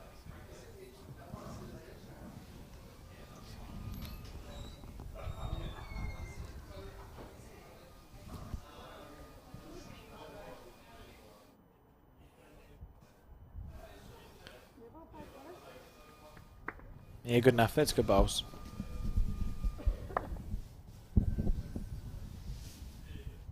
Steve having a quick look up at the flag there.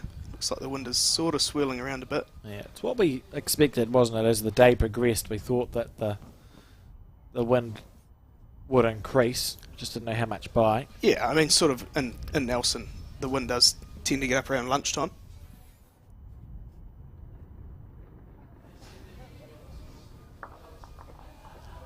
Good ball.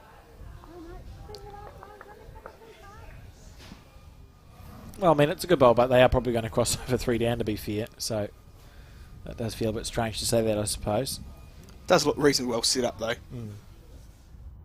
Yeah, and you got to skip who's playing as well as Kirsten is. At least 1 over 3 bowls is going to be effective. You know, you'd be surprised if 1 over 3 bowls wasn't effective. Yeah, I think any 4 of these players at the moment.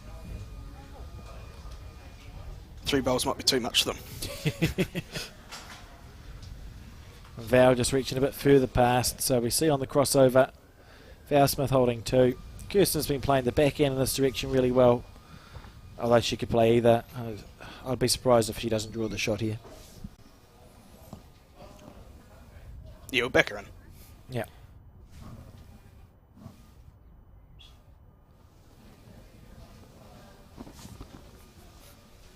Here we go, so she's on the back end, so that's the first half of the statement correct. Let it go pretty smooth. It's a short end, but it is a tight, that looks like a tight line to me. Tight line, I feel. It's trying to hold up. If it hangs around, it'll be shot. Yeah, I'm going to call that a success. Yep. Looks like she's drawn the shot. Oh, yeah, certainly tighter than she would have wanted to be, but it is a shorter end, so you don't get quite as badly punished on the shorter ones. I don't think with the jack beam shorter, it's probably not turning as much there as well. You get a lot of traffic where with the mat's been. Yes. On those longer ends, Yeah. they tend to turn a lot more. Yeah. Joe staring after this one like she thinks it's pretty good. And this would be why. Look at this. That's a good shot. That's perfectly played because she missed the jack and it stopped in time to be holding. And if she got the jack, she'd trailed it over for 2. That's right, yeah.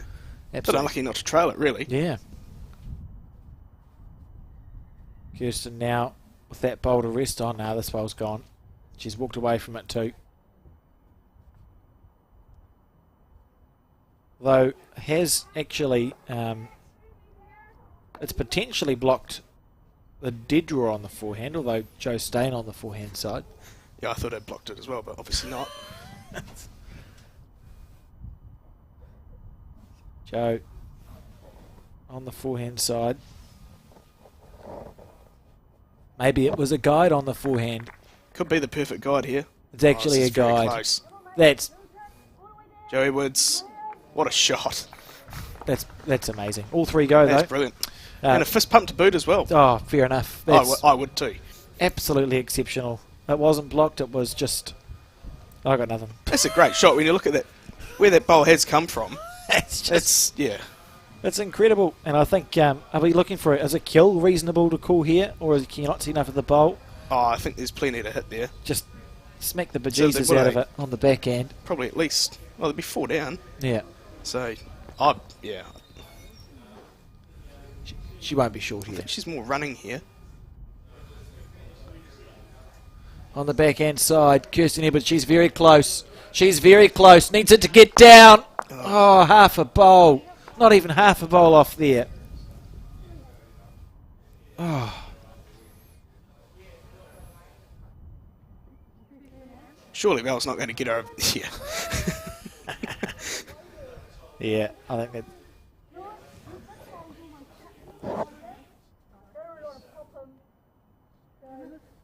Oh, there was a massive bowl from Joe Woods. Just the context of this game. Oh, just incredible. You know, you've turned your head around. That's just incredible stuff. It was a hand. I think it's fair to say most bowlers would have gone, the forehand's blocked up. I need to change here. I think so, yeah. Joe just backed herself and absolutely nutted it. That's incredible. Let's see if she get the bonus here.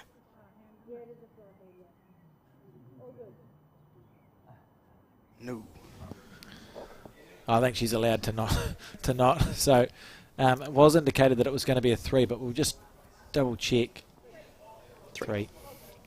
So 9-7. Great stuff. So they've scored 2 3s now, Joe and Val. 2 different 3s actually. That 3 was amazing, and the first 3 was from a slightly looser head, but great stuff here at the Stoke Bowling Club. 2 the difference.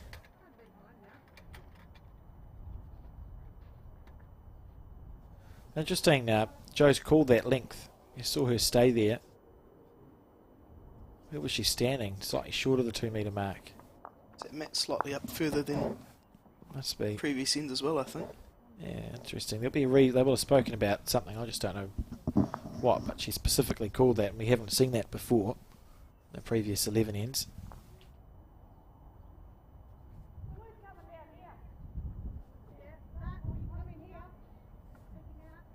the back end.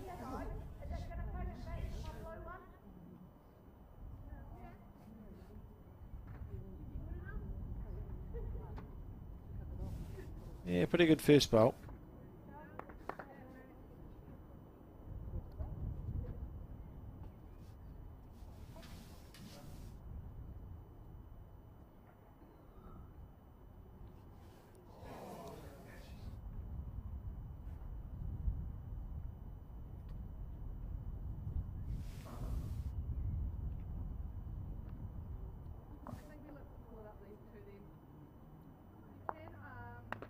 Nice line here from Debbie White.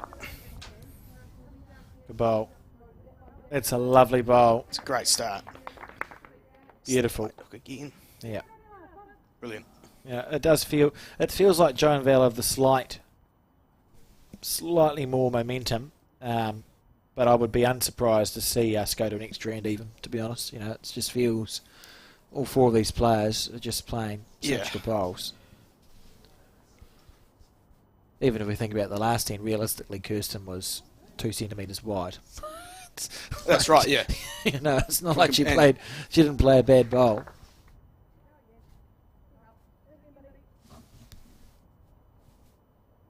Been asked to stay on the back end. Debbie White has drawn already a toucher.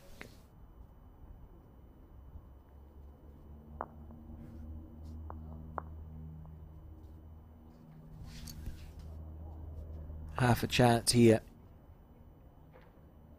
That's a really good bowl if it's got the running. Needs to go underneath it now. Wasn't much missing from that bowl really.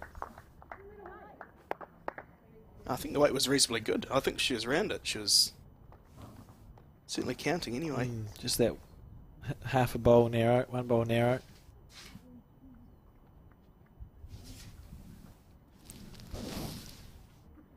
We've got an update, 18-6, and it's all over. So McElroy and Taylor Bruce are through to the final of the, what's it called? The Turf Hotel. The Turf Hotel Stoke Stakes Women's Pairs for the 2nd year in a row.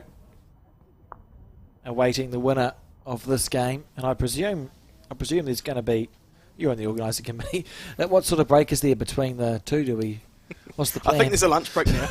I think. Cool. So I think just flying by the seat of our pants. We'll just see how it goes, right? Yeah. So after this game, if you're watching, thank you for tuning in. And after this game, there will be the grand final, and it will be Taylor Bruce and Amy McElroy taking on the winner of this match. And it will be at some point this afternoon. I suppose the players probably have to eat, so there will be a break. It's just how long that break. Yeah, I'm pretty sure lunch break after how long this that game, break will be. Got all the time in the world. Just right. So what happened while I was distracted with the result? Debbie's still holding 1. We've got those 4 bowls that are maybe a match short of the jack, and the 1 bowl of fouls that has passed it at 6 o'clock.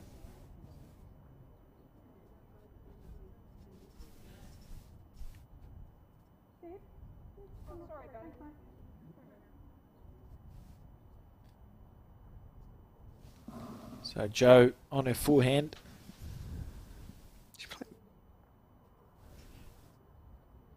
I thought she was playing weight. This could be...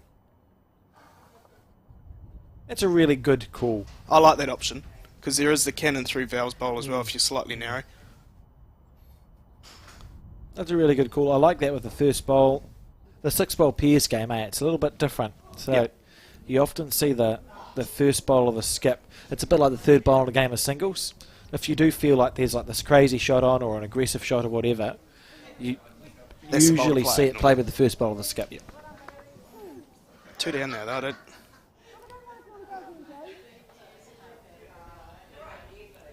Yeah.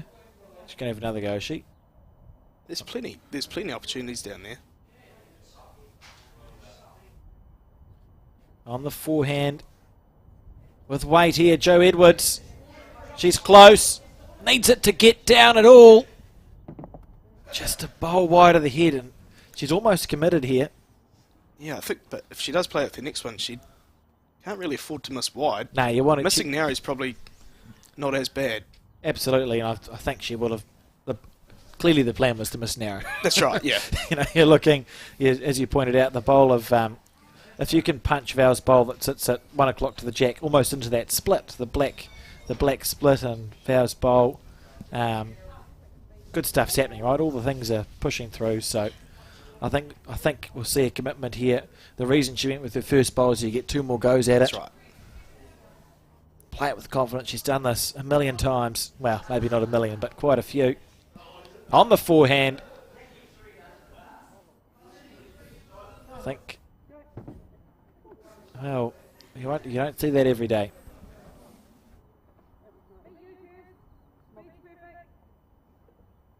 And that is the most body language you'll ever see Joe Edwards display as well, which is just a very slight shake of the head. Yeah, that never happens. No, it doesn't. It actually doesn't. Like that's looking for a sort of own. This game has had all the things. So that's going to be 1, 2. Perfect bounce back if you're Kirsten and Debbie.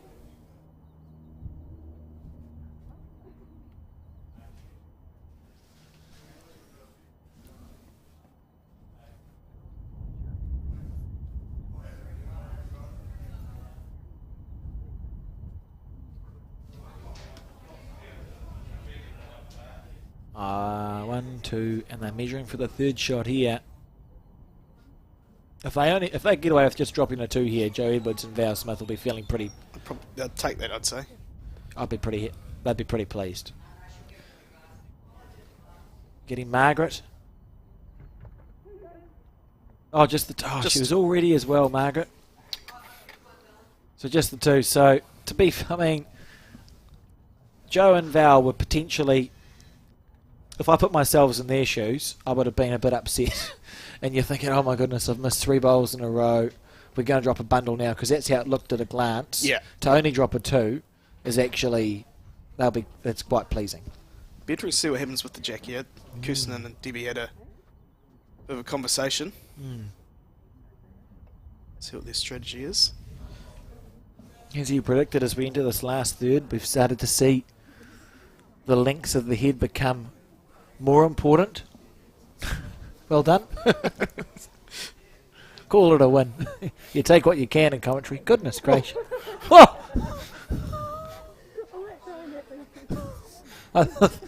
That's bad service from Kirsten Edwards there. Oh, Jesus Christ. Just about took out Joe Edwards. So what happened there, just to explain to the viewers, because the jack was out of bounds, it's not redelivered, it's just placed. Just placed, yeah. Although it's probably not advisable just to hoof the jack at your opposition's No, I head. mean, the jack almost ended up in the clubhouse then for a time, but... Quite aggressive. It's a good thing that Joe's got good hand-eye coordination. I would not have caught the jack, and then we would have had issues. But look at this. You know, if you're going to throw the jack out of bounds after a conversation with your skip and let it get placed, that's a very good response. That's a isn't perfect it? response, yeah.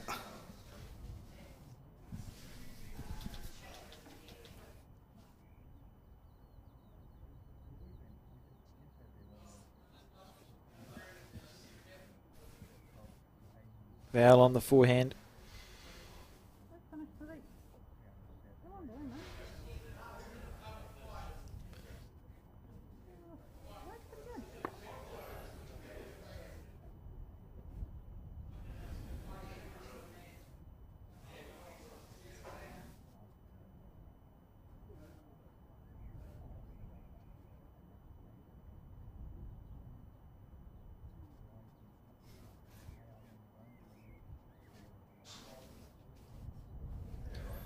On the forehand as well.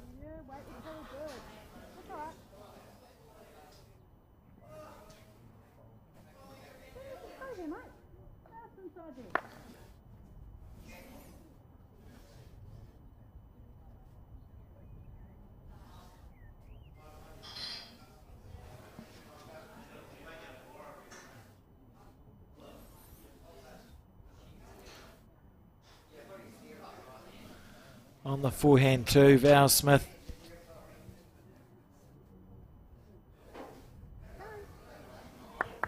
finished okay. Just under yours.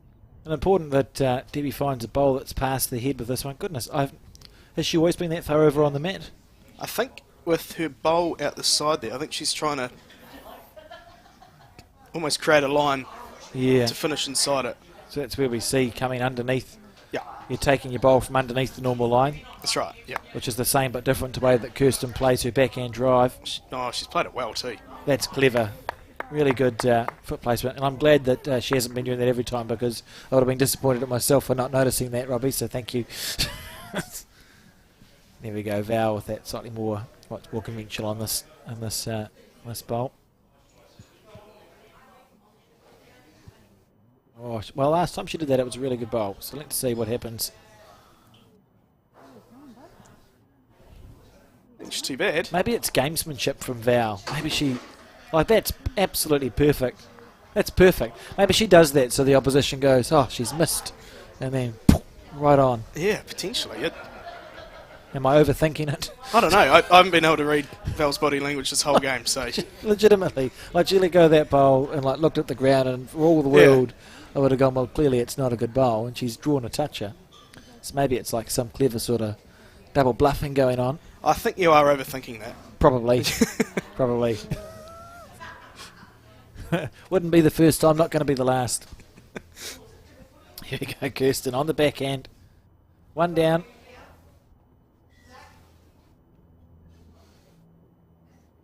You almost put in your insurance first, don't you, with this bowl? Although, if you... What's she doing? Past it? Yeah, that's really good first bowl. That was weight that if she was narrow, it was going to follow through the jack. So that's the perfect weight. you had two chances, right? But that's For brilliant. the shot she was trying to play, yeah. Now she's got the back bowl, she can look to be maybe a bit more aggressive at it. Yeah, well played stuff. Joe on the forehand.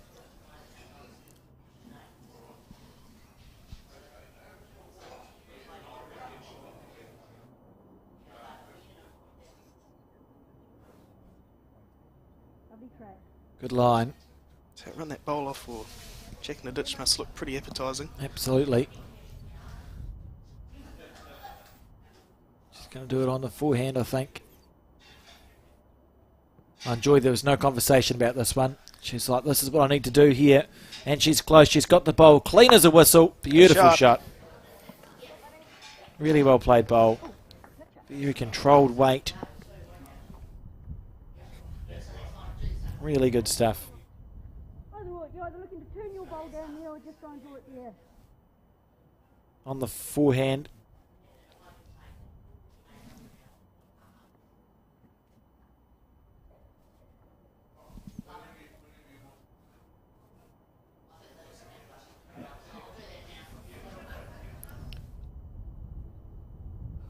Every chance here. Joe Edwards stalking after this bowl, and for good reason.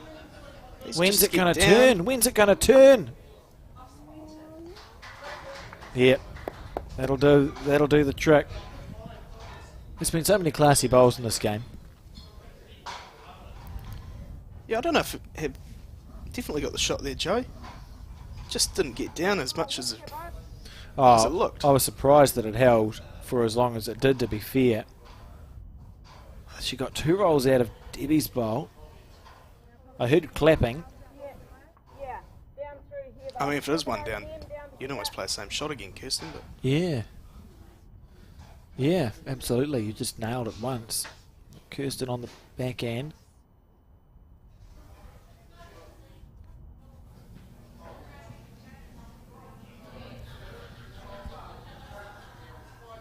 Oh, it's hard to tell. Probably one to Debbie, isn't it? That bowl that sits at 8 o'clock. And it could be two in a second if the weights if go. this gets back. Ugh. That's absolutely incredible green. You're looking the same bowl, mate. Down to the black.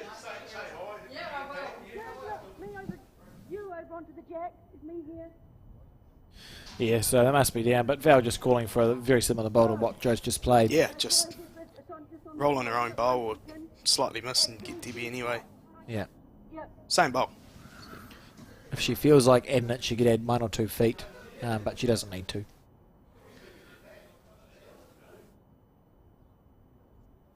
on the forehand, and then look down.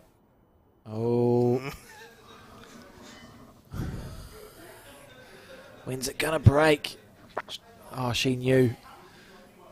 The moment she let that go, she knew she was just that fraction wide. And I expect this to be one to Kirsten Edwards and Debbie White, but not going to begrudge Val for measuring it. I know, I hate that, eh?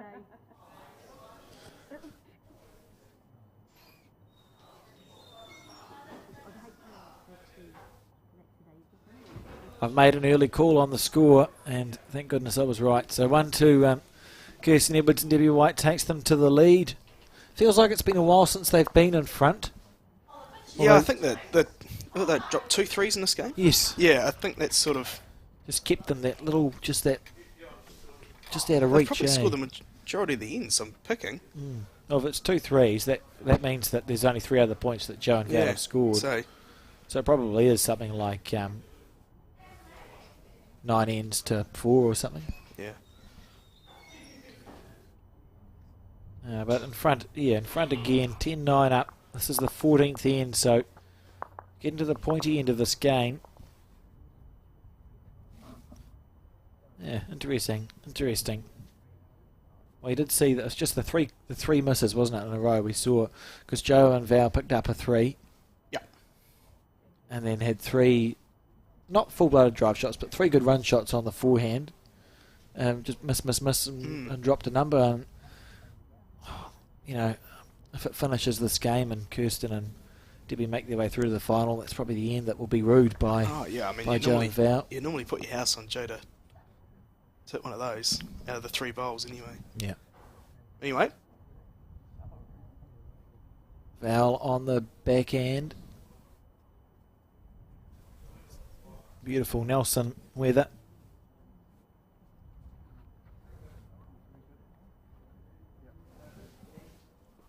Shortish end, it looks like the jack is a reasonable amount up from the 2 metre mark. You can see the short mark right at the in the middle of your screen pretty much.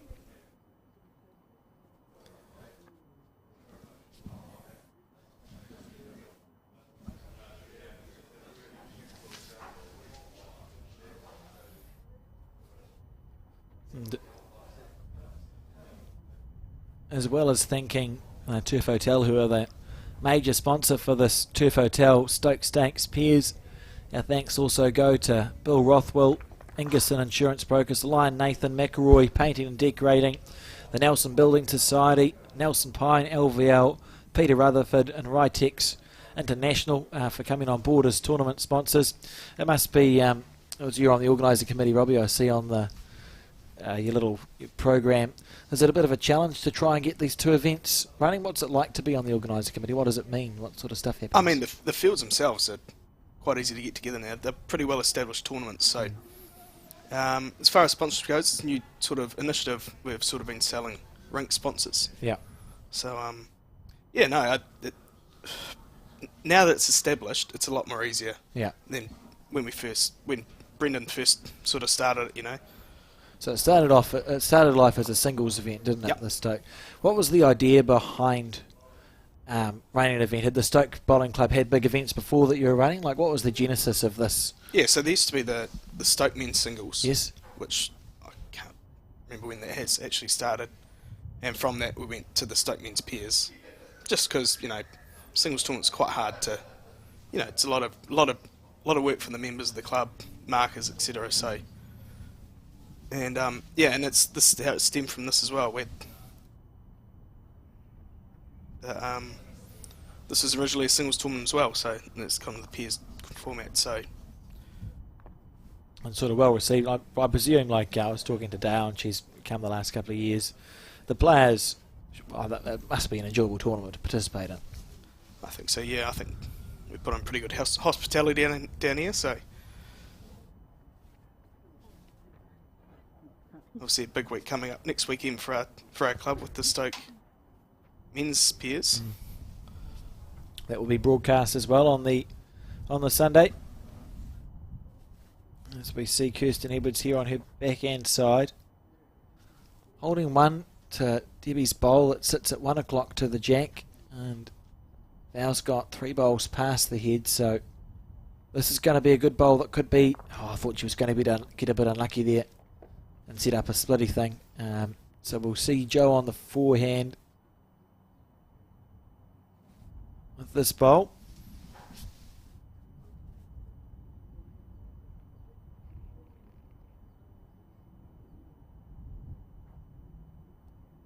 Half a chance here from Jo Edwards. How's your weight, Jo? Yeah, that's a good first bowl because nice sider down there anyway. It'll feel very similar to play a better bowl than that. You know, you have a good feel for it.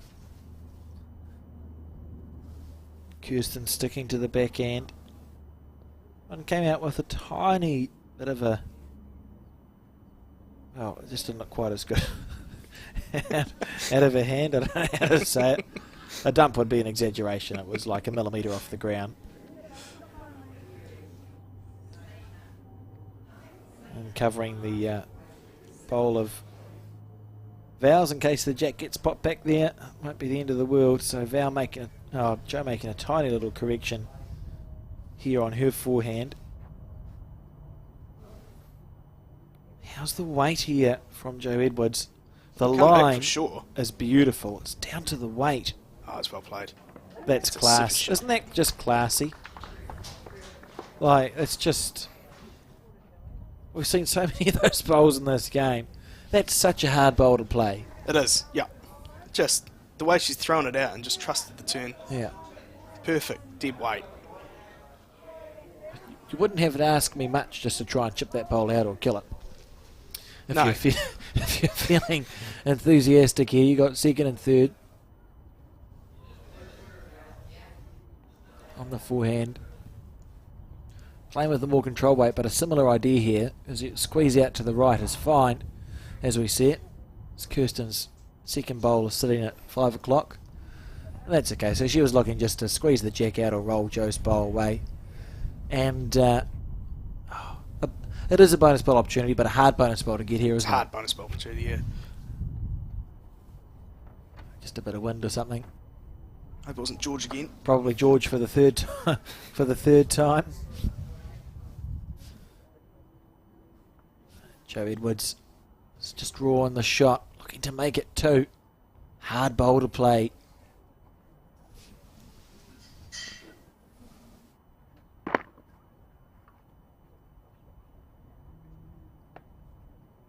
Just turning a bit fast, I think. Still it's going. A great effort. Jesus. My word. That's a fantastic try. Good bowl. So all square. Locked at 10 apiece now on the 15th end of 18. Anyone's game, and they're just going to have a chat here, Jo and Val, about what they want to do. Where do we throw the jack? What's going right? What's going wrong?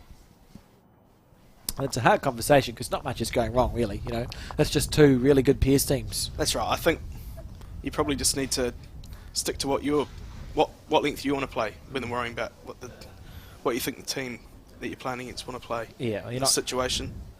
There's nothing stuck out to me where they should be changing length. So there's been no clear, nothing clear. You know, we had that one poor end from Jo, but that wasn't bad. You know, it just happens. Stuff happens. Yeah, yeah. So you wouldn't change, and you know, if we think back to that end, it's not like you'd change your shot selection either. So as long as you can look back and go, well, is it a shot selection that I would ordinarily make in normal conditions? Yeah. Yes. Would I usually get one of my 3? Yes. Therefore, you made the right decision. That's fine. There's no point. You know, it's human nature, but sometimes it can be silly to make a change for the sake of it. For the sake of it, you know, if it's a percentage bowl, it's a percentage bowl. By definition, that means sometimes it's not going to work. It might be 70% of the time it's going to work. Yeah. 3 out of 10 times it's not going to work. Does that mean I should play something different? No. No. It's so simple in the commentary box. Anyway, that looks like they've opted for a short end. Matt's back further than what it has been, though. Yeah, so maybe just shuffling stuff so back, that, you know, that landing zone where the jack is now is probably fresh part of the green, really. So that was to your point before, so we would expect to see the bowls not coming at quite that That's right, sharper angle. was a good first bowl from Val.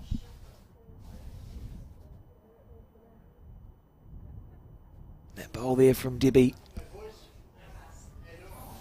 Do you stay on the back end? I just find it interesting that Val's actually changed. Yeah. Yeah. Sort of caught me by surprise then. Well, it's the first time. She wouldn't have played more than a handful of bowls on that I think hand. she might have played it in the first end of the game. That's about it. Yeah. I wonder if they're just looking to change stuff up, eh? You're Yeah. just looking to change the feel of the game. Oh. Very cool.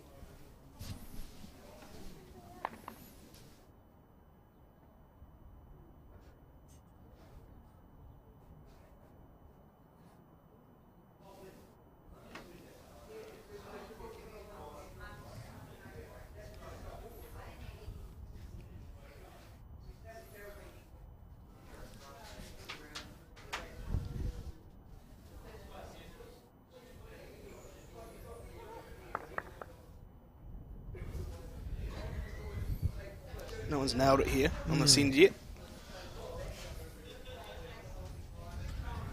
That same pre-shot routine. Let's see Debbie White take a drink of water. Awaiting her third bowl. And Val following her one down. A wide line here. I don't think it's going to come back and be super duper brilliant. But that allows a good forehand shot on from Joe, doesn't it? They're all over the head, so it's... Provided. yeah. Thanks, Val. They can't be experienced enough on television. Oh, dear. Here we go. So we've got... I'll be surprised if it comes back. Just waiting for that ball to come back onto the hit. Well, it came back. It looked Jeez, that came back a long way. real wide out of her hand, didn't it? She's fallen short, so it's an ugly space. Oh, Joe's indicating the forehand, but she could get a bit unlucky. Yeah, Joe did play going this direction a couple of ends ago. An absolute beauty down that hand, so...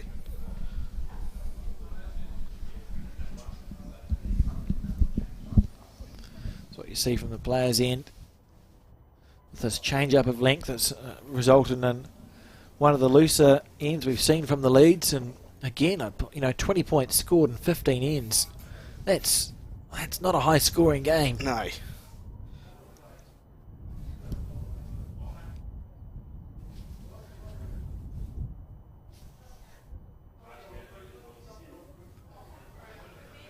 On the forehand, we see a crowd is gathering. Well, yeah, we'll call it a crowd. A crowd is gathering outside the clubhouse. See, drag themselves away from the crushing defeat this morning. Well, you won't be watching replay of the rugby anyway, would you? Yeah, what's that? Kirsten on the back end. This feels like it could be a good bowl. Down to the weight now. That's a good shot. Very good shot. Well Especially played. in the context of this end. Yeah. Everyone's sort of scratching around a bit at this length, so it's a good shot. And with you, it's nice when you do it with your first bowl, isn't it? Because you go like, just gone bang. Two more to add stuff. Joe Edwards on the forehand.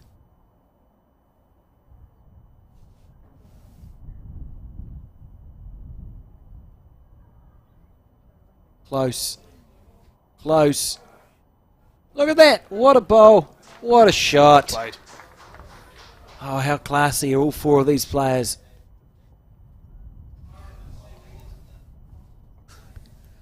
Joe doesn't seem happy with that. She shook her head.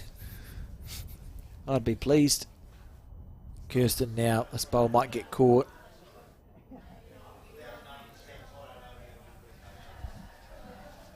Oh, she played it well. It's a super effort. You know, there's not much else you can do there. Probably another second there now. Yeah.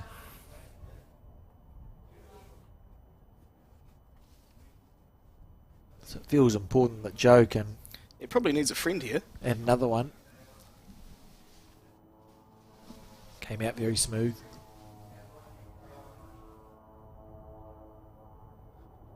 I think this is very good. I mean, that's class, right? Yeah, it's brilliant. That's just absolute class. I don't think there's anything else to call it. One of Joe's bowls is locked in, so you couldn't really remove it because it's just going to cannon square on to the, it's going to lock the blue. So. That one's 3 bowls high, that one's a full bowl high. So what's the call? What's the best shot you could play here, Robbie? I don't know. It's still being... I don't know how much Kirsten can see from the mat, that's the only thing. So Yeah. Oh, she's looking like she's on her backhand.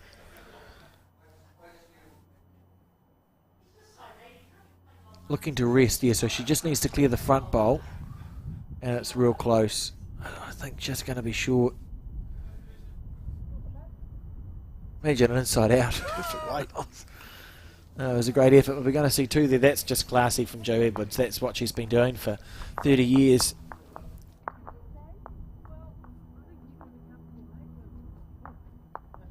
Looks like opting for the short end again.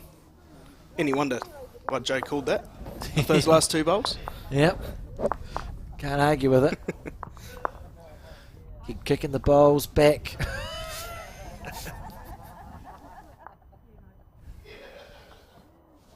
That's great. Really good to see this game played in good spirits as well. As is the whole weekend, really. You know, it's just a really nice vibe here, isn't it? A lot of laughing around the greens the last 2 days. It's exactly what you want. Absolutely.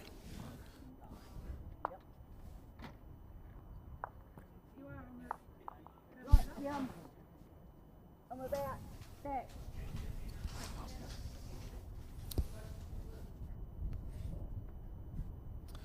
So just taking her time. Val Smith on the back end now.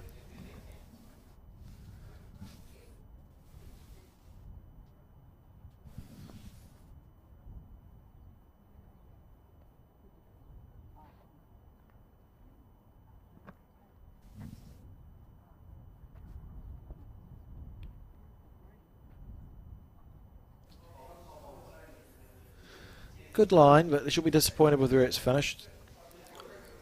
Sort of feel like this end's pretty important for Kirsten Debbie to score here, whether even if it's just a 1.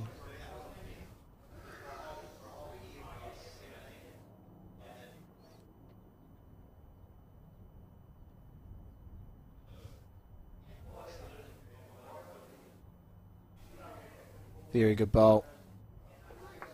That's a very good bowl. Good start to Deb.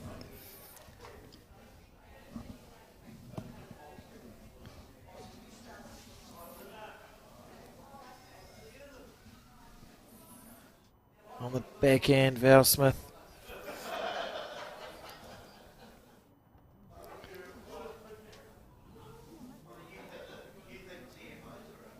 That's a good bowl. That's well played correction, isn't it? Oh, well played. Needs it to sit down. Oh, not going to.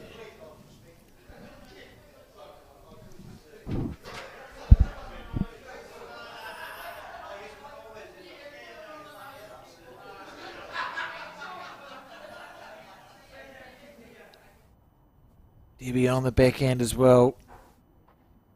She clicked her fingers. I don't know what that means. Means it's really good. Close. Yeah. Oh, well played. Oh, beautiful bowl. That's amazing.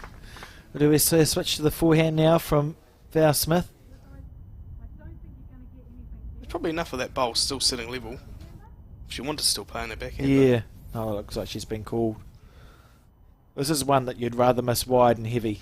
You know, like there's no point in missing short and narrow here. You sort of want to miss it wider. Anything over here. Yeah. And you give the ball a nice chance to arc back in, so at the very minimum you're making it better for Joe. Yeah.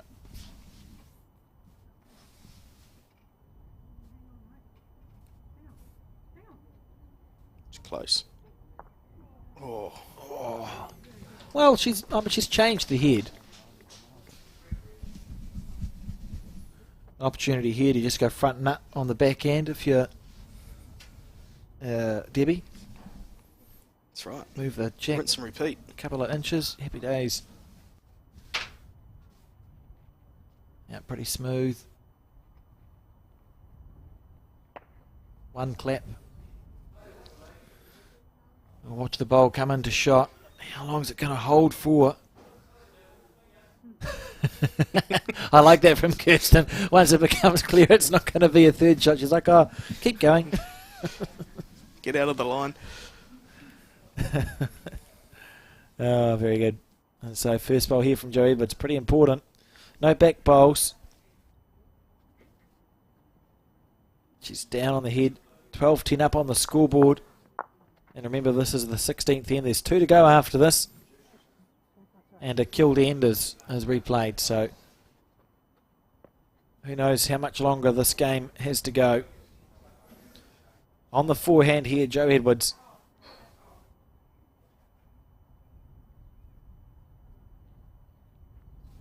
Very smooth out of the hand.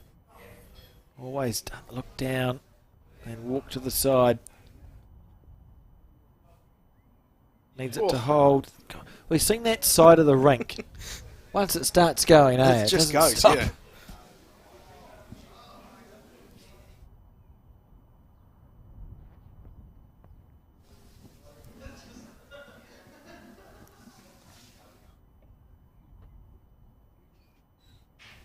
This probably needs to hold a fraction too.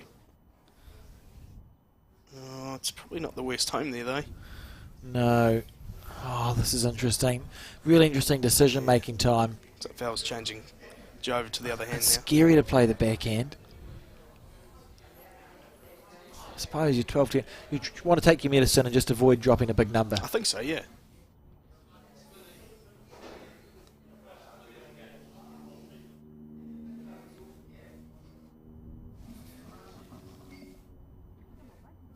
It's not bad. She's done it. She's done it. Oh, what a ball! what a shot. What?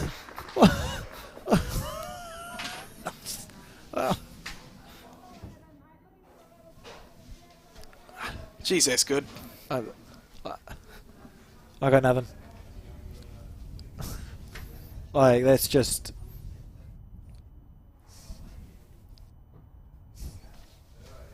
It's just so hard on the hand to get the turn just right. It's hard to explain how good that shot is. Yeah. Because you look where it's finished, and we'll just wait for Kirsten's ball, because this could be It's not bad either. just as good. This could be as good as that one. Oh, Oh, unlucky. great effort.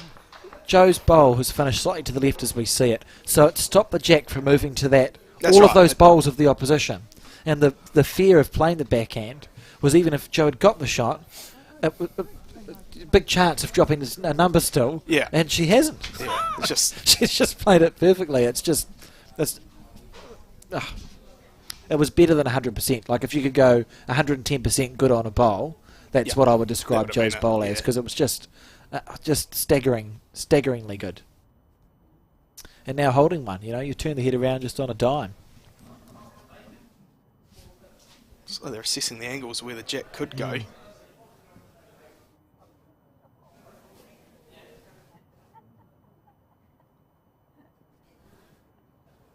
So holding one, so they're just going to go for a bowl. Yeah, there's the It's foot. the only danger, I guess, where the jack could possibly go where they drop a number, so... Oh, with weight, I suppose. Yeah. I don't know. We'll wait and have another look. Joe on the forehand. Yeah, they got Val's bowls to the right as we see it. That looks like naturally where the jack would go. Yeah, where it's set to go. It's almost going back up the rink. If Kirsten can get around that short bowl at 12 o'clock, you're essentially playing through. I think it's the sort of situation where you play more weight than you think. Yeah, you want it to be. Because if you do get that, having to get that jack, you do want it killing. You can't afford to be underneath the line. No. Because underneath the if it's at weight, if it's swinging weight, the jack could hoof to our right, which is horrendous if you are that team. So I agree with you. More weight than you think you need on the backhand side. You'd be unlucky to drop more than one out of it, and you could get a good result.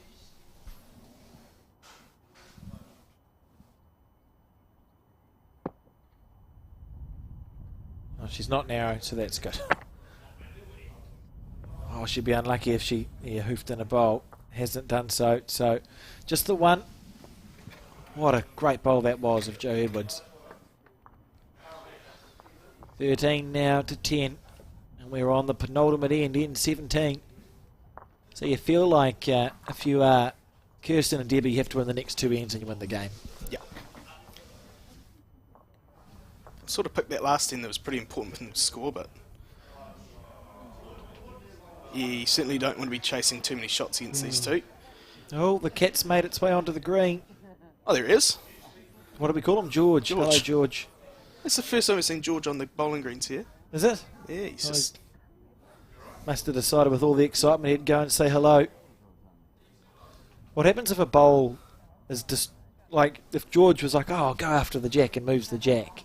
What? One of Margaret could tell us. What happens? I suppose it's all just placed back, isn't it? I guess so. I don't know. Move along, George. Joe's helped him off the green. That's good stuff. There he is, looking absolutely unconcerned, right? He's just like, yeah, this game of bowls going on, does he? He's probably thinking, well, I was standing on the green. Why was I moved? I don't understand. Oh, this first bowl here from Foul. Good shot.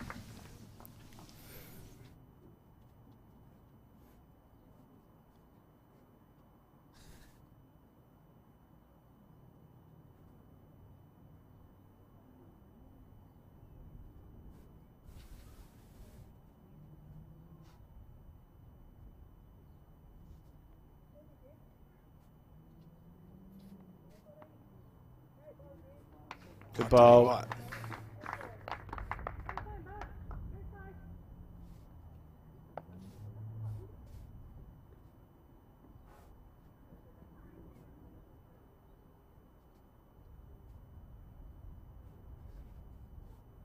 So they need a score. Yeah, realistically, Kirsten and Debbie, you don't think you need to score the next two ends, but if they can just get the next two ends done, they should go pretty close to winning this game. Just the way it's fallen. And the way this game has gone, that's how it sort of feels. It just happens to be, it'll just happen to be whoever happens to be in front when the 18th end is on the right side of the ledger, basically. Just yeah. Great game. And like you said at the start, I think on end 3, so well, there's still a final to go, and there is. And the winner of this game, two incredible pairs teams are taking on Taylor Bruce and Amy McElroy, who lost last year's final. So there's still hours of great bowls to be happening here at Stoke Bowling Club. Got 3 claps. Oh, that's why. Look at this. That's class. It's just hooping down there now, isn't it? That's a great shot. And tucked it in as well. Got that short bowl of fouls that's just going to be in the eye from the player's end. Yeah, he just couldn't have dragged that to a better spot, really. Great bowls. So Val now on the forehand. Walking after it. Oh dear. Needs to go underneath and past. She'll be thinking, that's disappointing.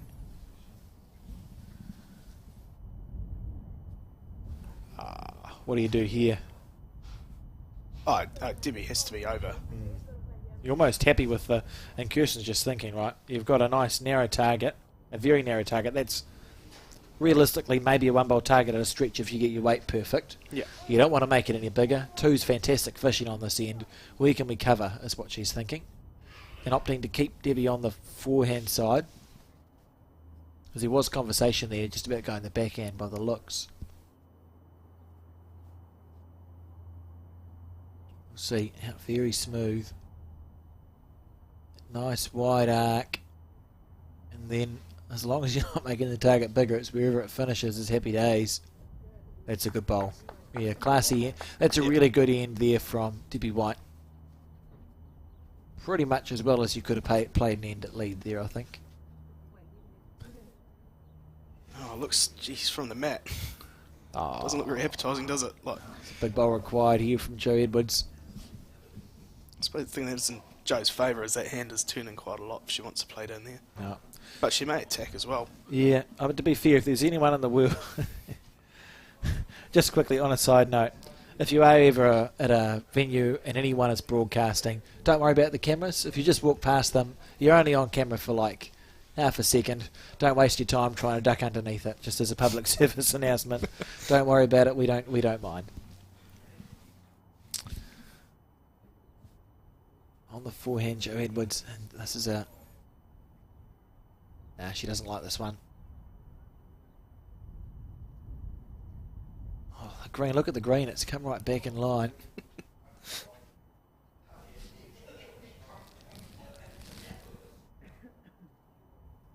Yeah, I think Kirsten's got the right idea here. Just trying to get between Val and their shot bowls.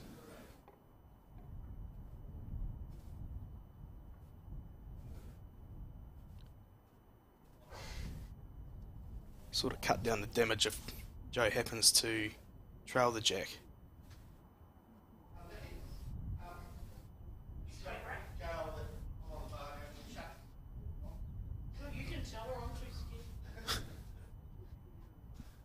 On the back end.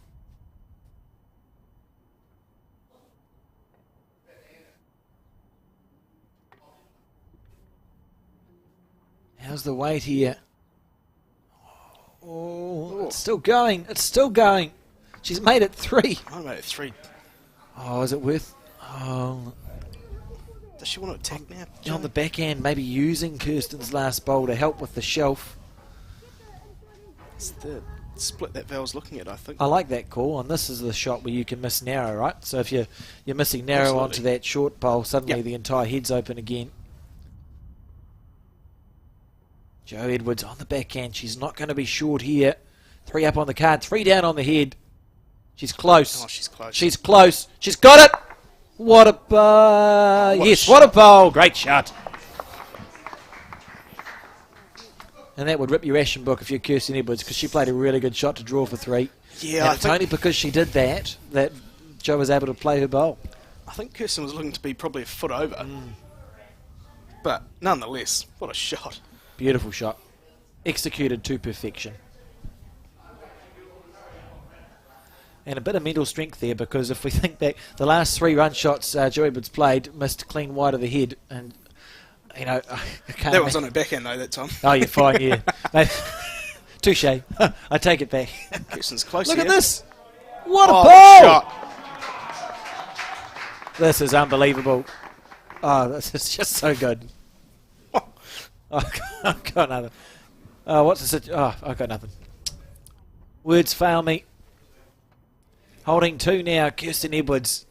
After just absolute genius. That's genius bowl. I suppose Debbie's short bowl's too short to think about anything crazy. So is it just back to the drawing, I draw? think. Back to the draw on the back end. I mean, it's a semi-final. It feels like it's a final. Like, it's just the standard of play. Just no one's giving an inch, are they? Oh, it's just staggering. You know, you're seeing the amount of bowls played in this game, which one of us mere mortals would play and think, well, that's the bowl of my month. You know, like I'll be bowl thinking of about your that for the, decade, next, for the next 5 or 6 weeks. And they're just like, perfect. Here we go. Joe on the back end. She's on the good line. No, she couldn't have, eh? Tell you what. She surely not. Surely not. Oh. It's just... It's actually quite stressful to watch. So I'm happy for either of them to win. It's just been an unbelievable game. That's just great bowls. So holding 2, we think. The toucher and the bowl of Debbie's, it sits at 11. They're 3 down on the card. So you're just trying to find the safest hand to draw a bonus on here. And you'll badly, Kirsten will badly want to score the 3.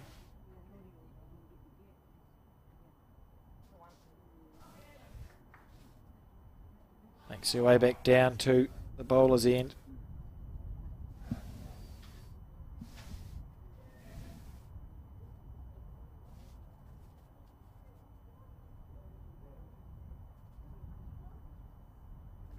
Taking her time.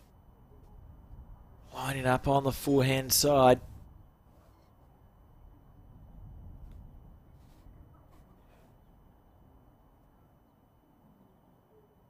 Taking a nice generous arc there, so that's staying super duper safe.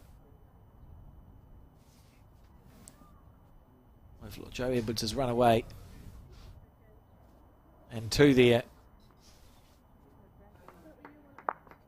Well, she's all on. Oh, just what can you say? What can you say? So, the 18th end, the final end of this semi-final match. You called an extra end about 45 minutes ago. Yeah, I'm feeling it. I think I don't see any reason why not. I would be absolutely, it would be in fitting with the way it's been going. So 12-13 is the score. One the difference. We're on the last end, the last regulation end, and we'll see what happens. Just sit back and enjoy the ride. Debbie White delivering the jack. Just great stuff. Beautiful piece of camera work there, Colin. And back to the long end. So this is the first long end we've seen in 3 ends. No. Oh, at least, yeah. 4 ends. 4 ends? It feels like it's been a while. The jack's been spending a lot of time up that first half of the rink. So Debbie White now on the back end. Very smooth. Doesn't look like she loved it, but again, we've not been great at the body language in this game. There we go, the first bowl finishing essentially on the 2 metre mark and a bit underneath the line. As we see Joe Edwards return. She went to fill her water bottle up. And the first bowl now of Val Smith on her backhand side. Back to that club hand.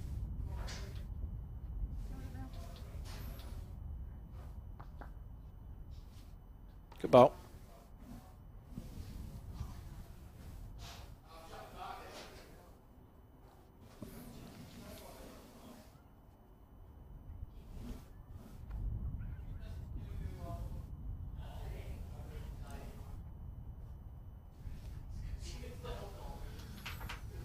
Good line here from Deb. I'm just recovering from the last end still. And the end before that. Good shot. Yeah, very good bowl. You can see the speed in the screen when the bowls get near the jack, and your instinct is to, instinctively thinking, oh, they're going to stop soon, and they just seem to just very slowly creep closer and closer towards it. Yeah, it's just the way those hands are sort of turning, really, isn't it? This is very close here from Val. This is very close here. Got it. That's class. That's just class. What a bowl. This has been magnificent stuff, eh? You'd be hard-pressed to find a game of peers that is as good as, if not better. It's just been outstanding. Really. Been a bit of drama thrown in. We've had amazing bowls, not many loose ones to be fair. Run shots, draw shots, drive shots, misses, hits. It's just had all the things. Haven't seen the jack in the ditch yet, so maybe that's the way this game will finish. As Debbie White on the backhand.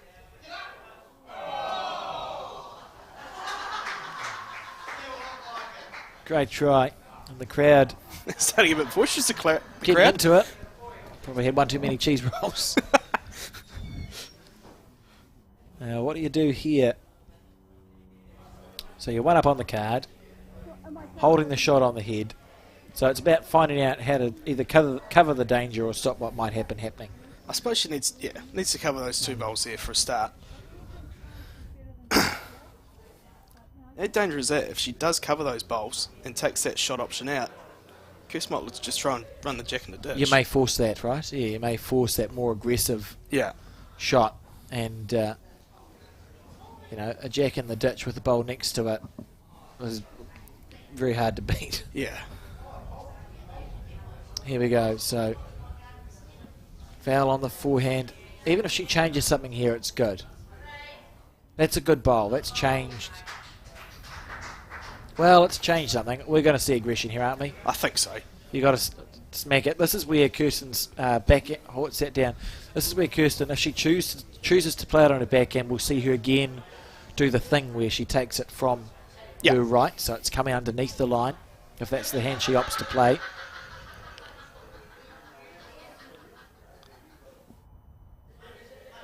But yeah, she won't be short.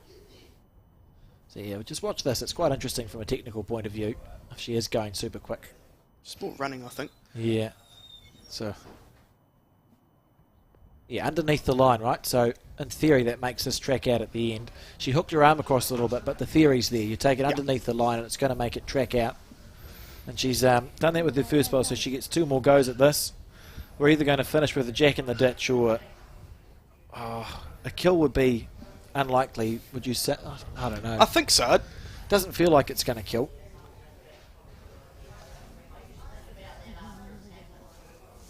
The danger for Giant Val also, if Kirsten does get the jack, is whether or not it collects Val's bowl on the way through as well. And then they would be 3 down. Maybe even 4. So they probably need another bowl sort of around that area.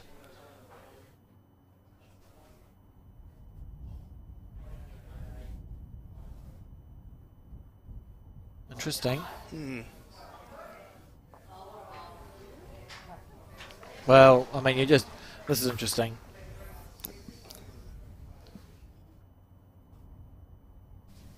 Makes the decision pretty clear, doesn't it? You just hoof out.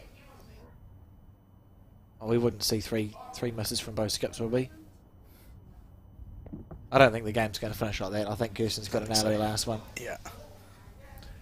What they definitely won't do is put 5 bowls close. Surely Joe needs to go over the top here. You go deep.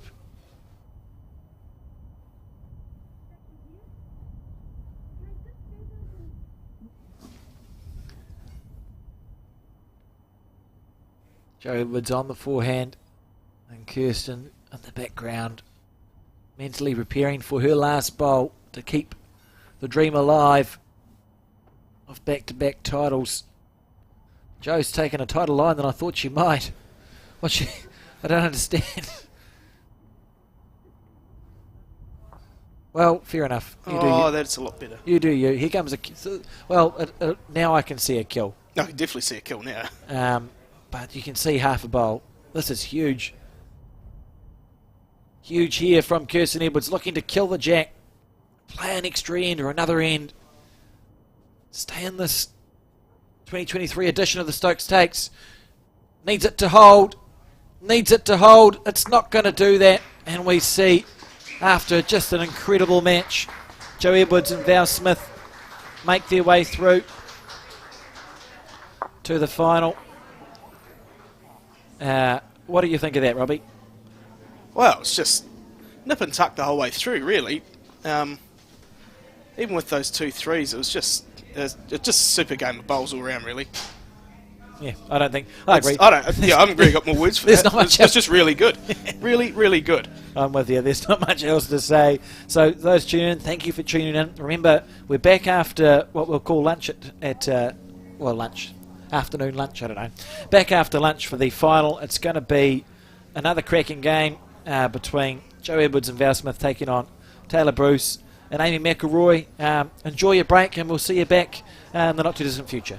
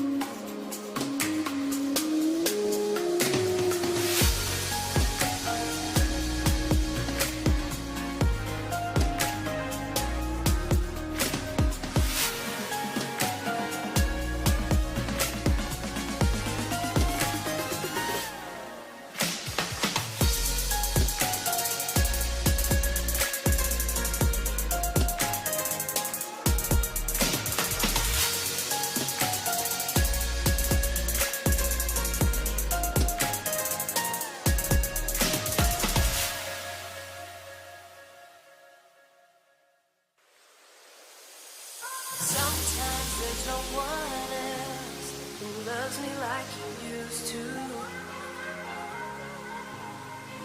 Sometimes we're not ourselves. There's no one I can turn to.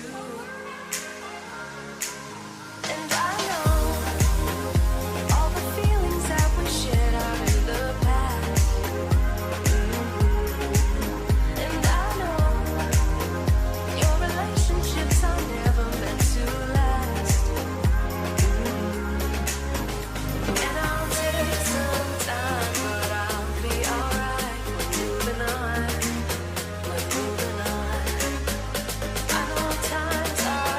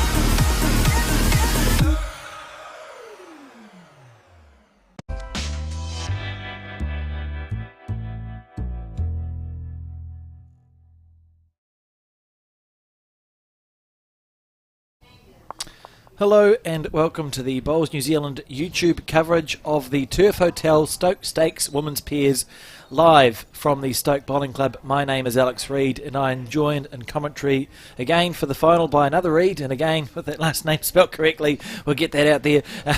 Robbie Reid, and the final, before I ask you how you think it's going to go, is of course between Amy McElroy and Taylor Bruce, who are finalists last year, taking on Joe Edwards and Val Smith. We had a mighty semi-final to watch. Robbie, what do you think the final's going to be like? I mean, you just need to look at the 4 players that are on the green. It shapes up really well, doesn't it? Yeah, it's not bad. I was contemplating before. There's 3 of them a world champion. 3 out of 4 are world champions here. Yeah. And Amy might be at some point. You know, like there's so much time left to go, and she's played for New Zealand. All 4 have played for their country. What a matchup. 18 ends, no time limit. A killed end is replayed. It's sunny. There's not much wind. What more could you ask for this final? Yeah, that's right. I think, the team that gets away with the best, I think a fast start by the side here will go a long way to winning this game, I reckon. So who can find the rink first? As if we think about the semi-final, I suppose we saw no more than 3 scored at any point. So what you're saying is if one of the teams can get sort of a handful of points in front, or shots in front, sorry, talk about shots, it should be hard to recover, shouldn't it? I think so, yeah. Just the quality of the players. Like, I couldn't imagine they could get themselves into any trouble at any stage of the game. So yeah, interesting. Here we have Taylor Bruce, current world women's singles champion. Isn't that staggering? We've got Taylor, who won the World Championship singles this year. Val Smith is a world singles champion. Joe Edwards has won the Commonwealth Games singles gold medal. That's not a bad lineup. It's a pretty good card, isn't it? Amy McElroy has a bronze medal at Commonwealth Games, so this is just goodness gracious. Quality all round, really. Well, they'd have, I'd imagine, quite a lot of badges and medals in their cabinets or sock drawers or wherever it is that they put them. Val with her second bowl. Slightly overplayed. They have been playing all day, but those first few ends, are usually you feel your way into a game. That's right. Each rink has got its own differences, doesn't it? So they've moved over one for the final. So Taylor Bruce here on the back end. Great bowl, lovely shot. Plays with Taylor bowls, and I'm pretty sure it's just, I think, why would you play with another bowl if your name's Taylor and you've got Taylor bowls existing? Well, that's right. Keep it simple. And Val on the forehand. Oh, it's going to be such a good match up front. Just as we saw in that semi-final with Debbie White and Val Smith, it was blow for blow.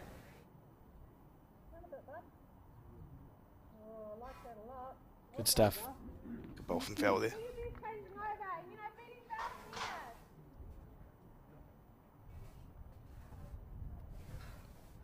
So Amy's trying to get Taylor to cover that last bowl of Val's.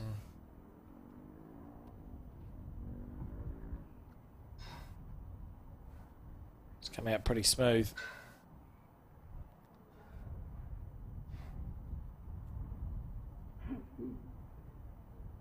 Almost looked like it got some wind there, didn't it? Yeah, I think even just looking at that first end now, being a rink in, that hand's certainly not as whippy as it was on rink 1.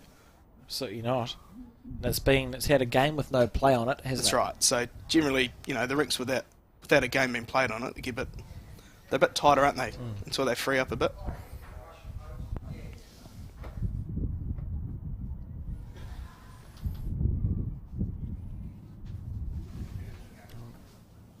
Joe Edwards here. Played some absolute blinders in the previous game, the semi-final. Remembering that Joe and Val played in this event last year and were unable to qualify. So they are looking to fix that up. Right, a few wrongs. Good first bowl.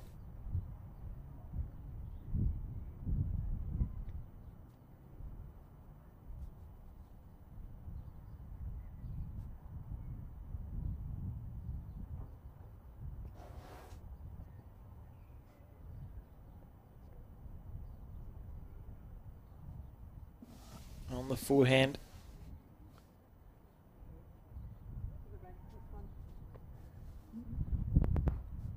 Something to correct from.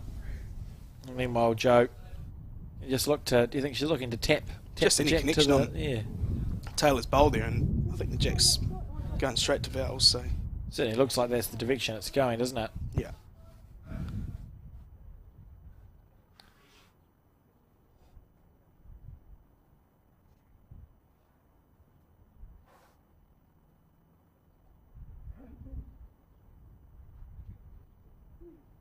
Might be far away here. Joe Edwards looking for a little tap on that shot bowl. Where's the jack going?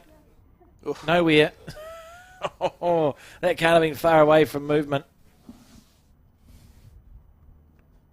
Perfect weight, really, from Joe, wasn't it? Just enough just to get connection on that shot bowl. Yeah. So Amy will know that's where the jack is likely to head, so she'll be looking to draw a bowl there. On that forehand side, so that's the left of your screen, you can see the jack is heading essentially towards Vowels bowl, which sits at 8 o'clock to the jack. Stops This is there, a good it's very bowl. good. That's a great shot. This is where you look at the angles, You go, well, if I tap Vowels bowl, is the jack still going past I think it Amy's? still goes past Amy's, by the look of it. The answer is yes, you may as well have another go at it.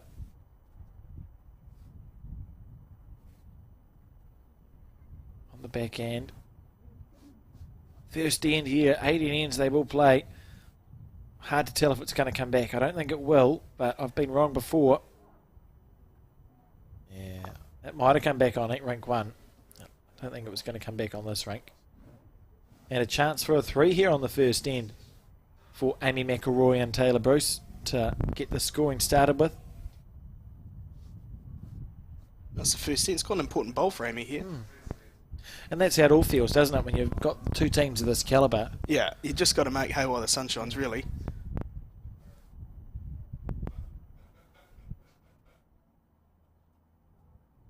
So it's a rinse and repeat situation for Amy McElroy.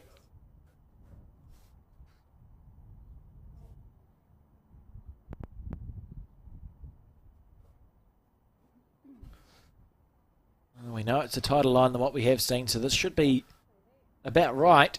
If it can just sneak around the front one, it's trying. Oh, that would have counted, I think. It's not to be, so we're going to see. Oh, she may have cut herself down here. He just promoted Val's bowl up, so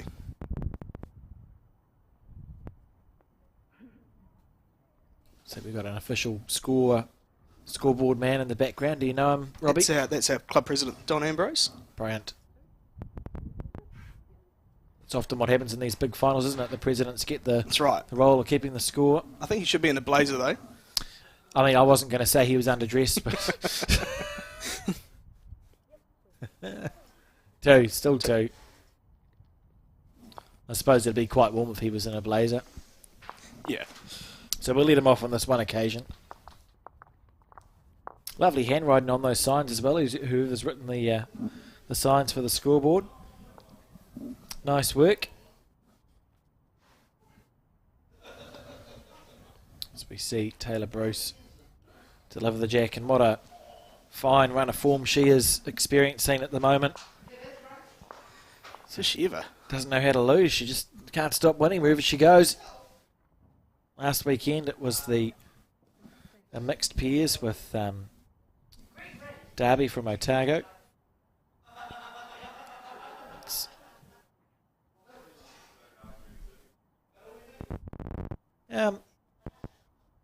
That jack doesn't look super centered to me. I don't know about your eyes. No. Is it? Can they not see the chalk? Mind you, the chalk lines are pretty It might be dodgy themselves, really. Maybe so it's the chalk lines of the challenge. We'll blame someone.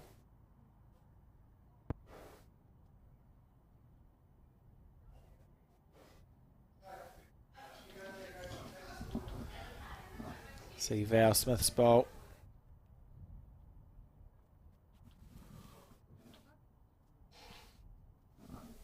Oh, doesn't look happy. Just falling that little bit shy. Yeah, I've decided it's the chalk marks, Robbie. I think the chalk marks are maybe a little bit to the right of centre as we see it. All the players have gone rogue and just want to put the jack down. That's right. I think it's better column A, Yeah, better column B, really. There we go. So Taylor Bruce settling down. Yeah, arguably, I'd say she's arguably the informed bowler in New Zealand at the moment. Oh, she's certainly in the form of her life, really, isn't she? One of two people to ever win the World Champion of Champions singles and the World Singles. Her and Karen Murphy. It's not bad company to keep. As we see this bowl here from Val. Be interesting actually for Taylor and Val because the Blackjack squad is particularly tight at the moment. They've got a really good culture going as part of the same team, and they're leading off against each other here.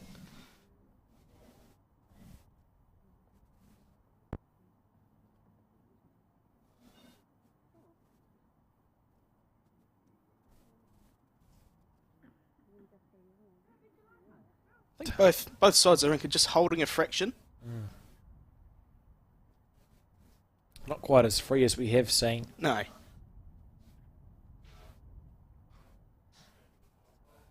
Val Smith now on her forehand side.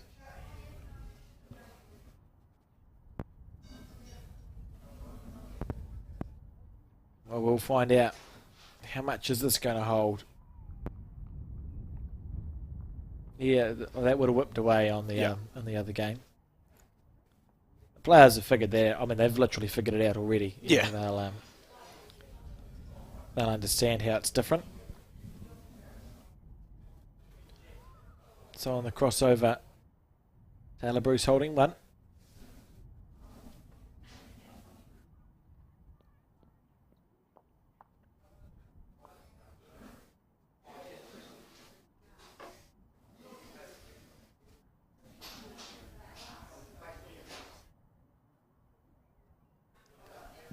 Amy on the forehand.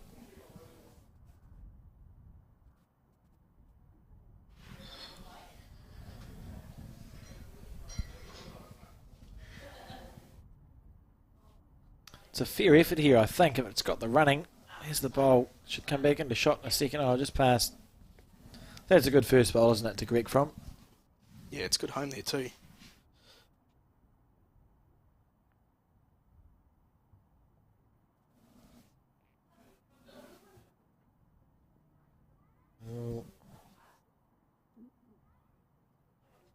I think it's not far away. Look at this from Joe Edwards. When are you turning? Oh, That's amazing. What a bowl. just got that late bit of turn. I thought she was just a bit quick then. What a shot. Words fail me. She's played a few of those today already. Oh, she has. Just dead draw, like. Such a hard shot to play. And it's the perfect way because your bowl sits down, so it's it feels harder to move if your bowl's sitting down, not on its running surface. Well, a pretty small target from the other end, from the mat, I'd say. I think Amy will try and get down to, maybe try and just trail the jack to her first bowl. On the back end. In the area here, this is very close. This is close. This is very close. Going to chip it out clean. Brilliant. Oh, brilliant. Absolutely brilliant stuff. We're on end two. I'm not sure if I have the... I don't know if I've got the capacity to last another 18 ends after that semi-final that we broadcast. And the quarter-final was amazing as well. So many effective bowls from all the players here. Interesting that she's playing the forehand. Must feel that the backhand isn't an option for whatever reason. Suppose she just drew one. Yeah, in saying that though, if she did play it backhand, there is a chance she could have been able to trail it to her own bowl. That bowl of Val's might be just in her eye line a bit.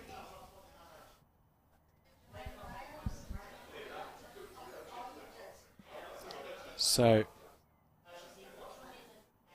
switching to the forehand.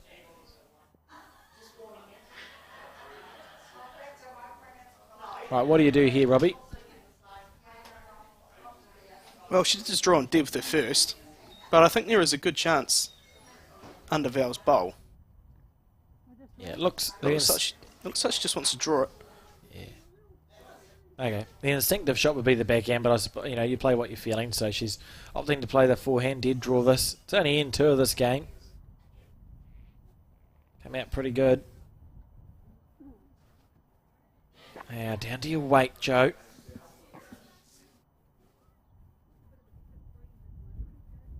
Beautiful line.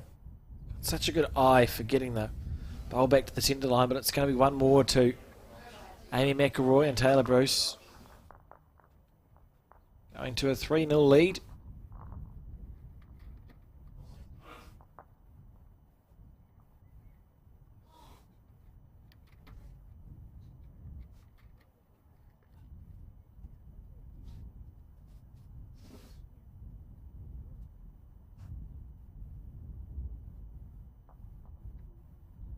I suppose it'd be quite nice for Taylor. Like she's been in these high pressure environments. Singles, you're just by yourself. You play the telling bowls. Must be quite nice to just settle back down, play those 3 lead bowls. You just have Someone to bounce a few ideas over. The same job to do. You're talking That's to right. someone and they play the last 3.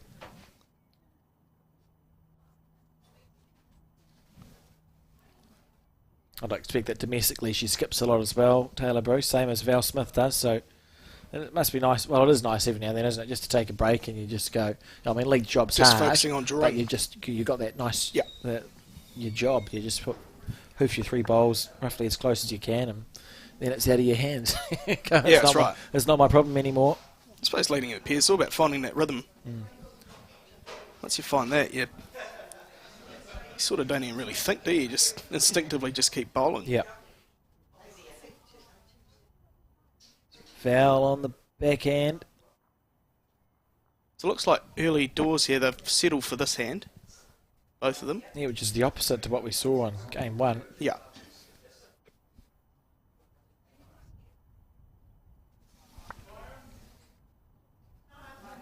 Good first bowl.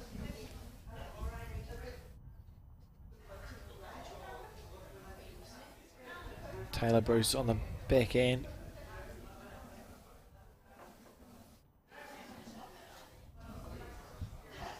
This is very close here. That's really good stuff. That's great bowls.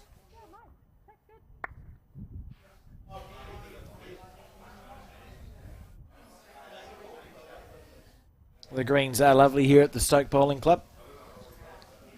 Must take a lot of work from your greenkeeper and helpers, Robbie. Yeah, Glenn Miller, our greenkeeper, does a super job with his team of volunteers that help out as well. The greens are in fantastic order. Oh, good bowl. I think you just need to look around this weekend. Some of the heads have just been unbelievable. Consistency of the bowls, and it's probably a testament to the greens. And of course, Glenn Miller spent a lot of time at the Burnside Bowling Club before he moved That's right. this way, so I'm sure he and Taylor are well acquainted. I'd say so, yeah. Probably seen Taylor grow up, I'd say. Yeah. Oh, I noticed the other day he had the 2008 Will Bowles vest on, which of course is where Taylor was introduced to the sport of lawn bowls, walking That's in the right, gates as a young one. That being, of course, the World Championship where Val and Joe won the World Pairs. Taylor Bruce literally hadn't played a bowl.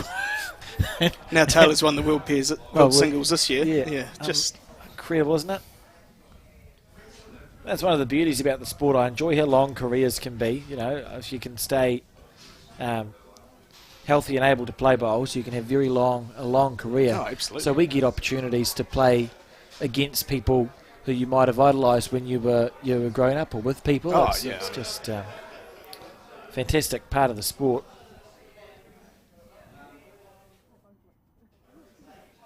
Val be keen to forget that last bowl of hers. Just didn't come out of the hand right, did it? No. Fallen short. Now we have Amy on the backhand.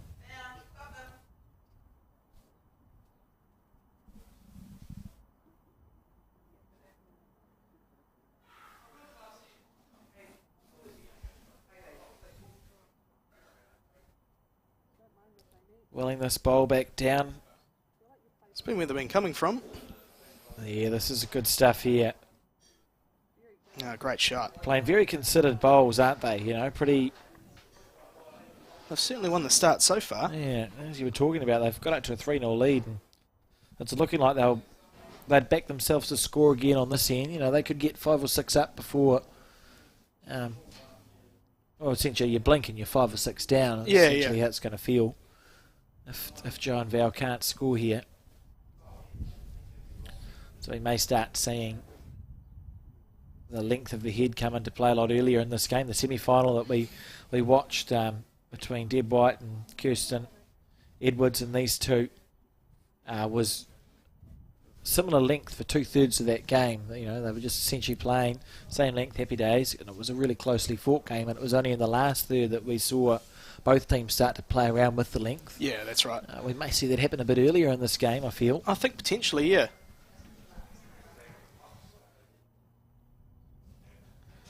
This here from Amy McElroy. Oh, just drifting through.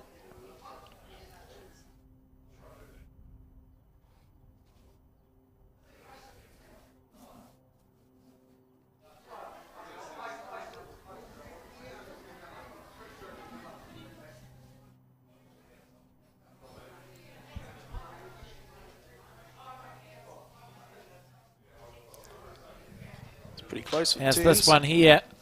Needs that to get down. Oh, goodness gracious me. That was a great effort. Decisions here. You don't want to make a target any bigger, do you? It's just nice. No, just leave it one bolt. As a 1 bolt target, ideally. The last thing you want to do here is leave one sort of jack level. Yeah, we saw. If you give Jo Edwards an inch, she takes a mile. That's right. Just sniff a bit of blood in the water on the previous game. Kirsten Edwards, there's one end, holding 2. She played a beautiful third bowl, and it made the target 1 bowl wider, and Jo went bang. It's like, where's that come from? So Amy here finishing tight, which is probably, that's quite clever really. So you're counting as a good second shot, but you haven't made it any easier to play. Decisions here for Jo Edwards.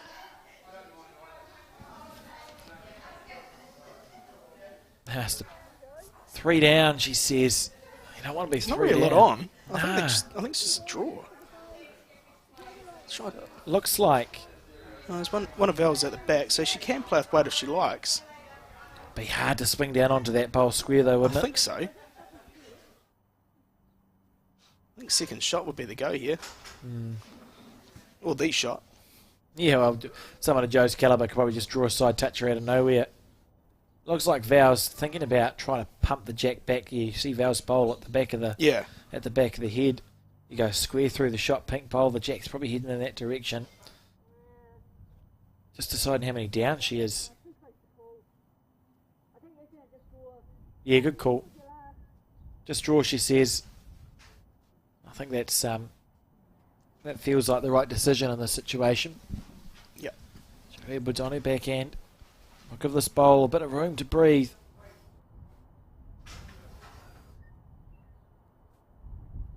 Oh dear. Oh, you said it's the one that gets out of the gates quickest, and it's going to be 3 more points to Amy McElroy and Taylor Bruce to start this game off. And they've started off on fire. Oh, 2. Well, that ruined it, Val. She said 3. I'm sure she said 3. No, they still got off out of the blocks a bit quicker, haven't they? So they take a 5-0 lead here on the 4th end. And like you said, it's about making hay while the sun shines here for Taylor and Amy. It's not obviously Mayday for Joe and Val, but they'd probably be wanting to win an end in the next couple of ends so they can get control of that jack again, play a length that they want, and try and swing that momentum back the other way. 2/3 of the match. Very short end here. Joe and Val will be crossing their fingers, won't they? You'll be thinking, please. Oh, that's interesting. Okay, so it's not... okay, I thought they were talking about how short it was, but no, it's just making sure that the jack is not in line with the chalk. Yeah. With the chalk mark. I suppose we should be grateful to have chalk marks at all. Just finding Interesting that Taylor's thrown up a short end here, but Well, it sort of came out of nowhere. I was a bit Yeah. surprised, to be honest. She wouldn't.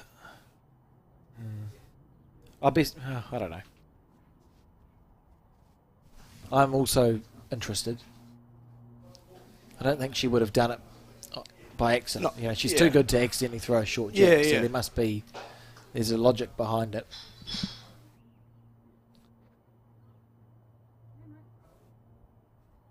Val and Joe. Or maybe, I don't know. That's a really good bowl from Val Smith anyway, regardless.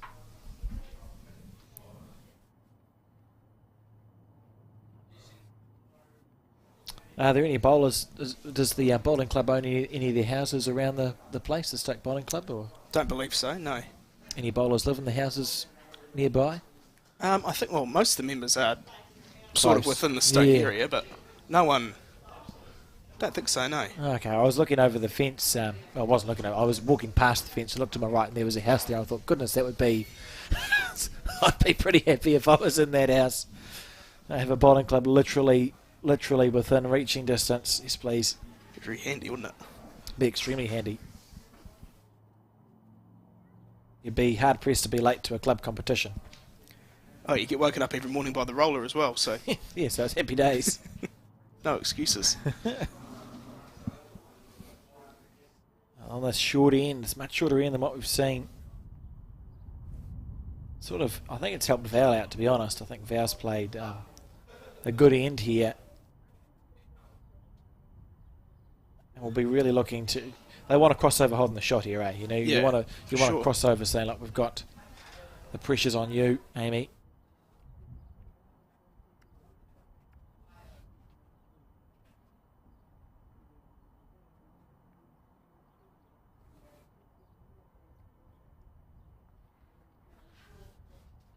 On the forehand.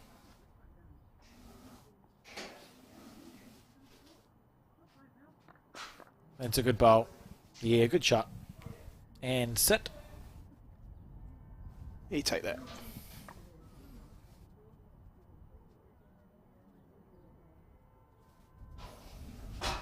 Probably the forehand here, do you think, for the first bowl?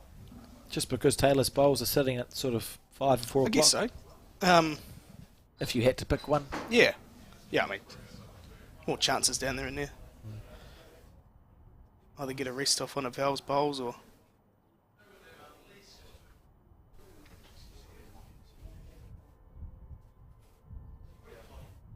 On the forehand. Very deliberate. They've all got very deliberate pre-shot routines, don't they? You I was know, about to mention that before, actually, yeah. look at Amy. She always takes a deep breath in before she plays a bowl. Taylor does the same thing every time. Same as Joe, same as Val. I think there's something to that. It's all about the pre-shot routine, isn't it? Probably makes sense. That's interesting.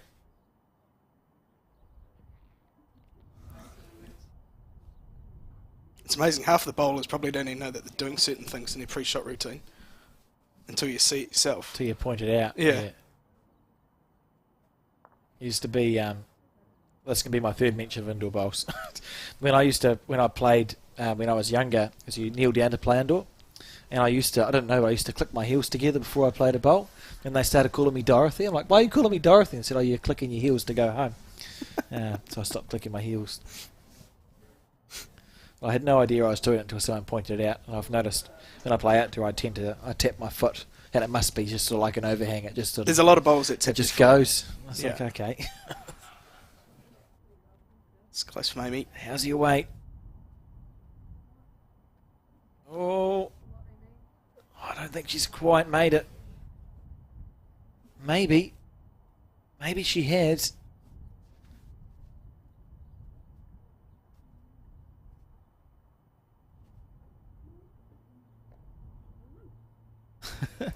Well, that's helpful. Thank you, Val. That's really cleared it up. It doesn't change Joe's shot, does it? If you're up or down, she still will be looking to That's right. draw one closer.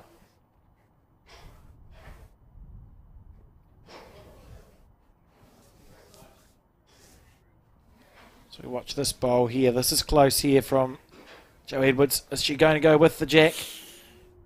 Oh, yep. Oh, she's followed that well. There was a danger. Well, it's not a danger. There was always a. If you're playing the 4, there's always a chance you're going to take the jack back to those 2 bowls, which is why Amy was playing that hand. But I suppose you'd rather do it than your opposition, and Joe Edwards has done that. Yeah, I just don't know if that bowl can be chipped off or. It's hard to tell the gap between the 2 bowls there. Oh, looks like half a bowl. Yeah. Maybe it's more about sort of rolling the bowl out or moving the jack a little bit on the back end. I suppose touch on the jack's probably the same result anyway. She's going to get back from there. She's given it room to breathe. This is very close. Oh, I don't think she could have played that any better. Well, I mean, technically she could have. She could have got it. It's within millimetres, really. Do you want to play a bonus bowl here, or are you happy with your 1 shot? What would you do, Robbie? I'd still play probably the same hand as she just came off. And just miss wide? I think so. You don't really want to be playing the opposite hand. She's walking her bowl up. What does that She mean? might just give it to Val as well and say, Yeah, here you are. I have a present. I'd find a way to drop my bowl if I did that. Oh, good call. I like that. Yeah, fair enough. So they go, look, we've scored a point. yeah. 1-5. I think the important thing for that end for Joe and Val was actually just to win the end. Do you keep it short now that you've scored on a short end? What length? What length are we throwing? Do we think? Well, I suppose these players know each other so well that they probably know what they prefer, like what everyone likes. How one's going to go? Yeah.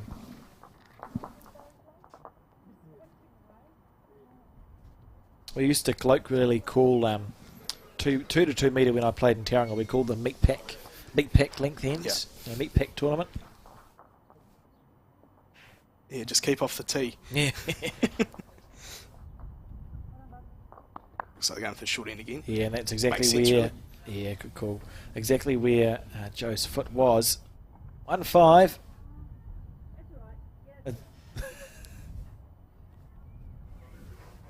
Just making sure the jack is straight.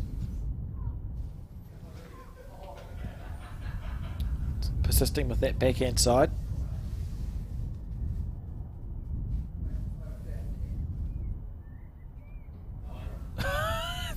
Well, I mean, I've got no idea. This could actually be a brilliant bowl. I know on this occasion her body language... No, it's actually quite good, isn't it? I mean, I'd be happy. yeah, I'll probably take it. Cool. My skip should be so lucky.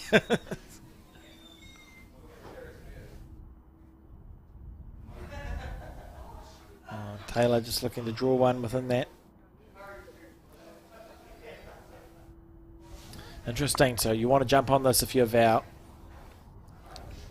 Just the tiniest little blip in Taylor's bowls. Absolutely, yeah. Well, since they played that short end previously as well.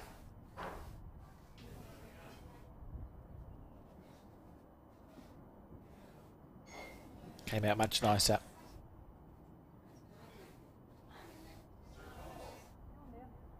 This is good. Yeah, that's a good bowl there from Val. That's, Sharp. when we talk about timing, that's it, right? Your opposition has a little blip. Yeah, And absolutely. you go, cool, now I'm going to remind you. Because you really want to get right on top. That's great stuff.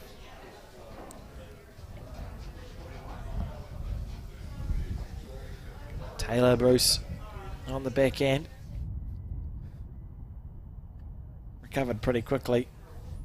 Suppose her and Amy would have come through the same age group events together. They'll be similar. Yeah, I think. Similar age? Well, I think we all have really. Yeah, the whole, your whole generation. Secondary school bowls and Kitty Hawks and all that.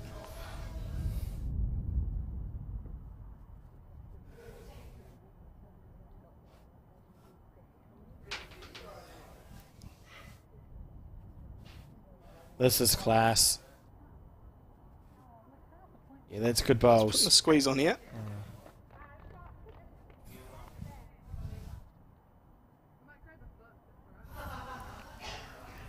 Oh, there's a conversation happening. What do you think is going on here? Just questions about where the bowls are in relation? I guess so.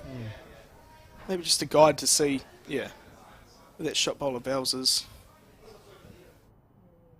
Perfect delivery. Needs it to let go. It's coming down. Yeah. Look at this here from Taylor Bruce. What a bowl.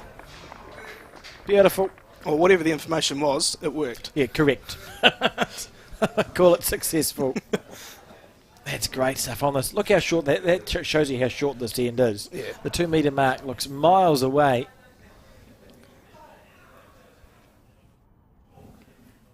And on the crossover now, holding one.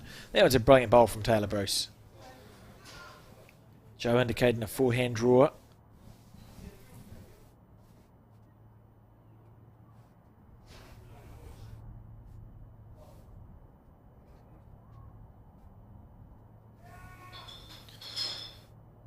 The jack is right in the middle. Lovely track, says Val, so finishing just past. Amy on the back end. What's her pre-shot routine? Oh, that I don't know why they bothered ducking. It's sort of like me walking past, really. It's not going to be a problem, kids. Amy here. This is great Close stuff. too. No jack. Oh, what a shot. Amazing. She has come out of the blocks far, hasn't she? She's played some great bowls in this game already.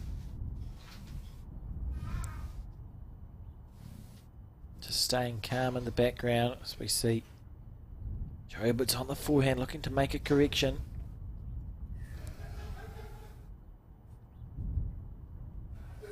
This is close. Oh, it's just going to drift past. Same bowl twice. Yeah, good call from Taylor. I was just going to say, you wouldn't want to... I think that's where it's going. Yeah. Your target's as big as you'd like it to be. If we remember that a killed end is a replay, that may cross the mind of Joe Edwards here. No, is it easier if I just kill... Why not just kill the end and start again? So it's essentially touching Amy's bowl, and it'll kill pretty quick. It'll squeeze out to the right as we see it. Just wondering if she can go straight at it with that bowl in front. I think she probably can on her backhand. On her backhand it would have to be. Yeah. Oh, yeah. Yeah, either kill it on the backhand or draw it on the forehand. That would be my two.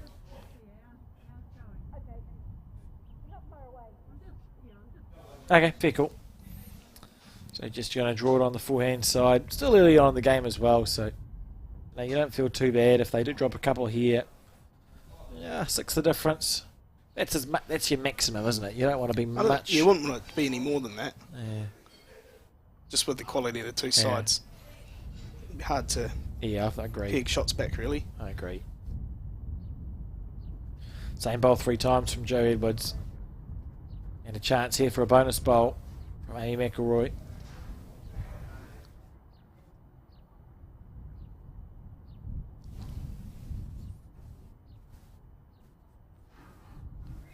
On the back end.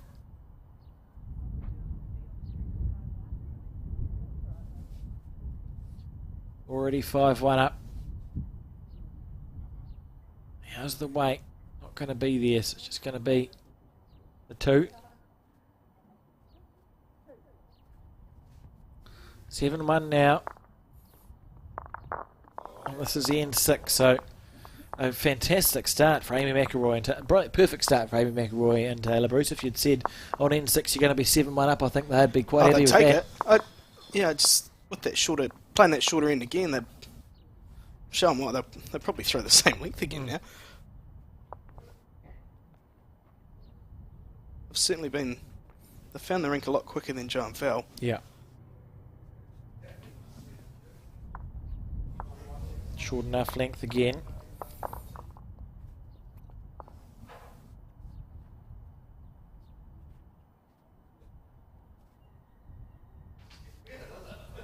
Taylor just looking around.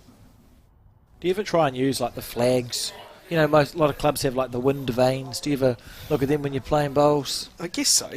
Yeah. It depends what club you're at as well. Like, a lot of clubs are very confined, so you get a lot of swirling wind, don't you? So Yeah.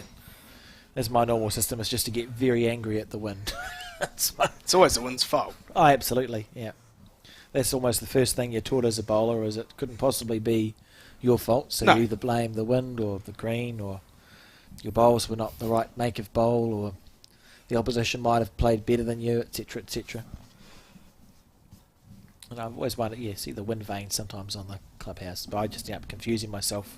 So I look in one corner and a flag will be flapping in one direction, and look in the other corner and the flag is flapping in the other direction. It's like, well, the idea is just to find a line, just keep playing that same line. yeah.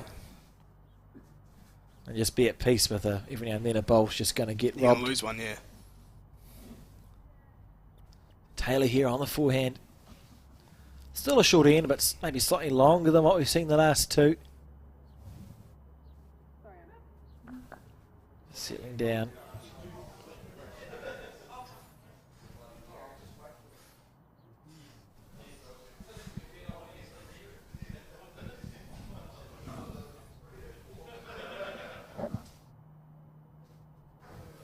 Val Smith on the forehand.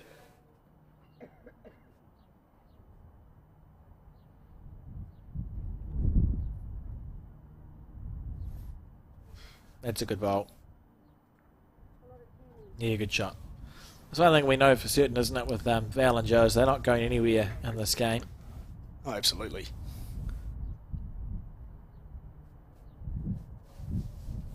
Taylor Bruce on the forehand. So just while I have a chance for a little plug, for those tuning in, thank you for tuning in. And I'll just mention that we do have Bowls New Zealand is starting a new televised league called the Twilight Bowls League every Tuesday and Wednesday from this Tuesday and Wednesday for about a month. It goes until December the somethingth. Yeah, well, it goes for 6 weeks is my point.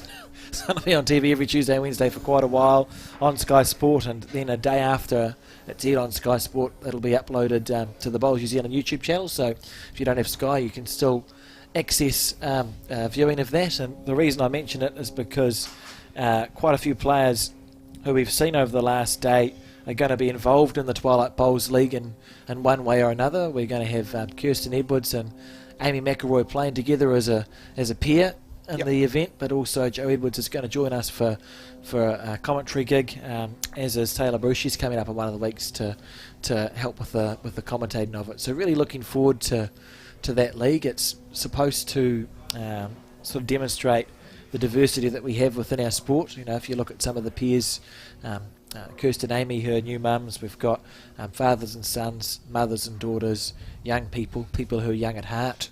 You know, a full mix, and it's going to be really exciting 6 weeks of bowls, I think. I think any opportunity to showcase our sport on different platforms is really important. So, how good. Yeah, no, we're excited. Bowls back on the telly again. Excited for it. As long as we're doing it ourselves, so as long as the cameras do what they're supposed to do and nothing falls apart, I'll be a happy man. So we see Amy on the backhand.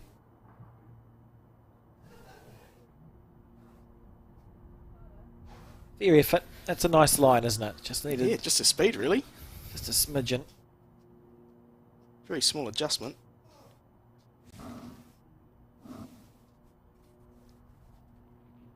Joe playing on the forehand. Who do we think's holding the shot there, Robbie? I'd say Val. Might even be. Jeez, that's whipping across there. Look at that. Oh, that's certainly. So it's definitely 2, maybe 3, right? I think it might be 3, yeah. So important for Amy. A bowl like this is about keeping your line, isn't it? You know, you don't. It's natural to try and pinch your line a little bit, but you're just playing essentially the same bowl. It's just such a small adjustment she's got to make from her first one. These are the shots where it's easy to be narrow, which Amy isn't here. That's a well. Clear hers. Yeah, she's played it well. She might have slightly overplayed it, but that's a well played bowl. It's so easy to pinch your line when you finish short and you're sort of. Yeah, absolutely nothing for narrow there. In the way.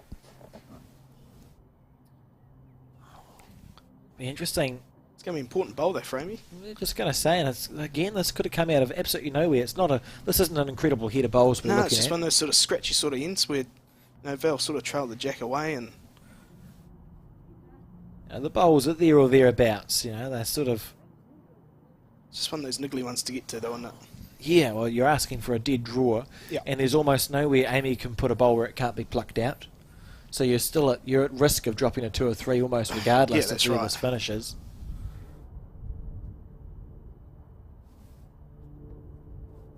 On the backhand, this is a better bowl potentially. How's the weight here? We'll find out. Oh, He's a friend. unlucky. It's an unlucky bowl. I think it feels like Joe and Val are holding at least a 2 here. Such an important bonus bowl here for Joe, and you'd back her to get this 9 times out of 10. There's what should be a lot of room to draw.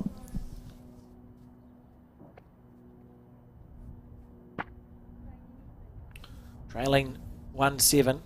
It's important. She here? It's so important that this makes it up. And oh, she's disappointed with that one. I think she'll actually be surprised that she's missed that. I think that's one of the times where you think, well, this is a bread and butter shot. I wonder if it's just sort of slipped the mind just for a bit. They're measuring for the 3rd shot, are they? Oh, it's been conceded by the looks. They're measuring for 4. This is such a loose number. 3. Once again, they get a 3 just out of the blue, you know? It just happens. Yeah. Now, are we seeing a 2-2? We might see a different length. There'll be a change in length here for sure. Bowls are kicked back.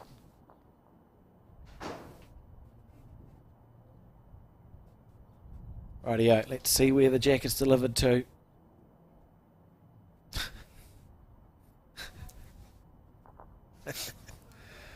Here we go. So Val delivering the jack. She's been given a foot by her skip. Keep an eye on how close it is. Probably to more that of a length. medium sort of length, isn't it? Yeah, Not a huge change, but just that little just, you know, a small shift.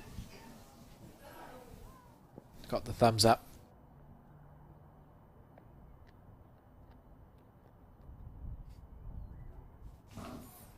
Well, it's a beautiful sunny day here in Nelson, although I went outside to help move the cameras and immediately got hay fever.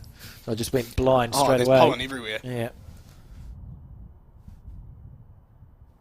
I would need to be loaded up on the little hay fever tablets if I was trying to play bowls today. Absolutely beautiful weather here in Nelson. Oh, just a short of a gallop there from Val. Wouldn't surprise me if she changes hands just because, you know. Yeah, I mean, she did that in that last game as well. Sort of caught us off guard a bit in the semi-final when she changed over, but Sometimes you feel, you know, like if we look at this, we know the backhand coming in this direction is actually playing really nicely, but sometimes as a player you feel, oh, I'm not quite playing at my 100%. That's right. Even though the hand's actually playing fine, just for my own subconscious or psycho whatever, I'll just switch hands and just change it up so you're having a fresh challenge. almost like it freshens your mindset as well. As I say that, she doesn't need to change hands, that's fine. Almost draws a shot. Good bowl. That's the Taylor Bruce delivery. I think essentially the perfect delivery.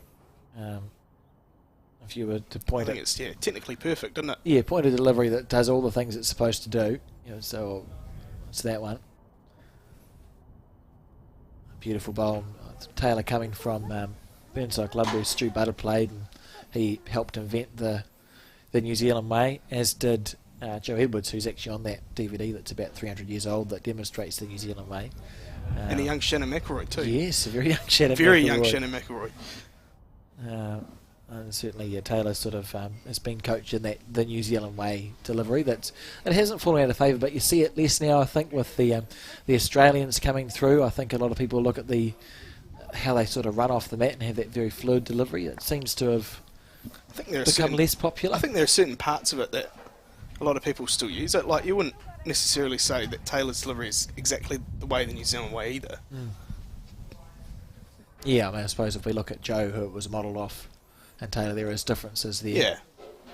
It's always interesting to me because the New Zealand way starts from a standing position, eh? That's right. Their argument is you should stand and then play the bowl, whereas you see quite a few people crouch or get a bit lower down nowadays. Oh, I mean, there's all sorts of deliveries around, really, aren't there? I think we've said it before, but if anyone's near YouTube, and you should be because you're watching this, just search Ian Taylor bowls. You'll see the craziest delivery you've ever seen in your life. And he played for Australia for about 10 years, won World Championship. He's that, crazy. I don't know how to explain it on commentary. You just have to have a look. Yeah, you just have to watch the video. Like, it's unexplainable. And go and try it. All the best to you. Yeah, Godspeed. So we see Joe Edwards on her forehand here. One down on the head, remember, and trailing 4-7 in the game. This is the 7th end. We got that lovely catching bowl of Val Smith's at 5 o'clock.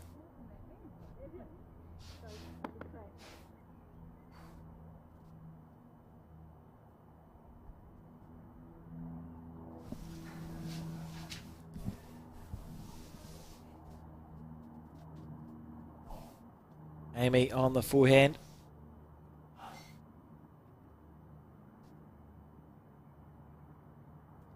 Feels like this is a reasonable track here. Here it comes now. That's great stuff. Yeah, classy bowl. Well played. That's brilliant. And Joe look at that and think, well, I need to do something similar. Sort of block the hole there now, I suppose, so there is a good chance that Joe will draw the shot, really.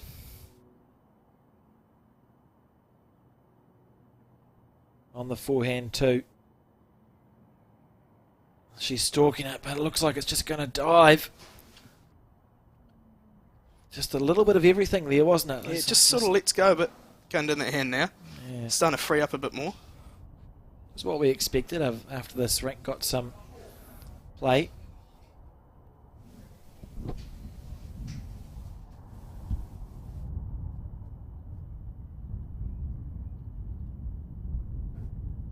Amy in very fine form in this final.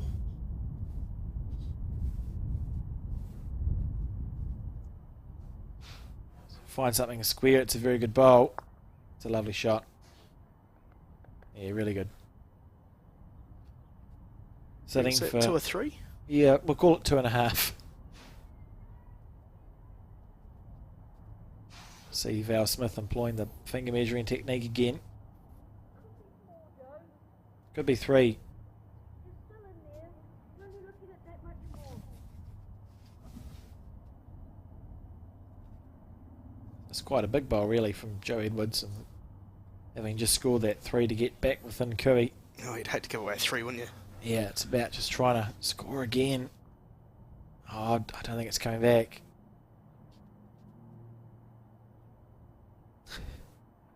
And again, Joe Edwards. Oh, it did come back a fair way, but Yeah.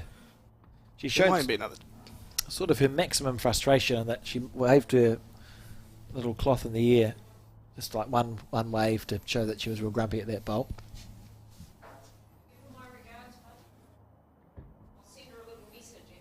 And here we go. So, scored a 3, and they're about to drop a number. Although that bowl isn't threatening the head, so we'll see what it comes out as. 1-2 conceded.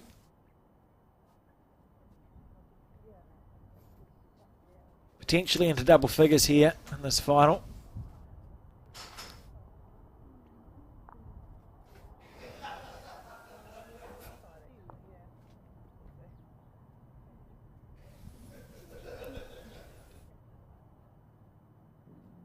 Oh, was it 4? Yeah, it could be 4. 4. Yes, 4. Goodness gracious me. Well, that's how you recover from dropping a 3, isn't it? And we see an 11-4 lead here. That's it feels like That's a massive swing, that. feels like a big lead in this game, doesn't it? 11-4 for this team of Amy and Taylor. I think I wouldn't be surprised to see a change of game plan from Joe and Val, keeping in mind the format here is Kildanes have replayed and replayed and replayed and replayed. There's no I think we'll get spotting. we'll get to a time where they start attacking a bit more and a bit earlier. I think so. No, they've been around long enough.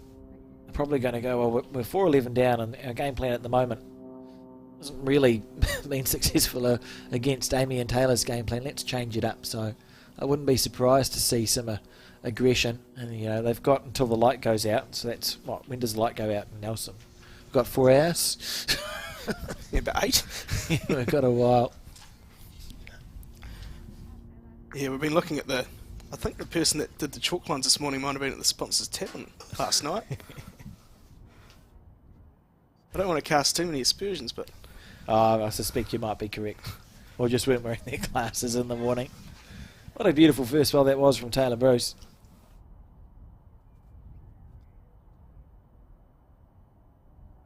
Val Smith now on the forehand too. This is a pretty good bowl.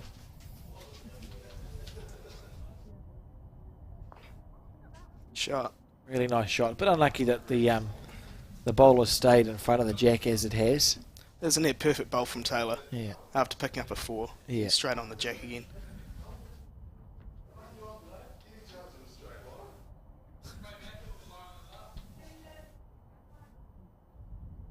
On That again, she's got the weight. Yeah. She's the Oh, sort that's brilliant. That is brilliant. It's the sort of player, and Right it's around sat too. down. That's perfect leading. The sort of player, all these are the sort of player where if their first bowl is good, you just know that's where the next bowl's going. You know? I think that's what makes them really good singles players as well. Yeah. Yeah.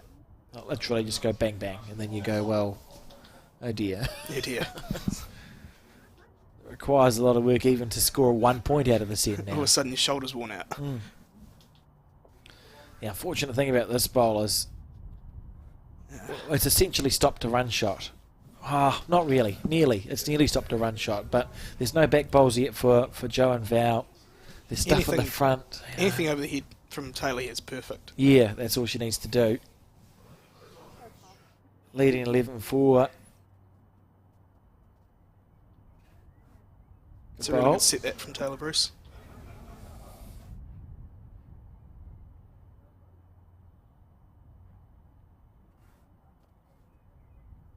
Staying on the forehanders, Val Smith.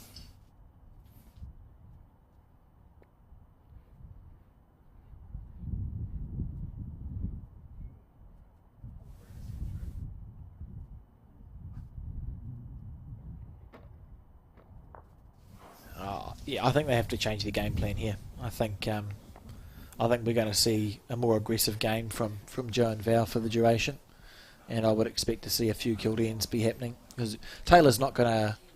You're not going to impact how well Taylor's playing regardless of where you put the jack, I feel. I think Taylor's always just going to be smothering it, so you have to be more aggressive. It might mean that Val is going, well, we don't have to have the shot on the crossover. I'll put 2 or 3 bowls past the head, and then we can just get aggressive. Let Joe have a go at it.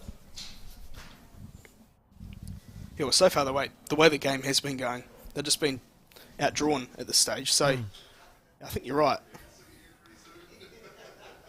Yeah, I suspect that's what we'll see happen. I think they'll just make that change. So on the forehand here from Amy, has played very well. Continues to do so. Look at this bowl. That's really good shot. Should be counting if it sits down, and it is. Just perfectly in a line as well, just gives absolutely no target. Really good bowls.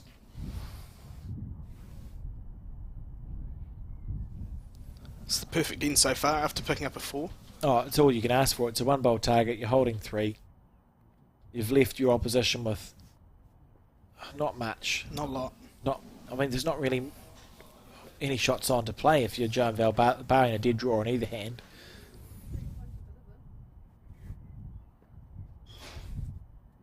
The only other thing I could potentially see is you go on your backhand square onto Val's bowl that sits at 12 o'clock. If you get it square, you might get Might get a bit of jack as well. Sort of good results. Get the jack out to the right, but you have to hit Val's bowl in the right place there. So you're asking for literally an inch perfect. Yeah, I think any edge off Val's bowl, you'd probably just pick it out. Yeah, the bowler Taylor's out. Clean as a whistle, and that's no good for anybody.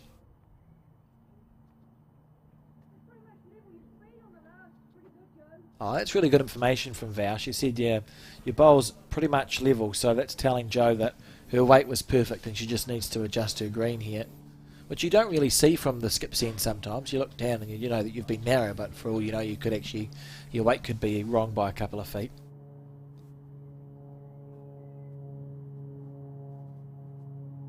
And look at this here from Jo Edwards. Oh, what a shot. Look at this here from Jo. What a ball! What a shot! That's got to be one. Surely that's one. That's enormous from Jo Edwards. My word. Oh, she just...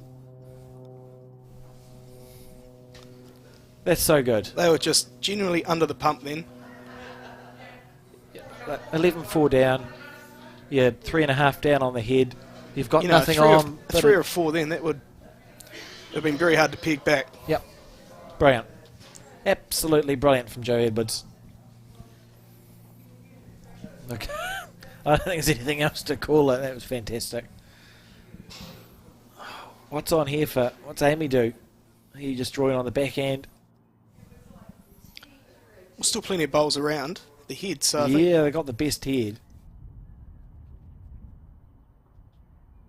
The over on the backhand, perhaps? I think so. I think any sort of touch on the jack on that backhand is probably going to work out pretty well. If you are narrow, you're likely to go foul on to Taylor up and over for one. So a nice, a confident draw essentially on the backhand is what we're saying here.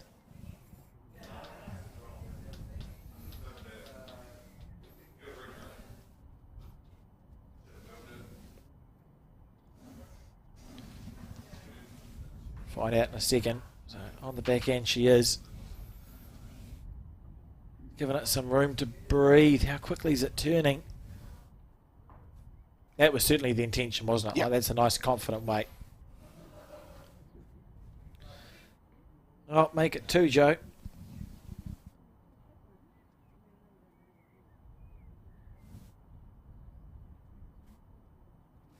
Just figured out what hand they want to add the bonus on. Let's take that one off. Oh, taking the one, fair enough.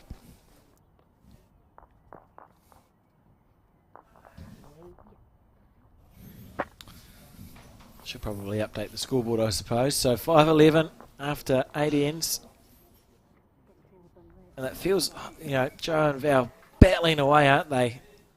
I think it's fair to say almost any other pairs combination would be... I think they'd be, more down than the track. They're 5-11 just down. sticking in here, just showing all their experience. That's what they've had to do.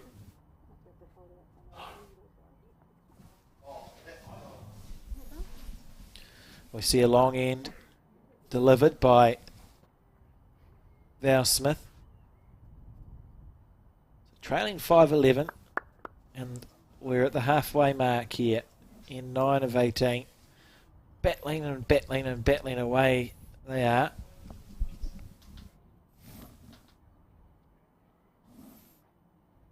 On the back end. So we haven't seen that change yet. We haven't seen a change yet from Val Smith.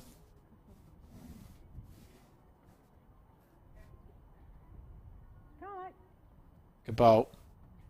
all you've got. Come on. More. Yeah, good shot. Well played. Billy. Go, bud. Start. Come, bud. Step back.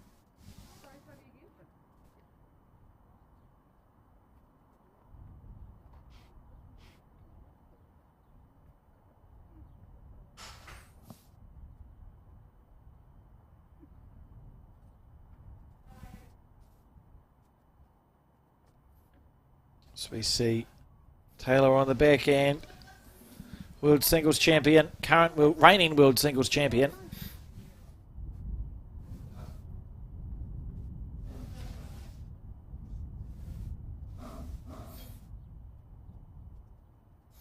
Val will be very pleased with her first bowl and will be looking to make the second one count. It's interesting, as we've spoken about Amy McElroy's delivery, and she's sort of, it's reminded me, there's a question I like to ask people, usually mid-game. Like, oh, do you breathe in or out before you let go of the bowl? Oh, that old trick, eh?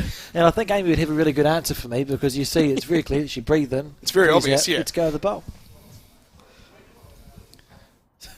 It certainly, yeah, it would be, I don't think she'd have to think twice about it.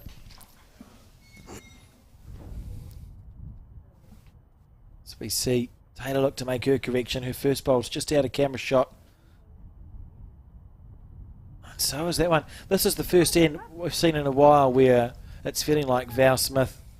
That's not fair. It's the first end we've seen in a while where it's feeling like the Edwards-Smith combination is a chance of crossing over, holding quite a good head here. Yeah, good head. Remembering there's still obviously a bowl to come from Taylor Bruce, and she's quite capable of making the correction. It'll be pleasing at the moment that Smith and Edwards are holding, well, they are holding 3. They've got 1 close, 2 slightly past. Let's beat those, bud. So it's a big bowl here from Taylor Bruce. She'll be happy with the second shot.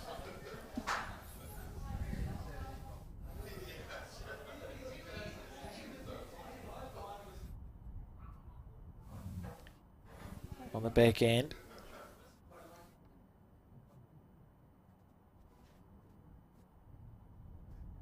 Willing the bowl back down. Yeah, this is a great bowl. Good shot. That's big help. So cut it down to 1 now. And less likely that a number's going to happen. If a number was happening, it was probably happening with the 2 bowls of Val Smith that sit at 5 o'clock. And sort of, it looks a bit ugly to try and get the jack over there now. You could split the jack out to 3 o'clock where Taylor Bruce's bowl sits. So I think we'll see Joe try to build the number with a static just keep jack. drawing. Yeah.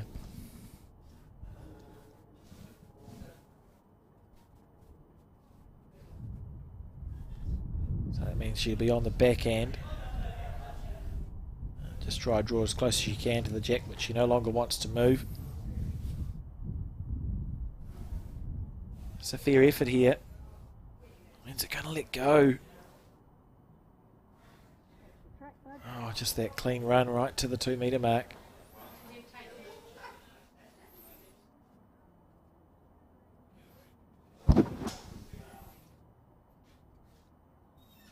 There's the big breath in and then out.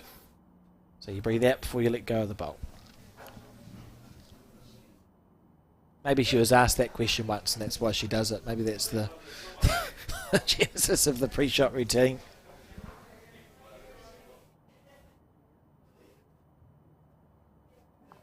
Just a fraction over there. Yeah.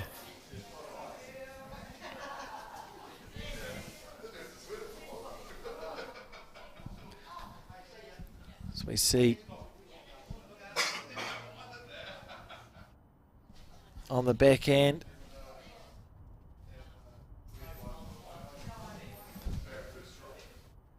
Joe, this is close here. Don't want to make a split. And she hasn't. That's brilliant. great bowl. Good shot. Sitting with a good 2 here. How many of these heads have been set up where the bowls are just, like, there's just no targets? Yeah, nothing on, right? Because they've got the greens too good. Yeah. It's going to deep draw it. It's going to look nicer this side. Yeah, so Taylor asking for a forehand shot. It sounds weird, but it's true. Like, particularly in a fours game in bowls, you actually want some of the first half of your teams to be missing wide or narrow, because shelves are great. Especially in fours, because, you know, Got to have wing bowls to use. It's no good if you if you're skipping and you turn up and it's just this line of bowls in front of you.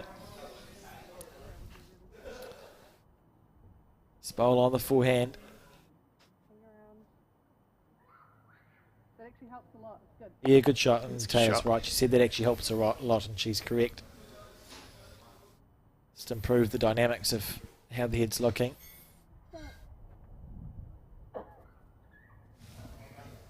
Joe just asking how far the jack was behind the shot bowl, and that been indicated to her by Val.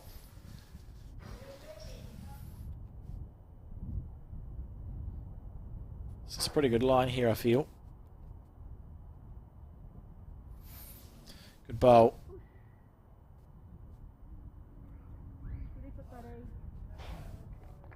Good shot. I don't think she's quite made it, but you know, it's essentially guaranteeing nothing's going to be hit on the back end. You've got that short bowl on the way. yeah, if they do attack now, we'll have to be on the forehand. If you're brave, there's half a chance of a cool result through that.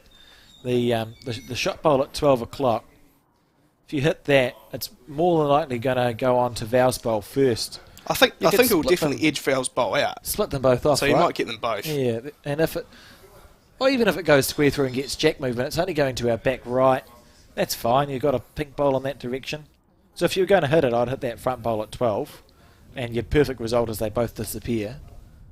But chances, or you just any of that bowl's good, because if you get, even if you just chip it off, you're just going to be one down instead of two. If it is, it'll be about one of the first shots of aggression played in the whole game so far. Yeah, we haven't seen it in this game. Haven't seen it. And, I mean, Amy's been playing well enough that she may well just decide, well, actually I can draw this on my Back south to forehand. draw it. And there is room. There's 2 bowls worth of room. Interesting. They've certainly they will have spoken through all the options that are on. Her delivery is the same every time, so it's actually hard to it's hard to tell. We'll know when she lets it go. Must be a draw shot. There we go. She's given herself half a chance here. Oh, how's the weight? How's the weight? Oh, the green was so good. So we'll see. Two conceded. The veterans are battling their way back into this game. You're on your own calling them veterans. Yeah, as it was leaving my mouth, I regretted it immediately. But you know, it's too late, so you have to double down. Veterans and no, I got nothing. I could have said almost any other word there. Yeah, I think so. Yeah, yeah. Sorry, team. Never mind. If you watch this back, actually, I'll be back in Auckland by the time they watch it back. So I think I'm reasonably safe. The point being, they're experienced bowlers, right? So, Yeah. So they're drawing on that experience. Veteran probably a bit No, they're harsh. right back in this game now. Well, they weren't really out of it either, to be honest, but No, they were just further down than they would have liked Yeah. to have been, you know. And we've seen them salvage some really hard heads to salvage. There's a world in which they were about 16-3 down. It was only for 1 or 2 bowls of both of them that it's been that's right. kept close, and they're doing a great job of doing that. Good bowl. Mid-length head again. Taylor Bruce on the forehand. So for the difference, end 10.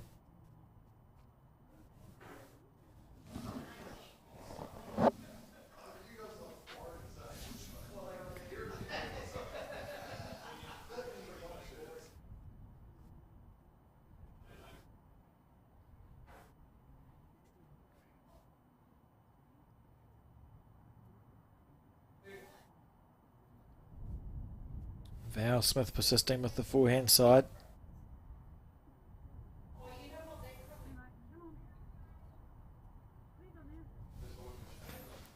How's the weight? Just pulling up.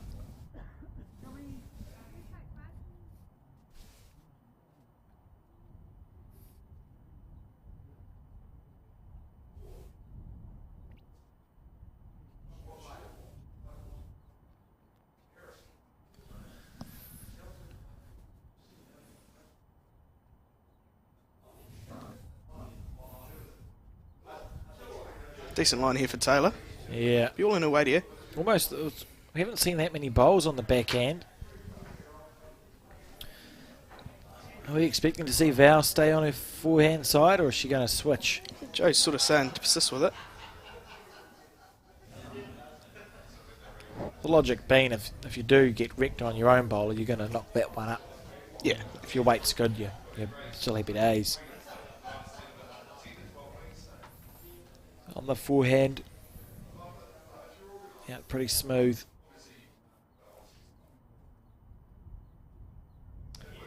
She's going to need her bowl to drift here. She has a flat finish. She might get in the back door for one. Wasn't to be.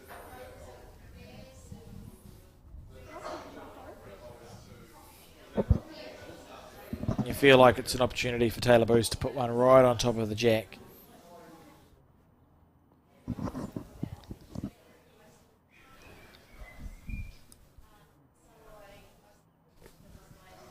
Bit on the high side. Yeah. A loose end. Well, it's not a loose end, but it is. You know, it's sort of, In the context of this game, it is.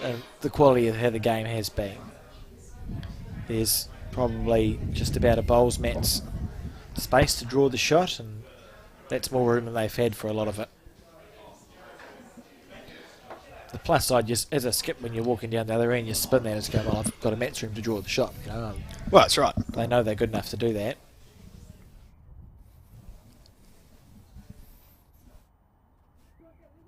Here we go. Joe Edwards on her forehand side. Talking of routines, she will take 3 steps to the right and look down at her feet. Ready? Down. 1, 2, 3. Oh, you've gone for more of a walk. I'm going to take that as a win. She went through a phase, I'm not sure if she still does it, she used to sniff as well. Yeah. Once you play a bowl and you get a big sniff. I find it fascinating watching different bowlers and their different mannerisms on the green. Yeah. It's completely out of your control once the bowl's left your hand, but yeah. Still have the quirks. I think it'd be quite funny, you know, you have your books on the coffee table and there was different ones. I think it'd be funny just to take pictures of people writing their bowls. There'd be some hilarious... Oh, yeah.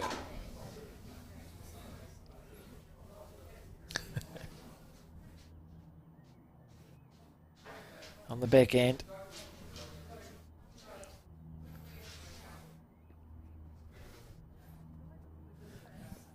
Still plenty of room. Is it going to pull up? This is bizarre. This happens in bowls sometimes. It's just... Mind you, looking at the time now, it is 25 past 4. So I think the green's just Greens beginning sort to of just tighten up a bit around that time, don't they? So changing that little bit. And we won't see it. I mean, players who are this good, if the green changes, it usually takes an end and a half. That's right. You won't notice it for long, put it that way. You play maybe 3 bowls and you go, well, actually, that wasn't me, that was the green. Because that's the challenge, isn't it? You have to understand why your bowl's missed. Is it because you've done something wrong, or is it because something outside of your control has changed? And for some of us, that's harder to understand than others. Amy on the back end. So she's got a correction to make. Just a little bit short with her first one.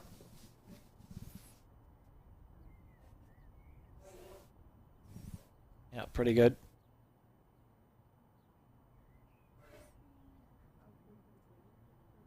You feel like this has got to be pretty close. That's a really well played bowl. Nicely done. Important bowl for Joe here. Yeah. So she can do it again. I would not put money on her missing. So on the forehand side, really loose end, so just has to dead draw. There's nothing to hit here. Oh, I'm not sure. I'm not sure about this one.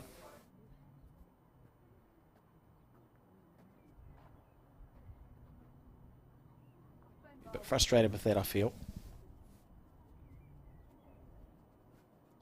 Sort of the second loose end going this way. Yeah. Yeah, it is actually, isn't it? Intriguing. Again, if you're Amy and Taylor, you're not questioning it. You just go, right, we'll just keep going. Put the shots in the bank, please and thank you. So on the back end here.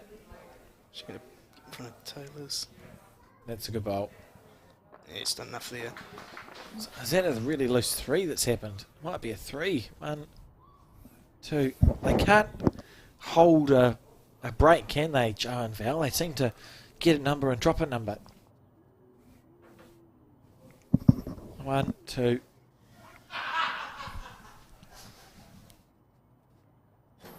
We'll find out in a second.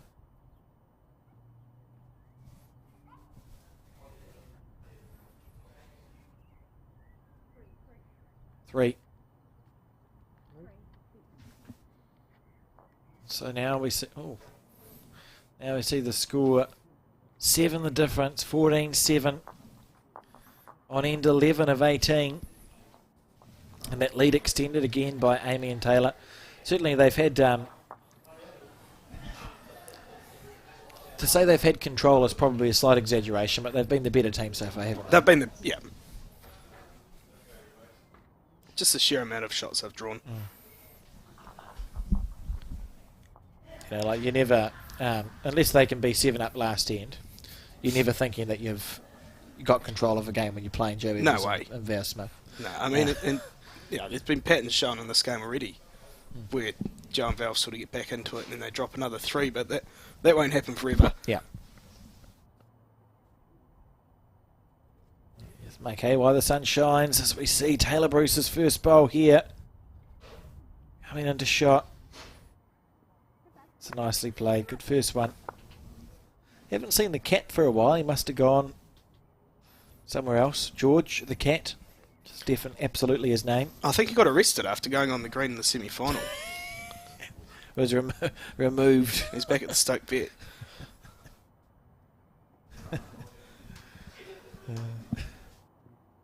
Here you go.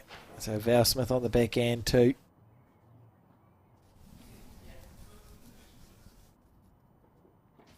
Seems to be challenging to put sort of 3 bowls right on it in this game for whatever reason. Yeah, I do think the green is definitely changing. On the back end again.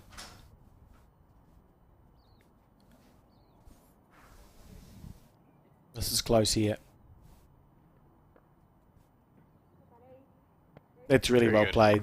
That's class. That's really well. That's, yeah. What more can you say? That's perfect.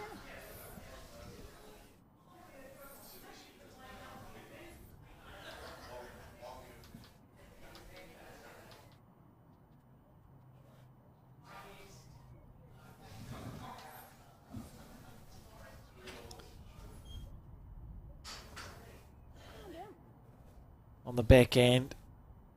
Val Smith, That's she's very not close far too. away here. That's classy. What a shot. Oh, they're just battlers. Did you think I was going to say something else then? Gone from veterans to battlers. Yeah. I don't know what I'm doing. I would say the sun's getting to me, but we're in a commentary booth.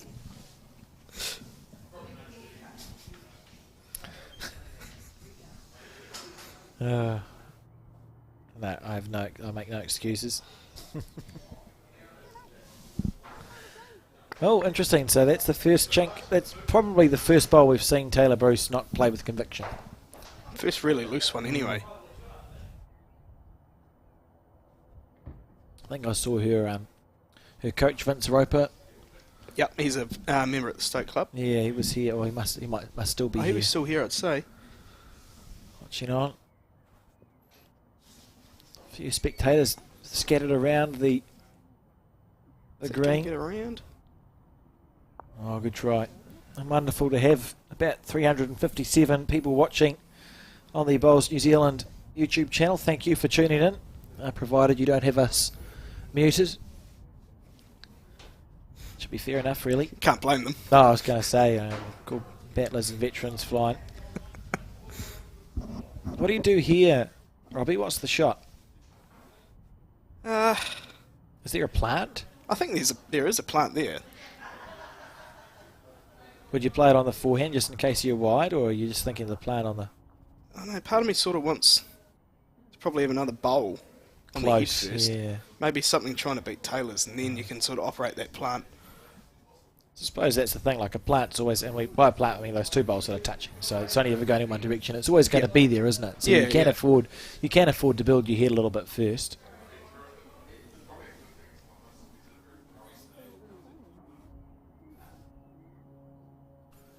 So on the back end, yeah. So the plant we're talking about, you see, Val's bowl sitting at 1 o'clock to the jack, and Taylor's bowl touching that one. I think if you hit Val's bowl, it's a really low speed plant, that one. The plant's gone. That's it. Plant's gone there. Wasn't watered enough, and it's gone to plant heaven. Just draw, you know, if you just play a bit that shot. 7 the difference.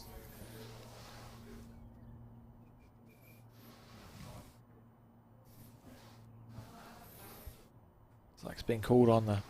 She's been called on the forehand.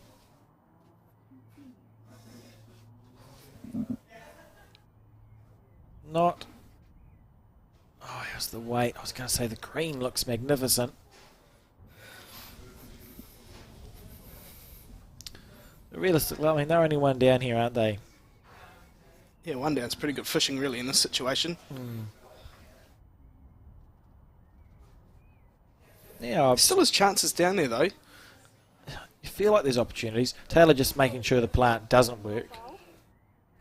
The only issue with that, what Taylor was looking at, if you got the outside edge of Valve's bowl, it'd actually take their bowl completely off the Cannon's head. clean off the head, eh? Yeah, you'd be 2 down then. So I think it needs to be on the other hand. It's a chance off Taylor's bowl. Any squeeze of the jack's really good. On the forehand side. Playing in percentages here, there's good options all the way around. You just need to be, should be thinking, I just need to get in that area underneath this outside bowl. She's got the weight right, but it looks like it's wide unless there's a, oh, this could be, oh my goodness, oh Jesus. Well, that's, that's okay. That's the hearts would have been in the mouth, seriously, in there. That's just, Might be a slice of heaven. But it's actually worked out to be, realistically, that's unlucky from Amy because she missed it quite wide and has somehow managed to make the head worse even though she missed it.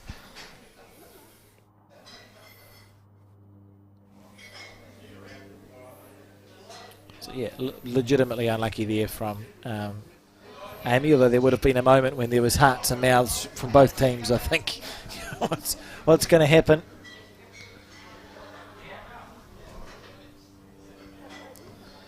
Jo Edwards looking to nut the jack, and she's done that. That's beautiful. Just at the right time, and just really putting the pressure on here. Holding 3 now.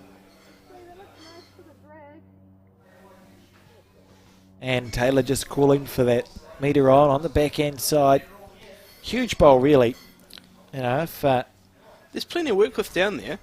it looks like it. It looks like there's stuff there or thereabouts. It just depends how you want to approach it, whether you're trying to just dead draw it or you want to just play through. Find yourself in that area. How much is it going to turn? I don't think it's coming back home.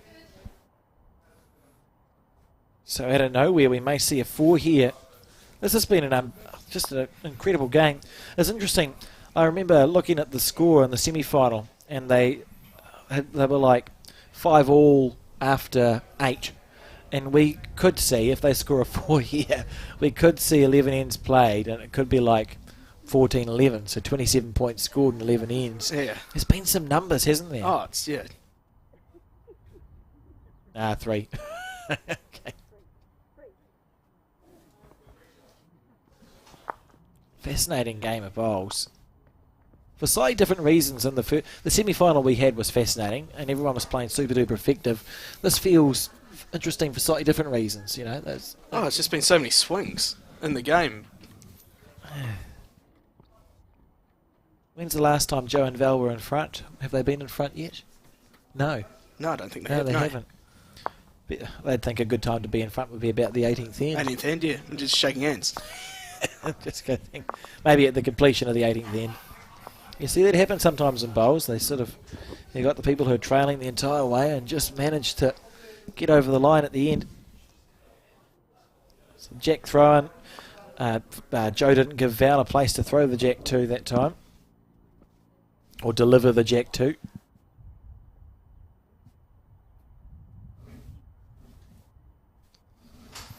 I learnt the other month, commentating with Dave Edwards, that you score shots and bowls and not points, because I kept on talking about how many points were scored, and I was told that it's not points, it's shots. So that stuck with me. That was my learning from that week.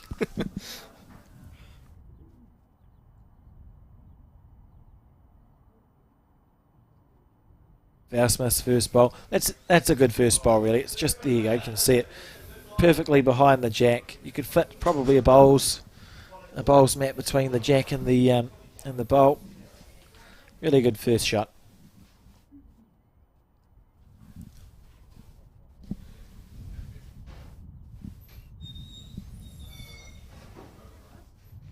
And Taylor matching that.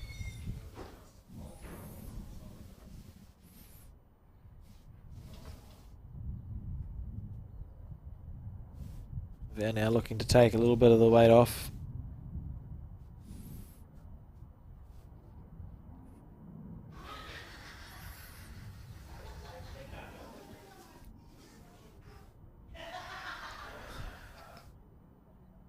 Just on the quicker side again, is she? Yeah. Oh, it's pretty good. Yeah, it does. I think the green's slowing down. It feels like they're pulling up a bit quicker than they were, Yeah. and not turning quite as dramatically.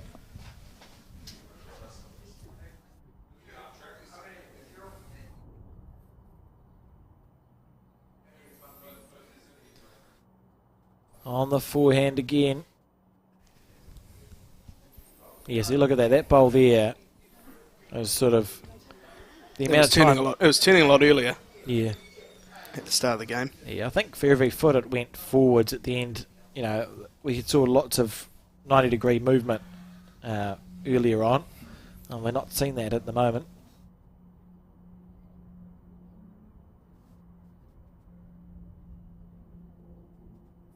So here's this tight line here, so let's see what this bowl does. So that would have been well and truly across the centre line an hour ago, and now she's Bang on. essentially bang on, like one bowl narrow. That's a Yeah. great shot. So for the players, it's about making those adjustments and being able to make those adjustments, I think. It's easy to... Something I had to learn was I still do. I don't do much. But you lock in your line and ink, you think, well, this is the green that I have to play because that's what's been successful. And then suddenly it's not successful anymore. It's really hard to get out of that default, whatever green you've locked into your head. Yeah, you sort of notice with some players especially, they'll use the mat a lot more as well when it gets that sort of situation. And it's just about sort of your angle of your release. Yeah. Changes your line. It does, and I know it all sounds complicated when we're talking about it, but I'm sure it's reasonably simple. It makes sense, yeah, in theory. It makes more sense than it seems. Yeah. We were lucky that I was quite pleased that Kirsten essentially demonstrated one of the theories. Yeah, that's in right. the previous game. You take it from underneath the line, so your bow's always tracking out.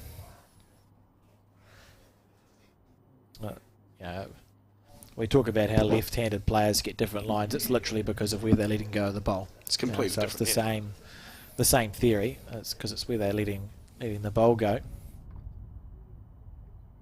You see someone reasonable to use an international example. Barry Lester's left-handed and he has a very unusual delivery, but he takes his bowl from it's not crazy, Well, but it's like almost- just unusual lines. Yeah, right it's almost underneath. from inside the actual other side of the rink, isn't it? Where Yeah. it's go of it. Yeah, so he'd get an absolutely different line to anyone else in the world. Calvin Scott's another player like that.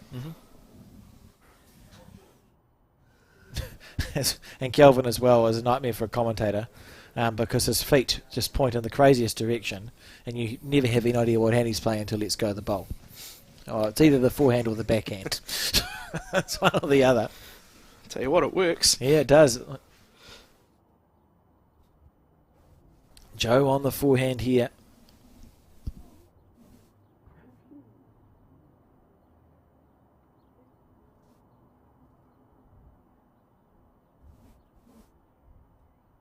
This is good. Oh, found a bowl size gap, but still good. So they're holding. That's probably two, isn't it? So I'd say, yeah. And Amy with two bowls to come.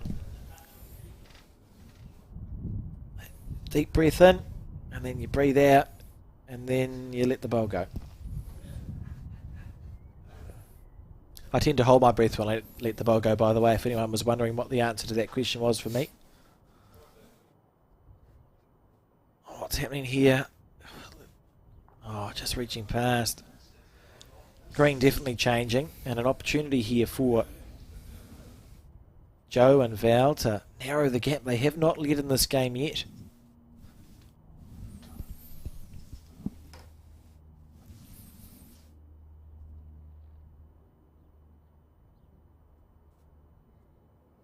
.24 points scored and 11 ends. Bad here. This is class. That's classy stuff. That's really good. Still get the target pretty narrow. Not sure there's a lot of... Well, I didn't see. I was going to say... There looks like a lot of bowls, but there's Val Smith's bowl that sits at sort of 7 o'clock, which I'll be pleased to have there. Yeah. What would you play here, Robbie? I think I'd still sort of play the similar sort of shot. You're just trying to get to those bowls, really. It depends if they're two, well, how many down they are, really. Yeah. Whether that third bowl counts. It looks like a 3 at a glance. Yeah. But if it's only 2, I mean, you'd definitely look at attacking it. I suppose if it's 3, and we know Taylor has 4th and 5th shot, what's the harm in having a go at it on your back end even? If you hit Val's bowl, which is the one that sits at 1 o'clock to the jack, you'd at least clear 2 off. Your collision bowl might follow through on and clear off Joe's bowl that sits at 4. You could potentially get 2 out of it. If you don't get 2 out of it, you're cutting it down to 1. Yeah. So it's an improvement either way. But narrow jack movement's fine. I think backhand. I think we're hitting it on our backhand here. I think that's the call. Yeah. If you're attacking, definitely on your backhand. Oh yeah, if you're attacking, or again, these people are good enough. They just do whatever. I'm not good enough to de-draw it on my forehand, so I'll be hitting it on my backhand. That's what I'm trying to say.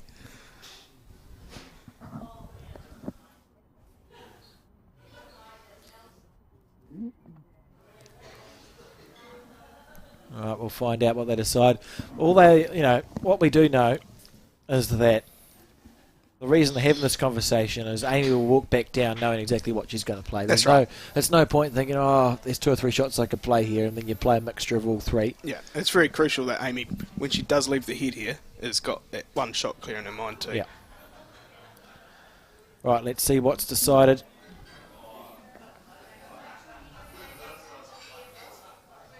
So they're leading 14-10.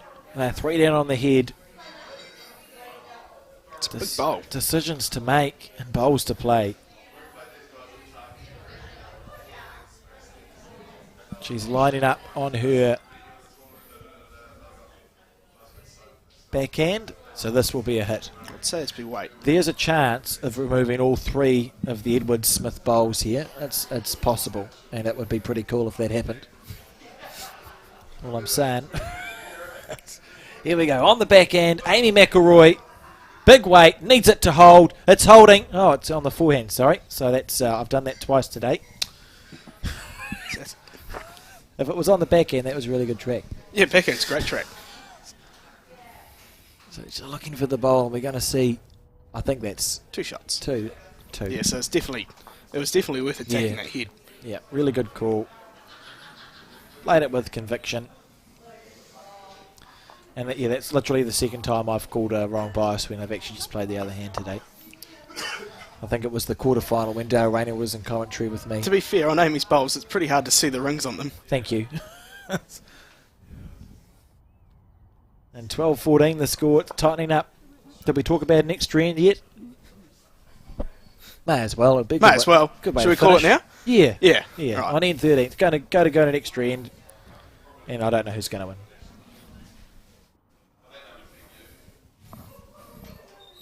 So Val on her backhand for sure. Oh. Had a false start.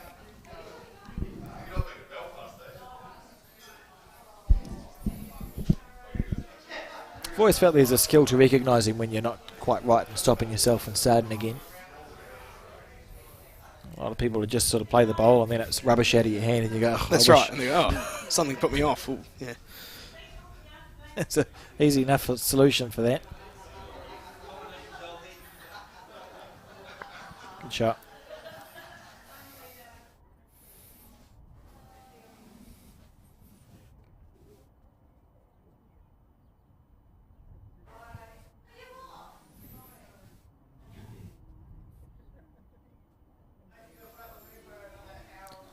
Close. Yeah, good bowl. You can see the mutual respect amongst these players, eh? Like there's been, like all the games here, it's been played in good spirit, but everyone's playing good bowls and acknowledging the ability. Yeah, it's good to see. I mean, the opposing skips clapping good bowls. I mean,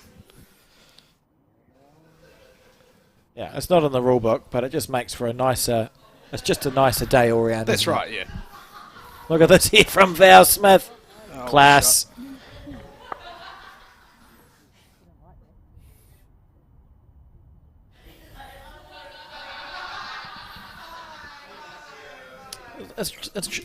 Oh, that's interesting words, Alex. It's interesting in bowls, you know, and you find it a lot, but a loose end turns into a looser end often.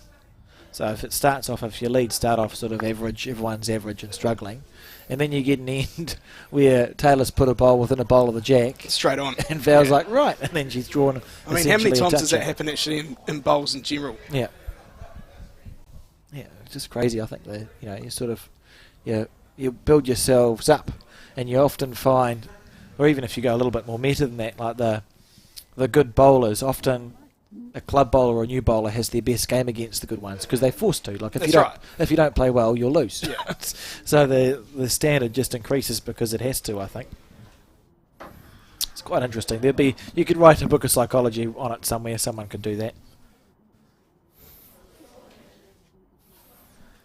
And Taylor on the back end.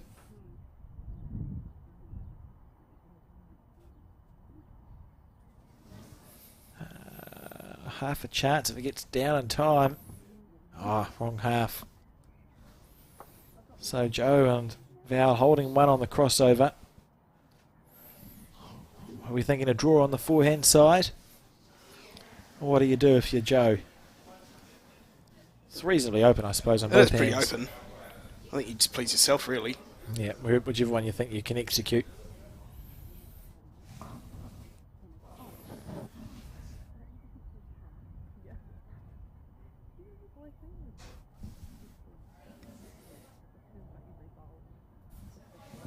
On the backhand.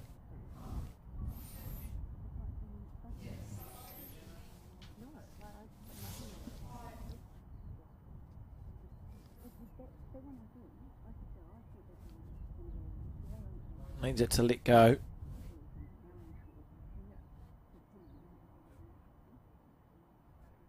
Not to beat. And that leaves that space open for Amy. She has to play essentially dead draw weight because you look at the bottom left of your screen where our Smith's bowl sits at 7 o'clock. You know, that's where the jet would go if you overplayed this. That's so right. It's just about playing a nice shot.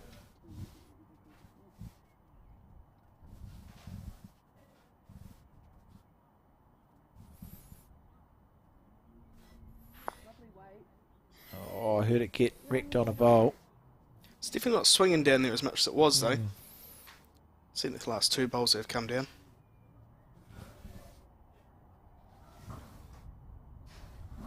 Joe now again on the back end.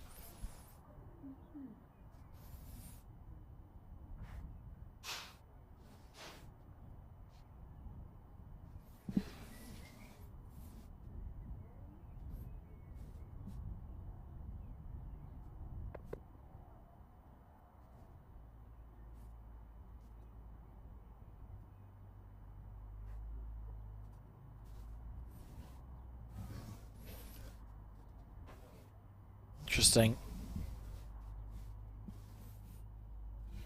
Amy. Is it wide or is it going to turn this time? Oh, that one's breaking back in.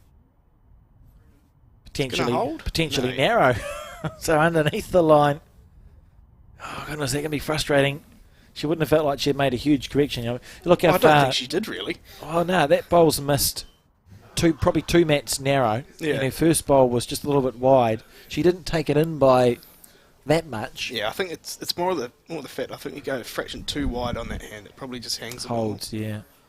Easy to overcorrect.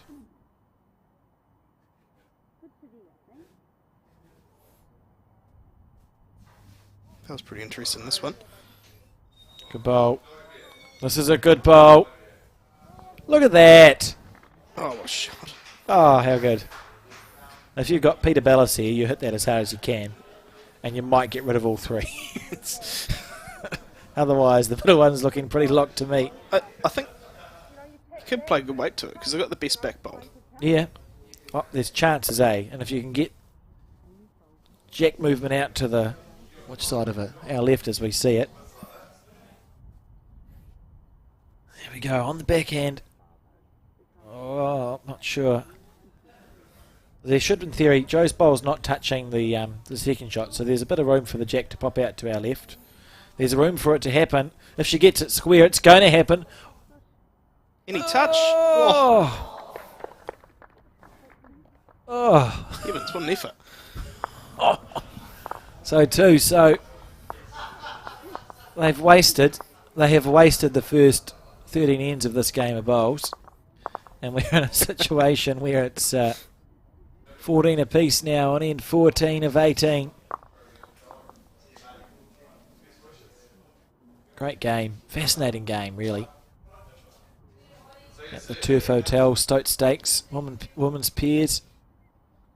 Just another thank you to the Turf Hotel, who are the major sponsor, but also Bill Rothwell, Angerson Insurance Brokers, Lion Nathan McElroy, Painting and Decorating, the Nelson Building Society, whose signs you can see in the background, Nelson Pine, LVL, Peter Rutherford, Ritex International, and the rink sponsors, which you said was a new innovation this year, Power Signs Nelson, Summit Real Estate Stoke, the Reed family, I'll claim that one, Janice Reynolds, Dave Parata Plastering, Crab Electrical, Turf Hotel, and the car company. So if we got someone watching, and we have quite a few people watching, who's interested in sponsoring a rink next year, how do they go about making that happen? Oh, just get in touch with our Facebook page. Probably the best way to go about it. Cool. Send us a direct message and, yeah. Go from there. We'll go from there. That was a pretty good bowl while I was talking about the sponsors there from Val Smith.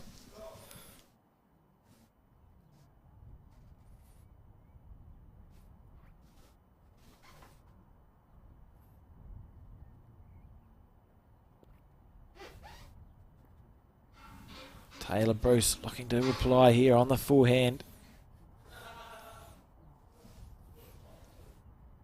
Just past, but a very good bowl.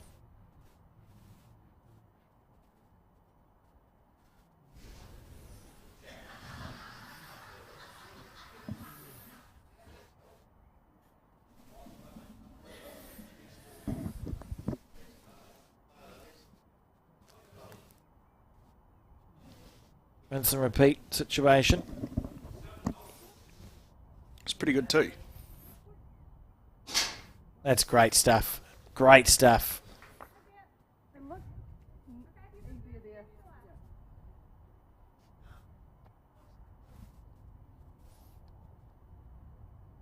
It's almost like they can smell blood now. Yeah. Jarville. Yeah. Now, the number of times that they would have been in these situations before, you can't buy experience. That's right.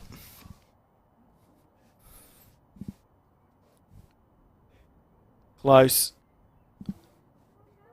Close here. What a ball! Great shot there from Taylor Bruce. Absolutely beautiful shot.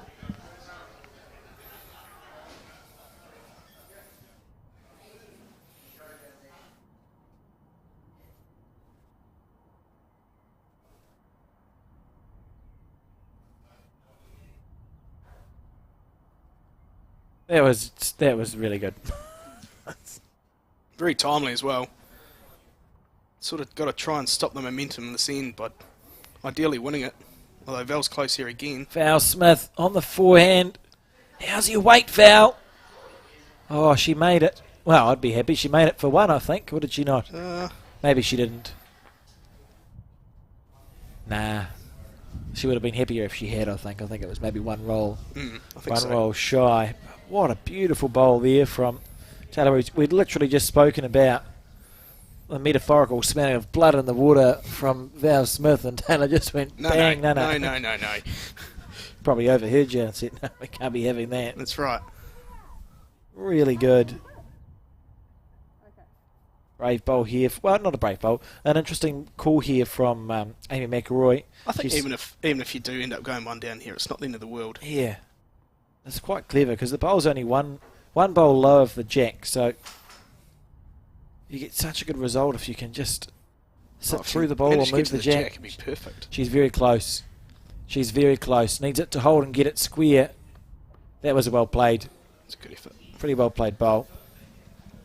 her ideal result was sort of squarish through Val's bowl and following on to the jack, and she played that weight, so she stayed up on the paddock, as you can see.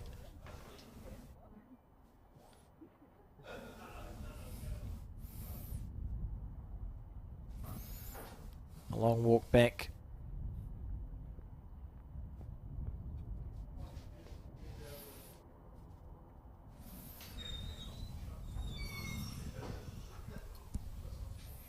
Joe Edwards on the forehand.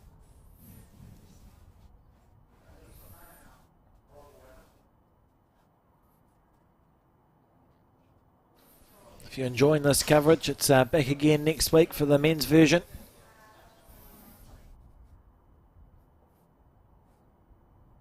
It's another great field for that event. Oh, good bowl.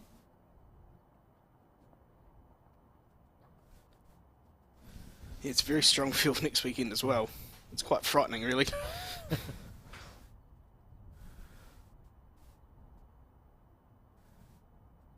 Amy on the forehand.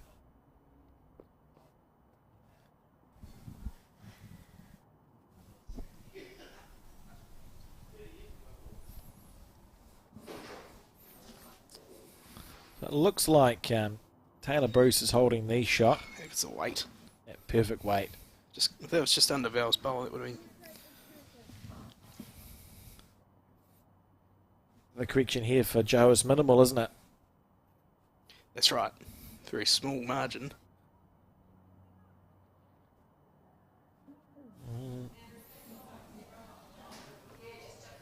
How much room has it been given to breathe?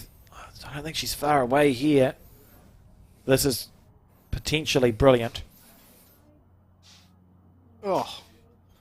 Oh, I don't think she did anything wrong. Unlucky to have actually half locked that bowl in. Yeah.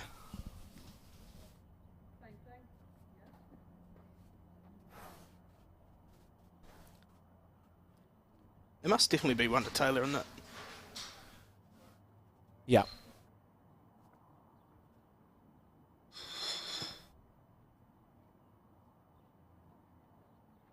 Yeah, it must be.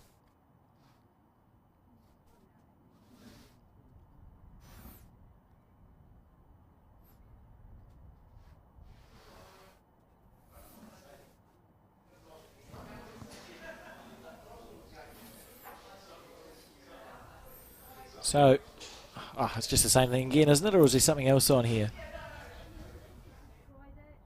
I think it's still there. I mean, any connection on Val's bowl, you're going to get shot anyway. So you're sort of in that sort of port, to be just under Val sitting the bowl, or...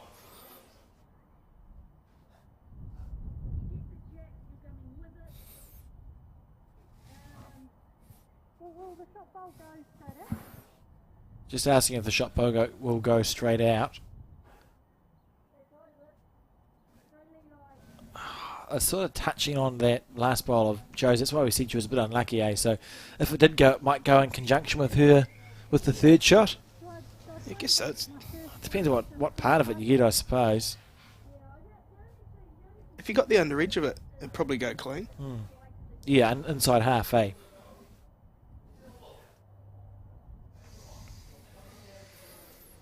So I suppose there's a good chance here, if you play that sort of a shot, to almost just sit that bowl and get the split on that. You stay, there's couldn't be 4 shots there. I like it. I like it. Yeah, exactly what Joe's pointing out there. You need it square. You need this, your bowl needs to be turning when it's hitting on Taylor's bowl. Yeah, that's right. So it's more control. It'll be a controlled weight shot. Yeah, you're sort of looking to stick around yourself as well. The danger would be if you played it with too much weight and you didn't get it square, you've got 2 bowls going in the direction of the jack, and the jack is then going in the direction of the 2 pink bowls of Amy, so that's not so good. So just inside half or square would be brilliant if that's what Joe opts to play. Otherwise, you're just drawing around. Good that she's coming ahead a look.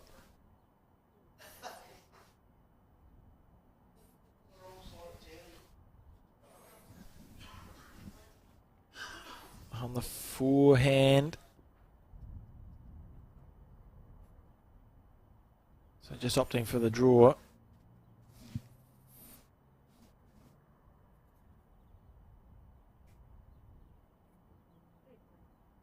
Slightly overplaying it.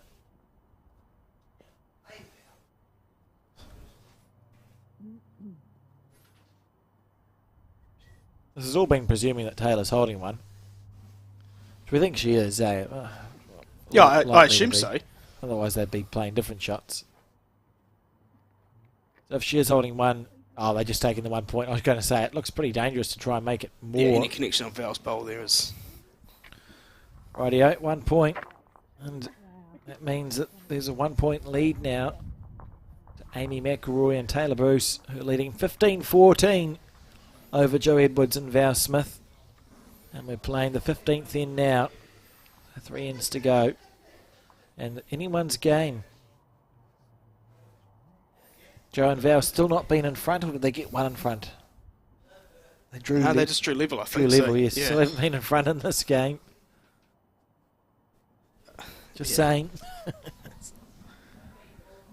It's very difficult to pick who's the winner of this game's going to be. Yeah. It could be another 15 shots scored up there, the way the game's been going. Based on the 29 points scored in 15 ends. Or 14 ends even. This end thrown a bit shorter again. I'm still on the bandwagon that we're going to see an extra end happen. Yeah, I think we're a big chance. Val Smith here. On the back end side, it's a short end. Taylor has played a bowl that's a foot short maybe. Val looking to run it out, hasn't done so.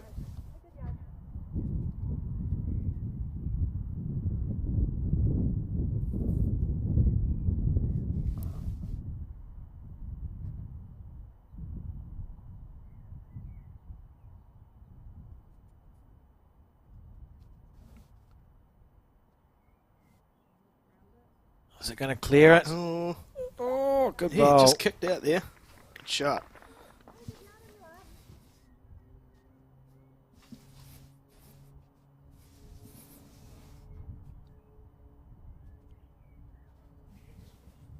Very good bowl.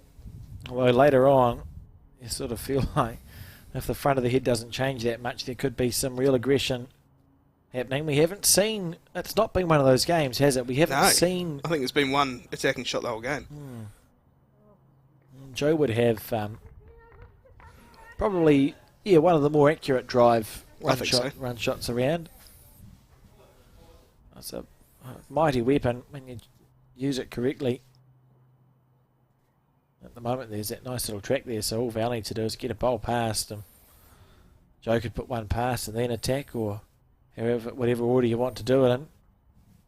If this is close, I'd be tempted to get Val to attack, to be honest. You know, she's been skipping the New Zealand team for years. Oh, that's very good. I'd attack I think we see attacking here. Just smack the bejesus out of it. Okay.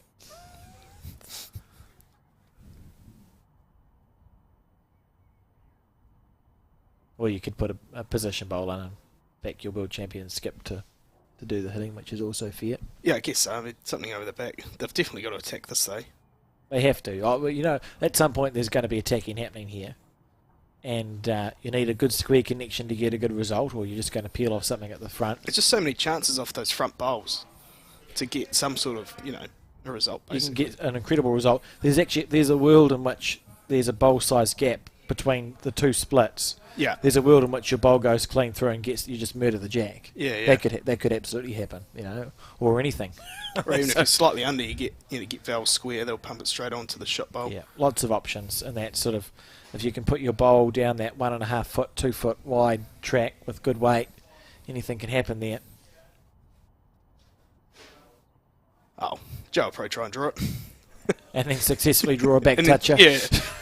And we'll just go back into our box. Okay, yeah.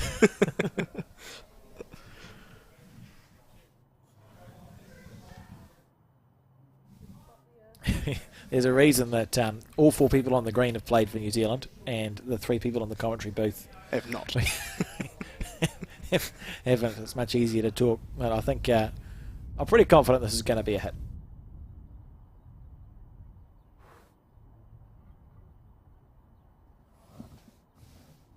One swing and one miss here.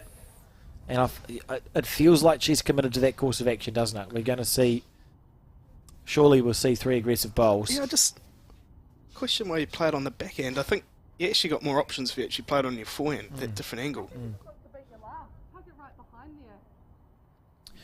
For Taylor and Amy, it's just about, you go, oh, we'll just stack it up, and if you can hit it, you can hit it, and if you don't hit it, we'll score a 3 or a 4 and get That's right. a breakaway in the game. Jo going for a little walk. Just getting herself ready. I'm really just looking for any connection. You're right, the forehand is 2 or 3, probably 4 options on the forehand and 2.5 on the backhand, I think. I think with Val's bowl there on the backhand option, probably just makes the target that bit smaller. Yeah, the forehand, your collision bowl does work as well. Your forehand, your collision bowl will follow through. No. No, I disagree. Oh, well. Absolutely good enough to do this. She's got a good line for it, Robbie. Absolutely good enough to do this.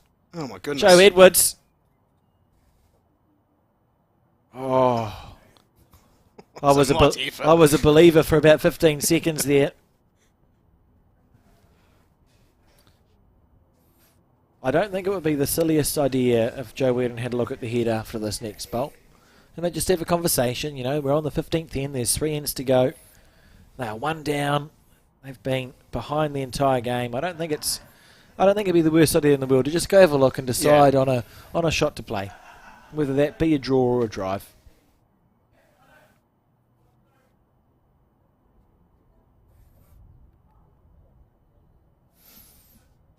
It does look very hard to draw. Yeah, I mean, I'm not good enough to draw it. No. Yeah. And arguably not good enough to hit the target, but I would die trying. So we see Amy on the forehand. Again, they're just stacking this head up. They're probably holding 3 here. Oh. 2.5. 2.5. There's Amy's bowl. Now it's I don't know. Actually, it could be 2 2.5. Oh. This is massive. Huge bowl in the context of the game. Needs to take slightly more green and play with slightly less weight than her second bowl. Very smooth on the backhand. Jo Edwards. Now we've seen this hand not want to let go.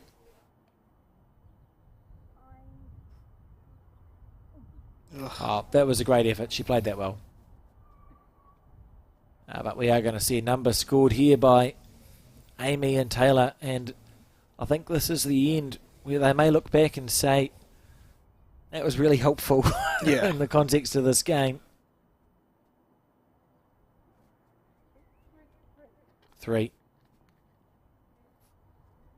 So they go to an 18-14 lead now, back to 4 points.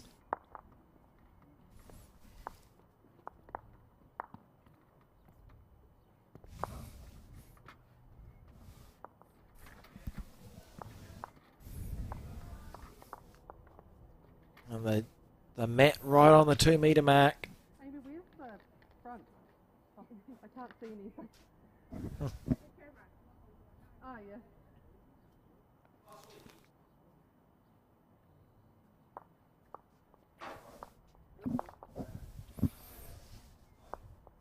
A short end.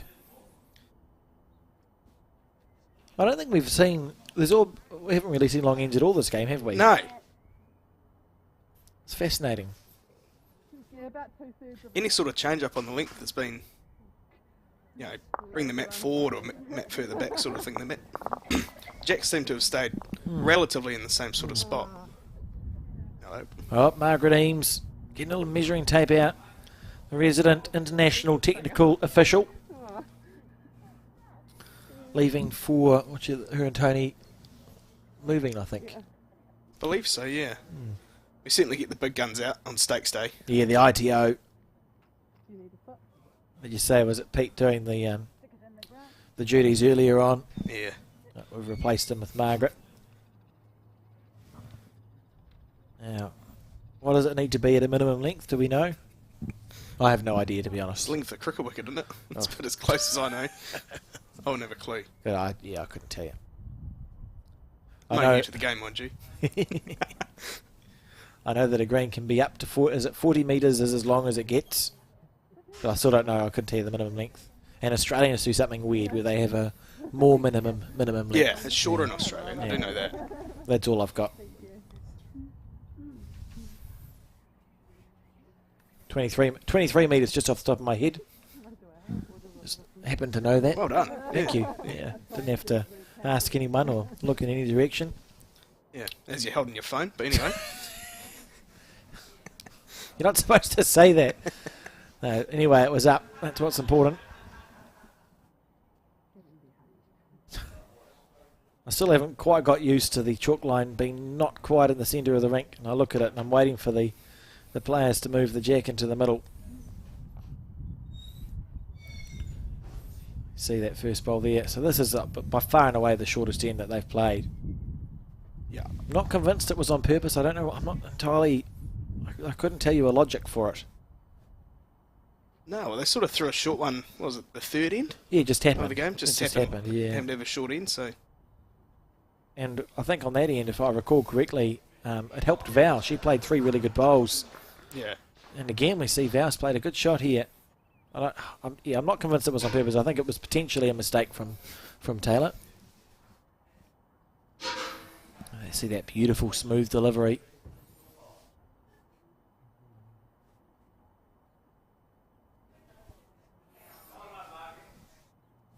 Good bowl. That's a lovely correction, isn't it? Great home too.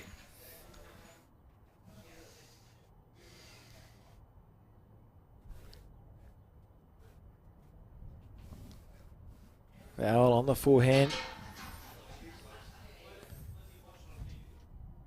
This can't be far away. I mean, if anything, it's making me feel like if Joe and Val score again, which they probably will, we'll see a short end. I think that's probably been... Yeah, I mean, the way this head's setting up so far looks... Seems like a pretty reasonable... favourable. Yeah, an argument in favour of that. Yeah. Taylor on the forehand as well. Third time lucky. She's been close with the first 2. This one's no exception. Look at this. Oh, that's a good shot. That's just class.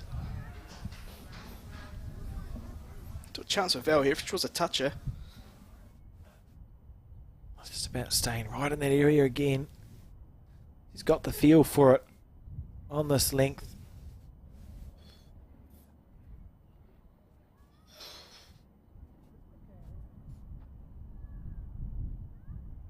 Needs it to be a clean run all the way past this time. Yeah, she'll be happy enough with that, I feel. Probably not her intention, but once you realise you're not going to be going in for the shot, you just go, meet a I think pass. it's pretty well fine. led by both leads there, really. Yeah, it's a good end. Plenty of chances for the skip stop rate on here, so... And nice opportunities on both hands, really, if you look at the spread out of the bowls. So first bowl's going to be from Amy McElroy.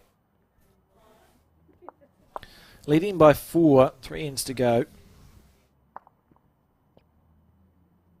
On her, one of her hands, forehand. Doing a Kelvin Scott on me with the foot position. Yeah, on the forehand. I hope it's a forehand. Must be wrong bias. Imagine. That's all this final hasn't had. That's all it needs, yeah. Oh, good try. And yeah, the percentages are there on both hands for both skips, so you play a good bowl, you'll get rewarded. Yeah. Jo on this occasion opting to do that on her forehand side.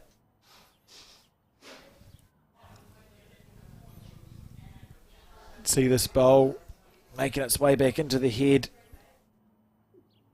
That's the perfect grain.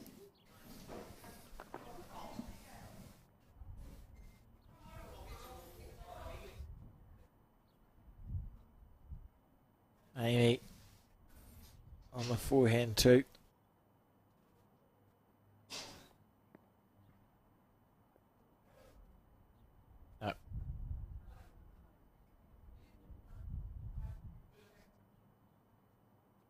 Not on that occasion.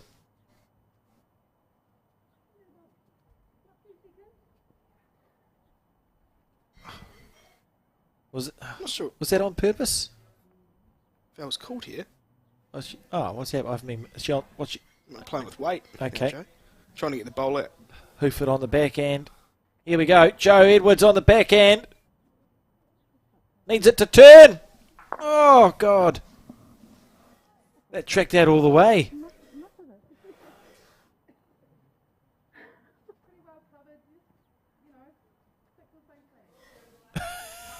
Oh, wait. Joe Edwards going, I don't understand. I can't believe that. I don't understand. I mean, it did track out. That's fair.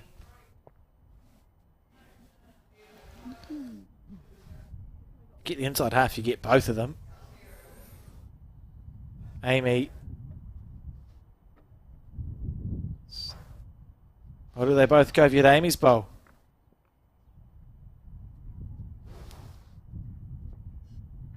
No, it doesn't look so good from that angle, does it? No. Oh, I don't know. I'll wait and see what Joe opts to play.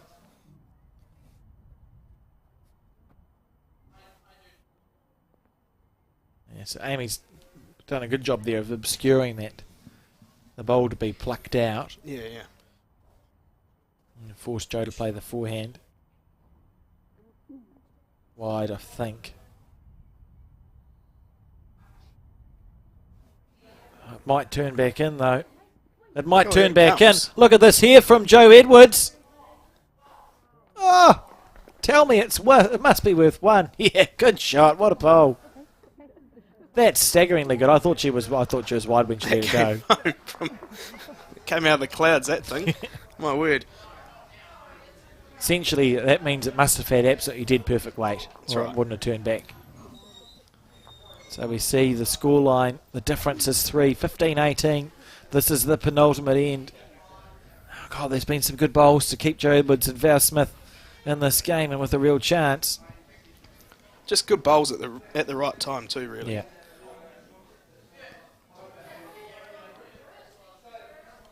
A long end, I'm intrigued.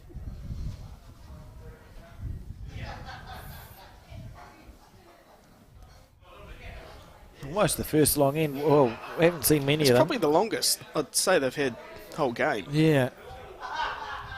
See, it's right there, just about at the 2 metre mark. So these players are now going from having played a 23.5 metre jack to a 30-something and a half metre jack.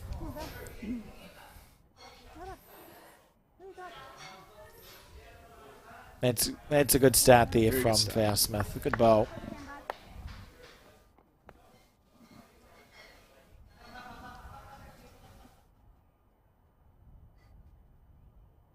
Taylor Bruce now, reigning world singles champion on her backhand. I'm not sure if she's got the running here. No, not quite. So an opportunity here for Val Smith. Needs to put the foot down here. In these situations, you so badly want to make your bowl count.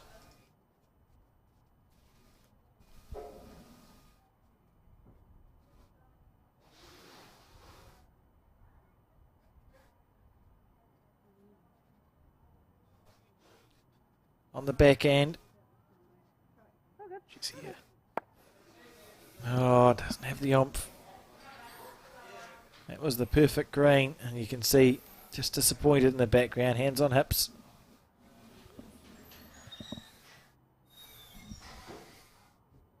Probably just underneath it, but if you want to change, I'm happy.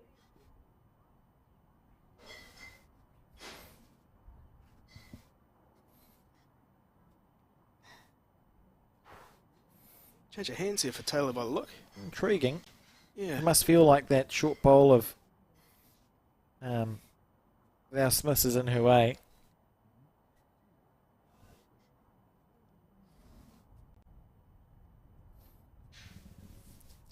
Willing it to hold. We haven't seen many bowls on that side. She's here again. This is interesting. I mean, it's a completely different length, to be fair. Now I feel like the backhand looks like it's pretty blocked up. Unless Yeah. you go all the way around, and you wouldn't be...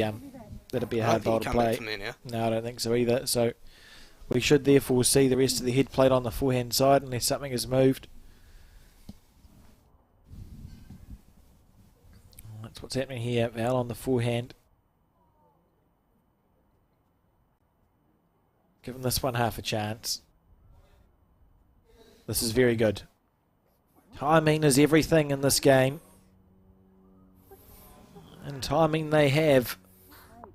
Great bowl. What do you do? Oh, you've got to get something. Do you go past now? I mean, there's not much to attack on. You've got to get something handy, really. Yeah. I think there's still a chance to draw it down in your forehand there. You can Yeah. always just finish under the head. Look, with 2 metre weight, sort of that foot over. It just really needs something handy. Yeah. I think Amy's given the 2 options here. Yeah, backhand. I could even do a weight, but like if I get onto mine, it's good if I get the jack. Happy. Yep. Yep, happy. Asking for aggression on the backhand from Taylor Bruce. As we near the end of this event, 1 end to go. World Singles Champion on her backhand side. With nice controlled weight. Needs it to hold. Needs it to hold. That was a lovely effort. Yeah, and a good bowl. That was a good call from Amy there. She played beautiful weight too, Taylor Bruce, with that bowl. A good shot.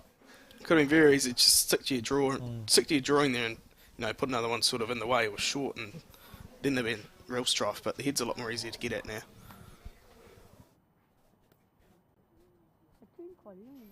Yeah.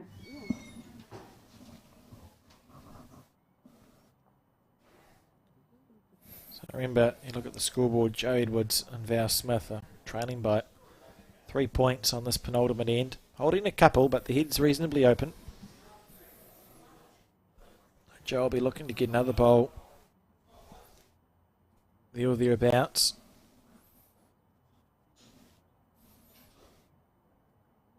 On this long end, we've gone from a short end to a long one, so a completely different length, and she's been unable to make the adjustment with this first bowl, although the backhand is again blocked up, unless you play with more than fair weight. Still a reasonable, it'd be a cool shot inside out, you go sort of ditch weight on the backhand, get rid of the 2 bowls. That's what it looks like from the player's end. We'll see. We'll see Interesting to see what Amy does here.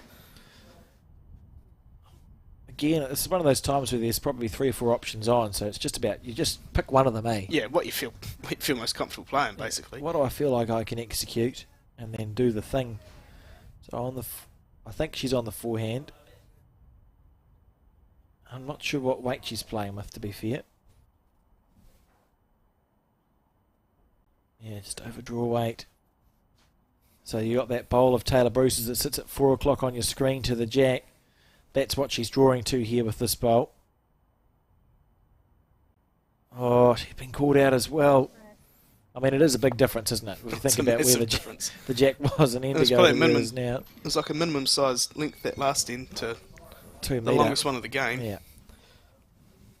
Very understandable way to miss. Oh. Start it again.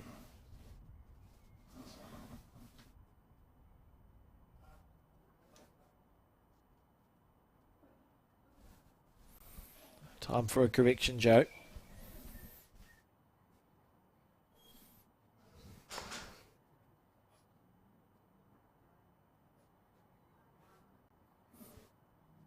Lovely bowl. Yep, good shot. I mean, they're sitting with the point. It's all they can do. That's right. It's this is danger here for Amy. They're indicating a hit, and there are some gaps.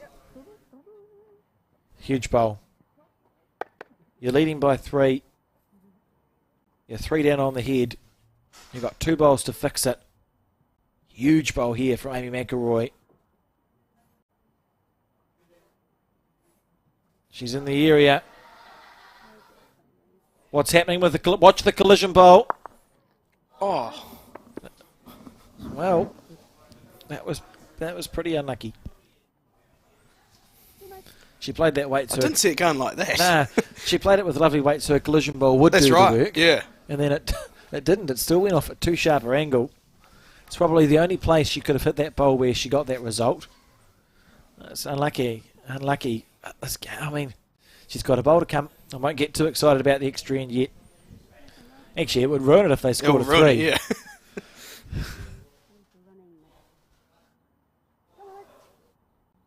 Oh. Well, that's not the worst. It's obscuring the jack.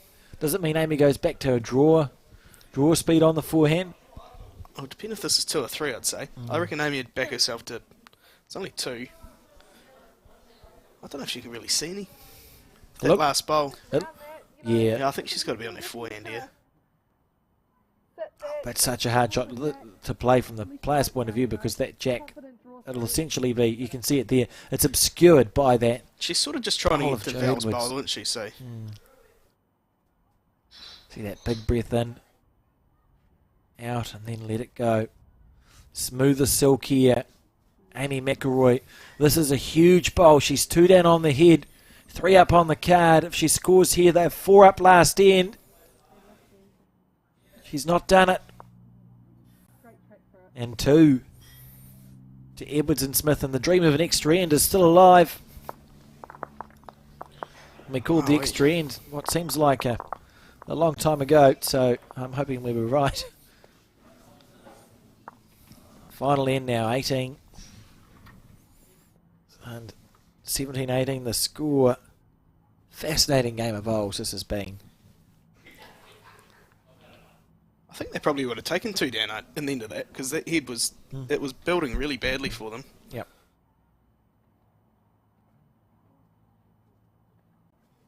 Amy played a great shot the second to last bowl there and just did not quite get the right result. Yeah, she got it was a very unlucky result.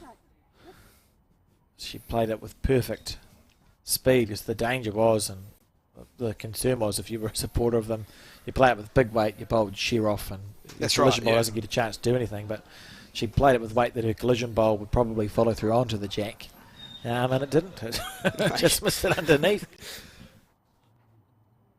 So here we go. This is the last regulation end. Al Smith on her forehand side. Her team, her and Joe, won so many pairs competitions together. They're trailing by 1 in this game against last year's losing finalists, Amy McElroy and Taylor Bruce. They had the heartbreak of losing one of these finals already. They won't be interested in entertaining the idea of losing another one. Big pressure beginning to build here. And Close here, Taylor. Taylor Bruce asking, well, what is pressure? Doesn't seem to know the meaning of the word. That's a lovely bowl.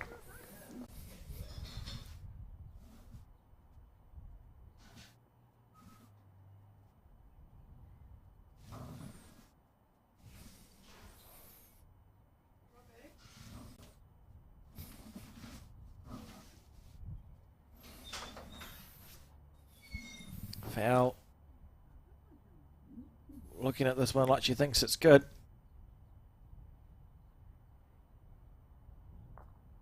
Bowl.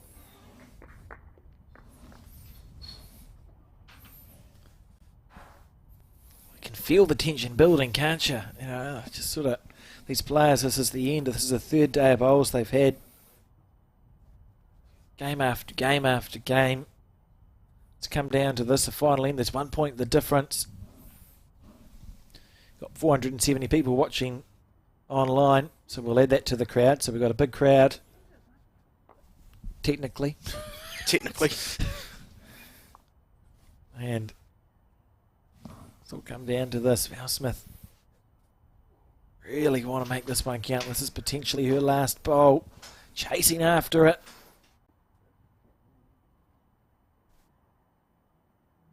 Willing it on. She's half a chance here. If she's got the weight, she's half a chance.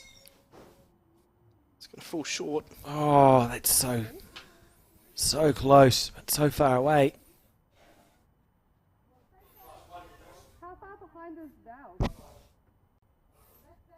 Taylor just asking how far behind is Val.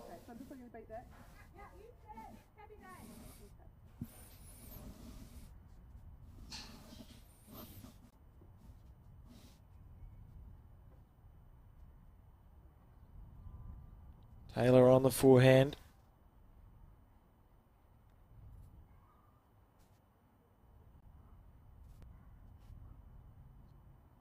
How's the weight? She could go inside out here. Or, oh, she nearly got a horrendous result.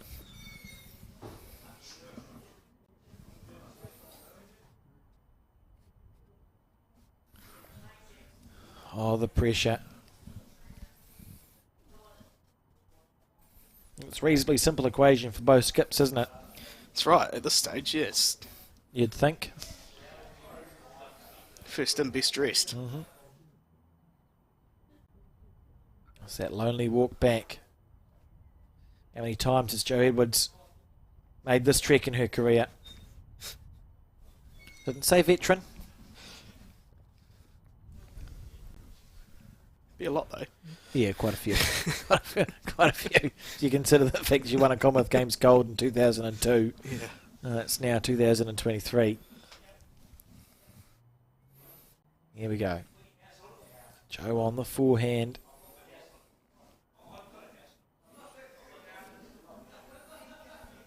Giving her bowl plenty of room to breathe here. So that means the weight is crucial. Otherwise, it's not going to come back in time. That's what happened. I think probably the right green with dead weight, isn't it? Because we have seen the bowl turn. Yeah, they turn late if the weight's perfect. with the dead weight. Yeah, once you get dead weight, it does turn really late, especially on that hand.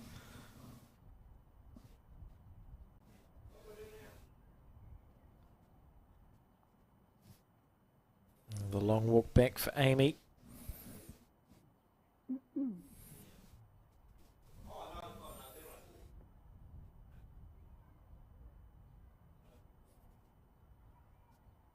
On the forehand side.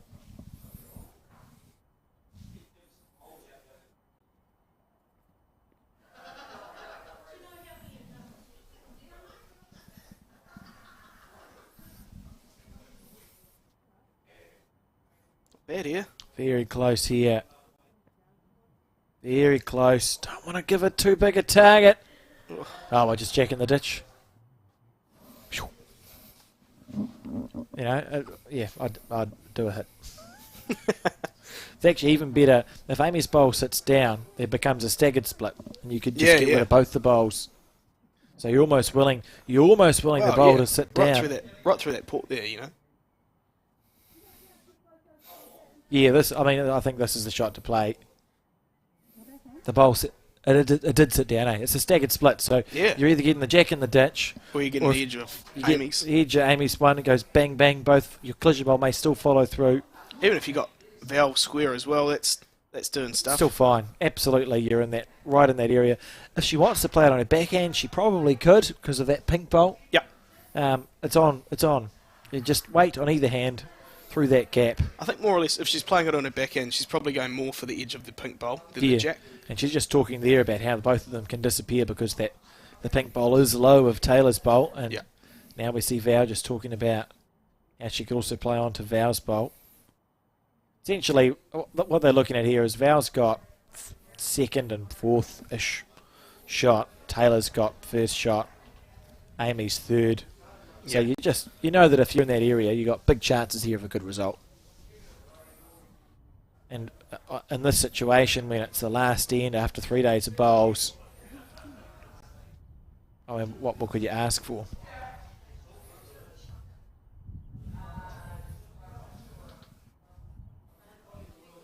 Makes your way back down.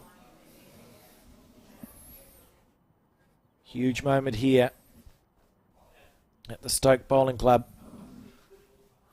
What hand? That's the first thing. So she's on her backhand.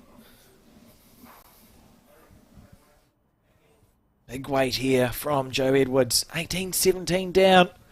On the backhand side, she's close. She's still... Oh, it's doing the same thing it did before. It's happened twice. Can't believe it again, it has. Whoa. Oh.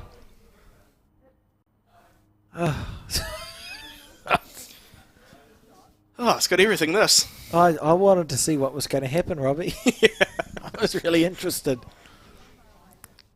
So, how do you correct off a bowl that tracks out? Do you do the same thing and hope it turns? Or Don't get too technical. Maybe play your feet. yeah, exactly. Or just play the forehand. Just play the forehand.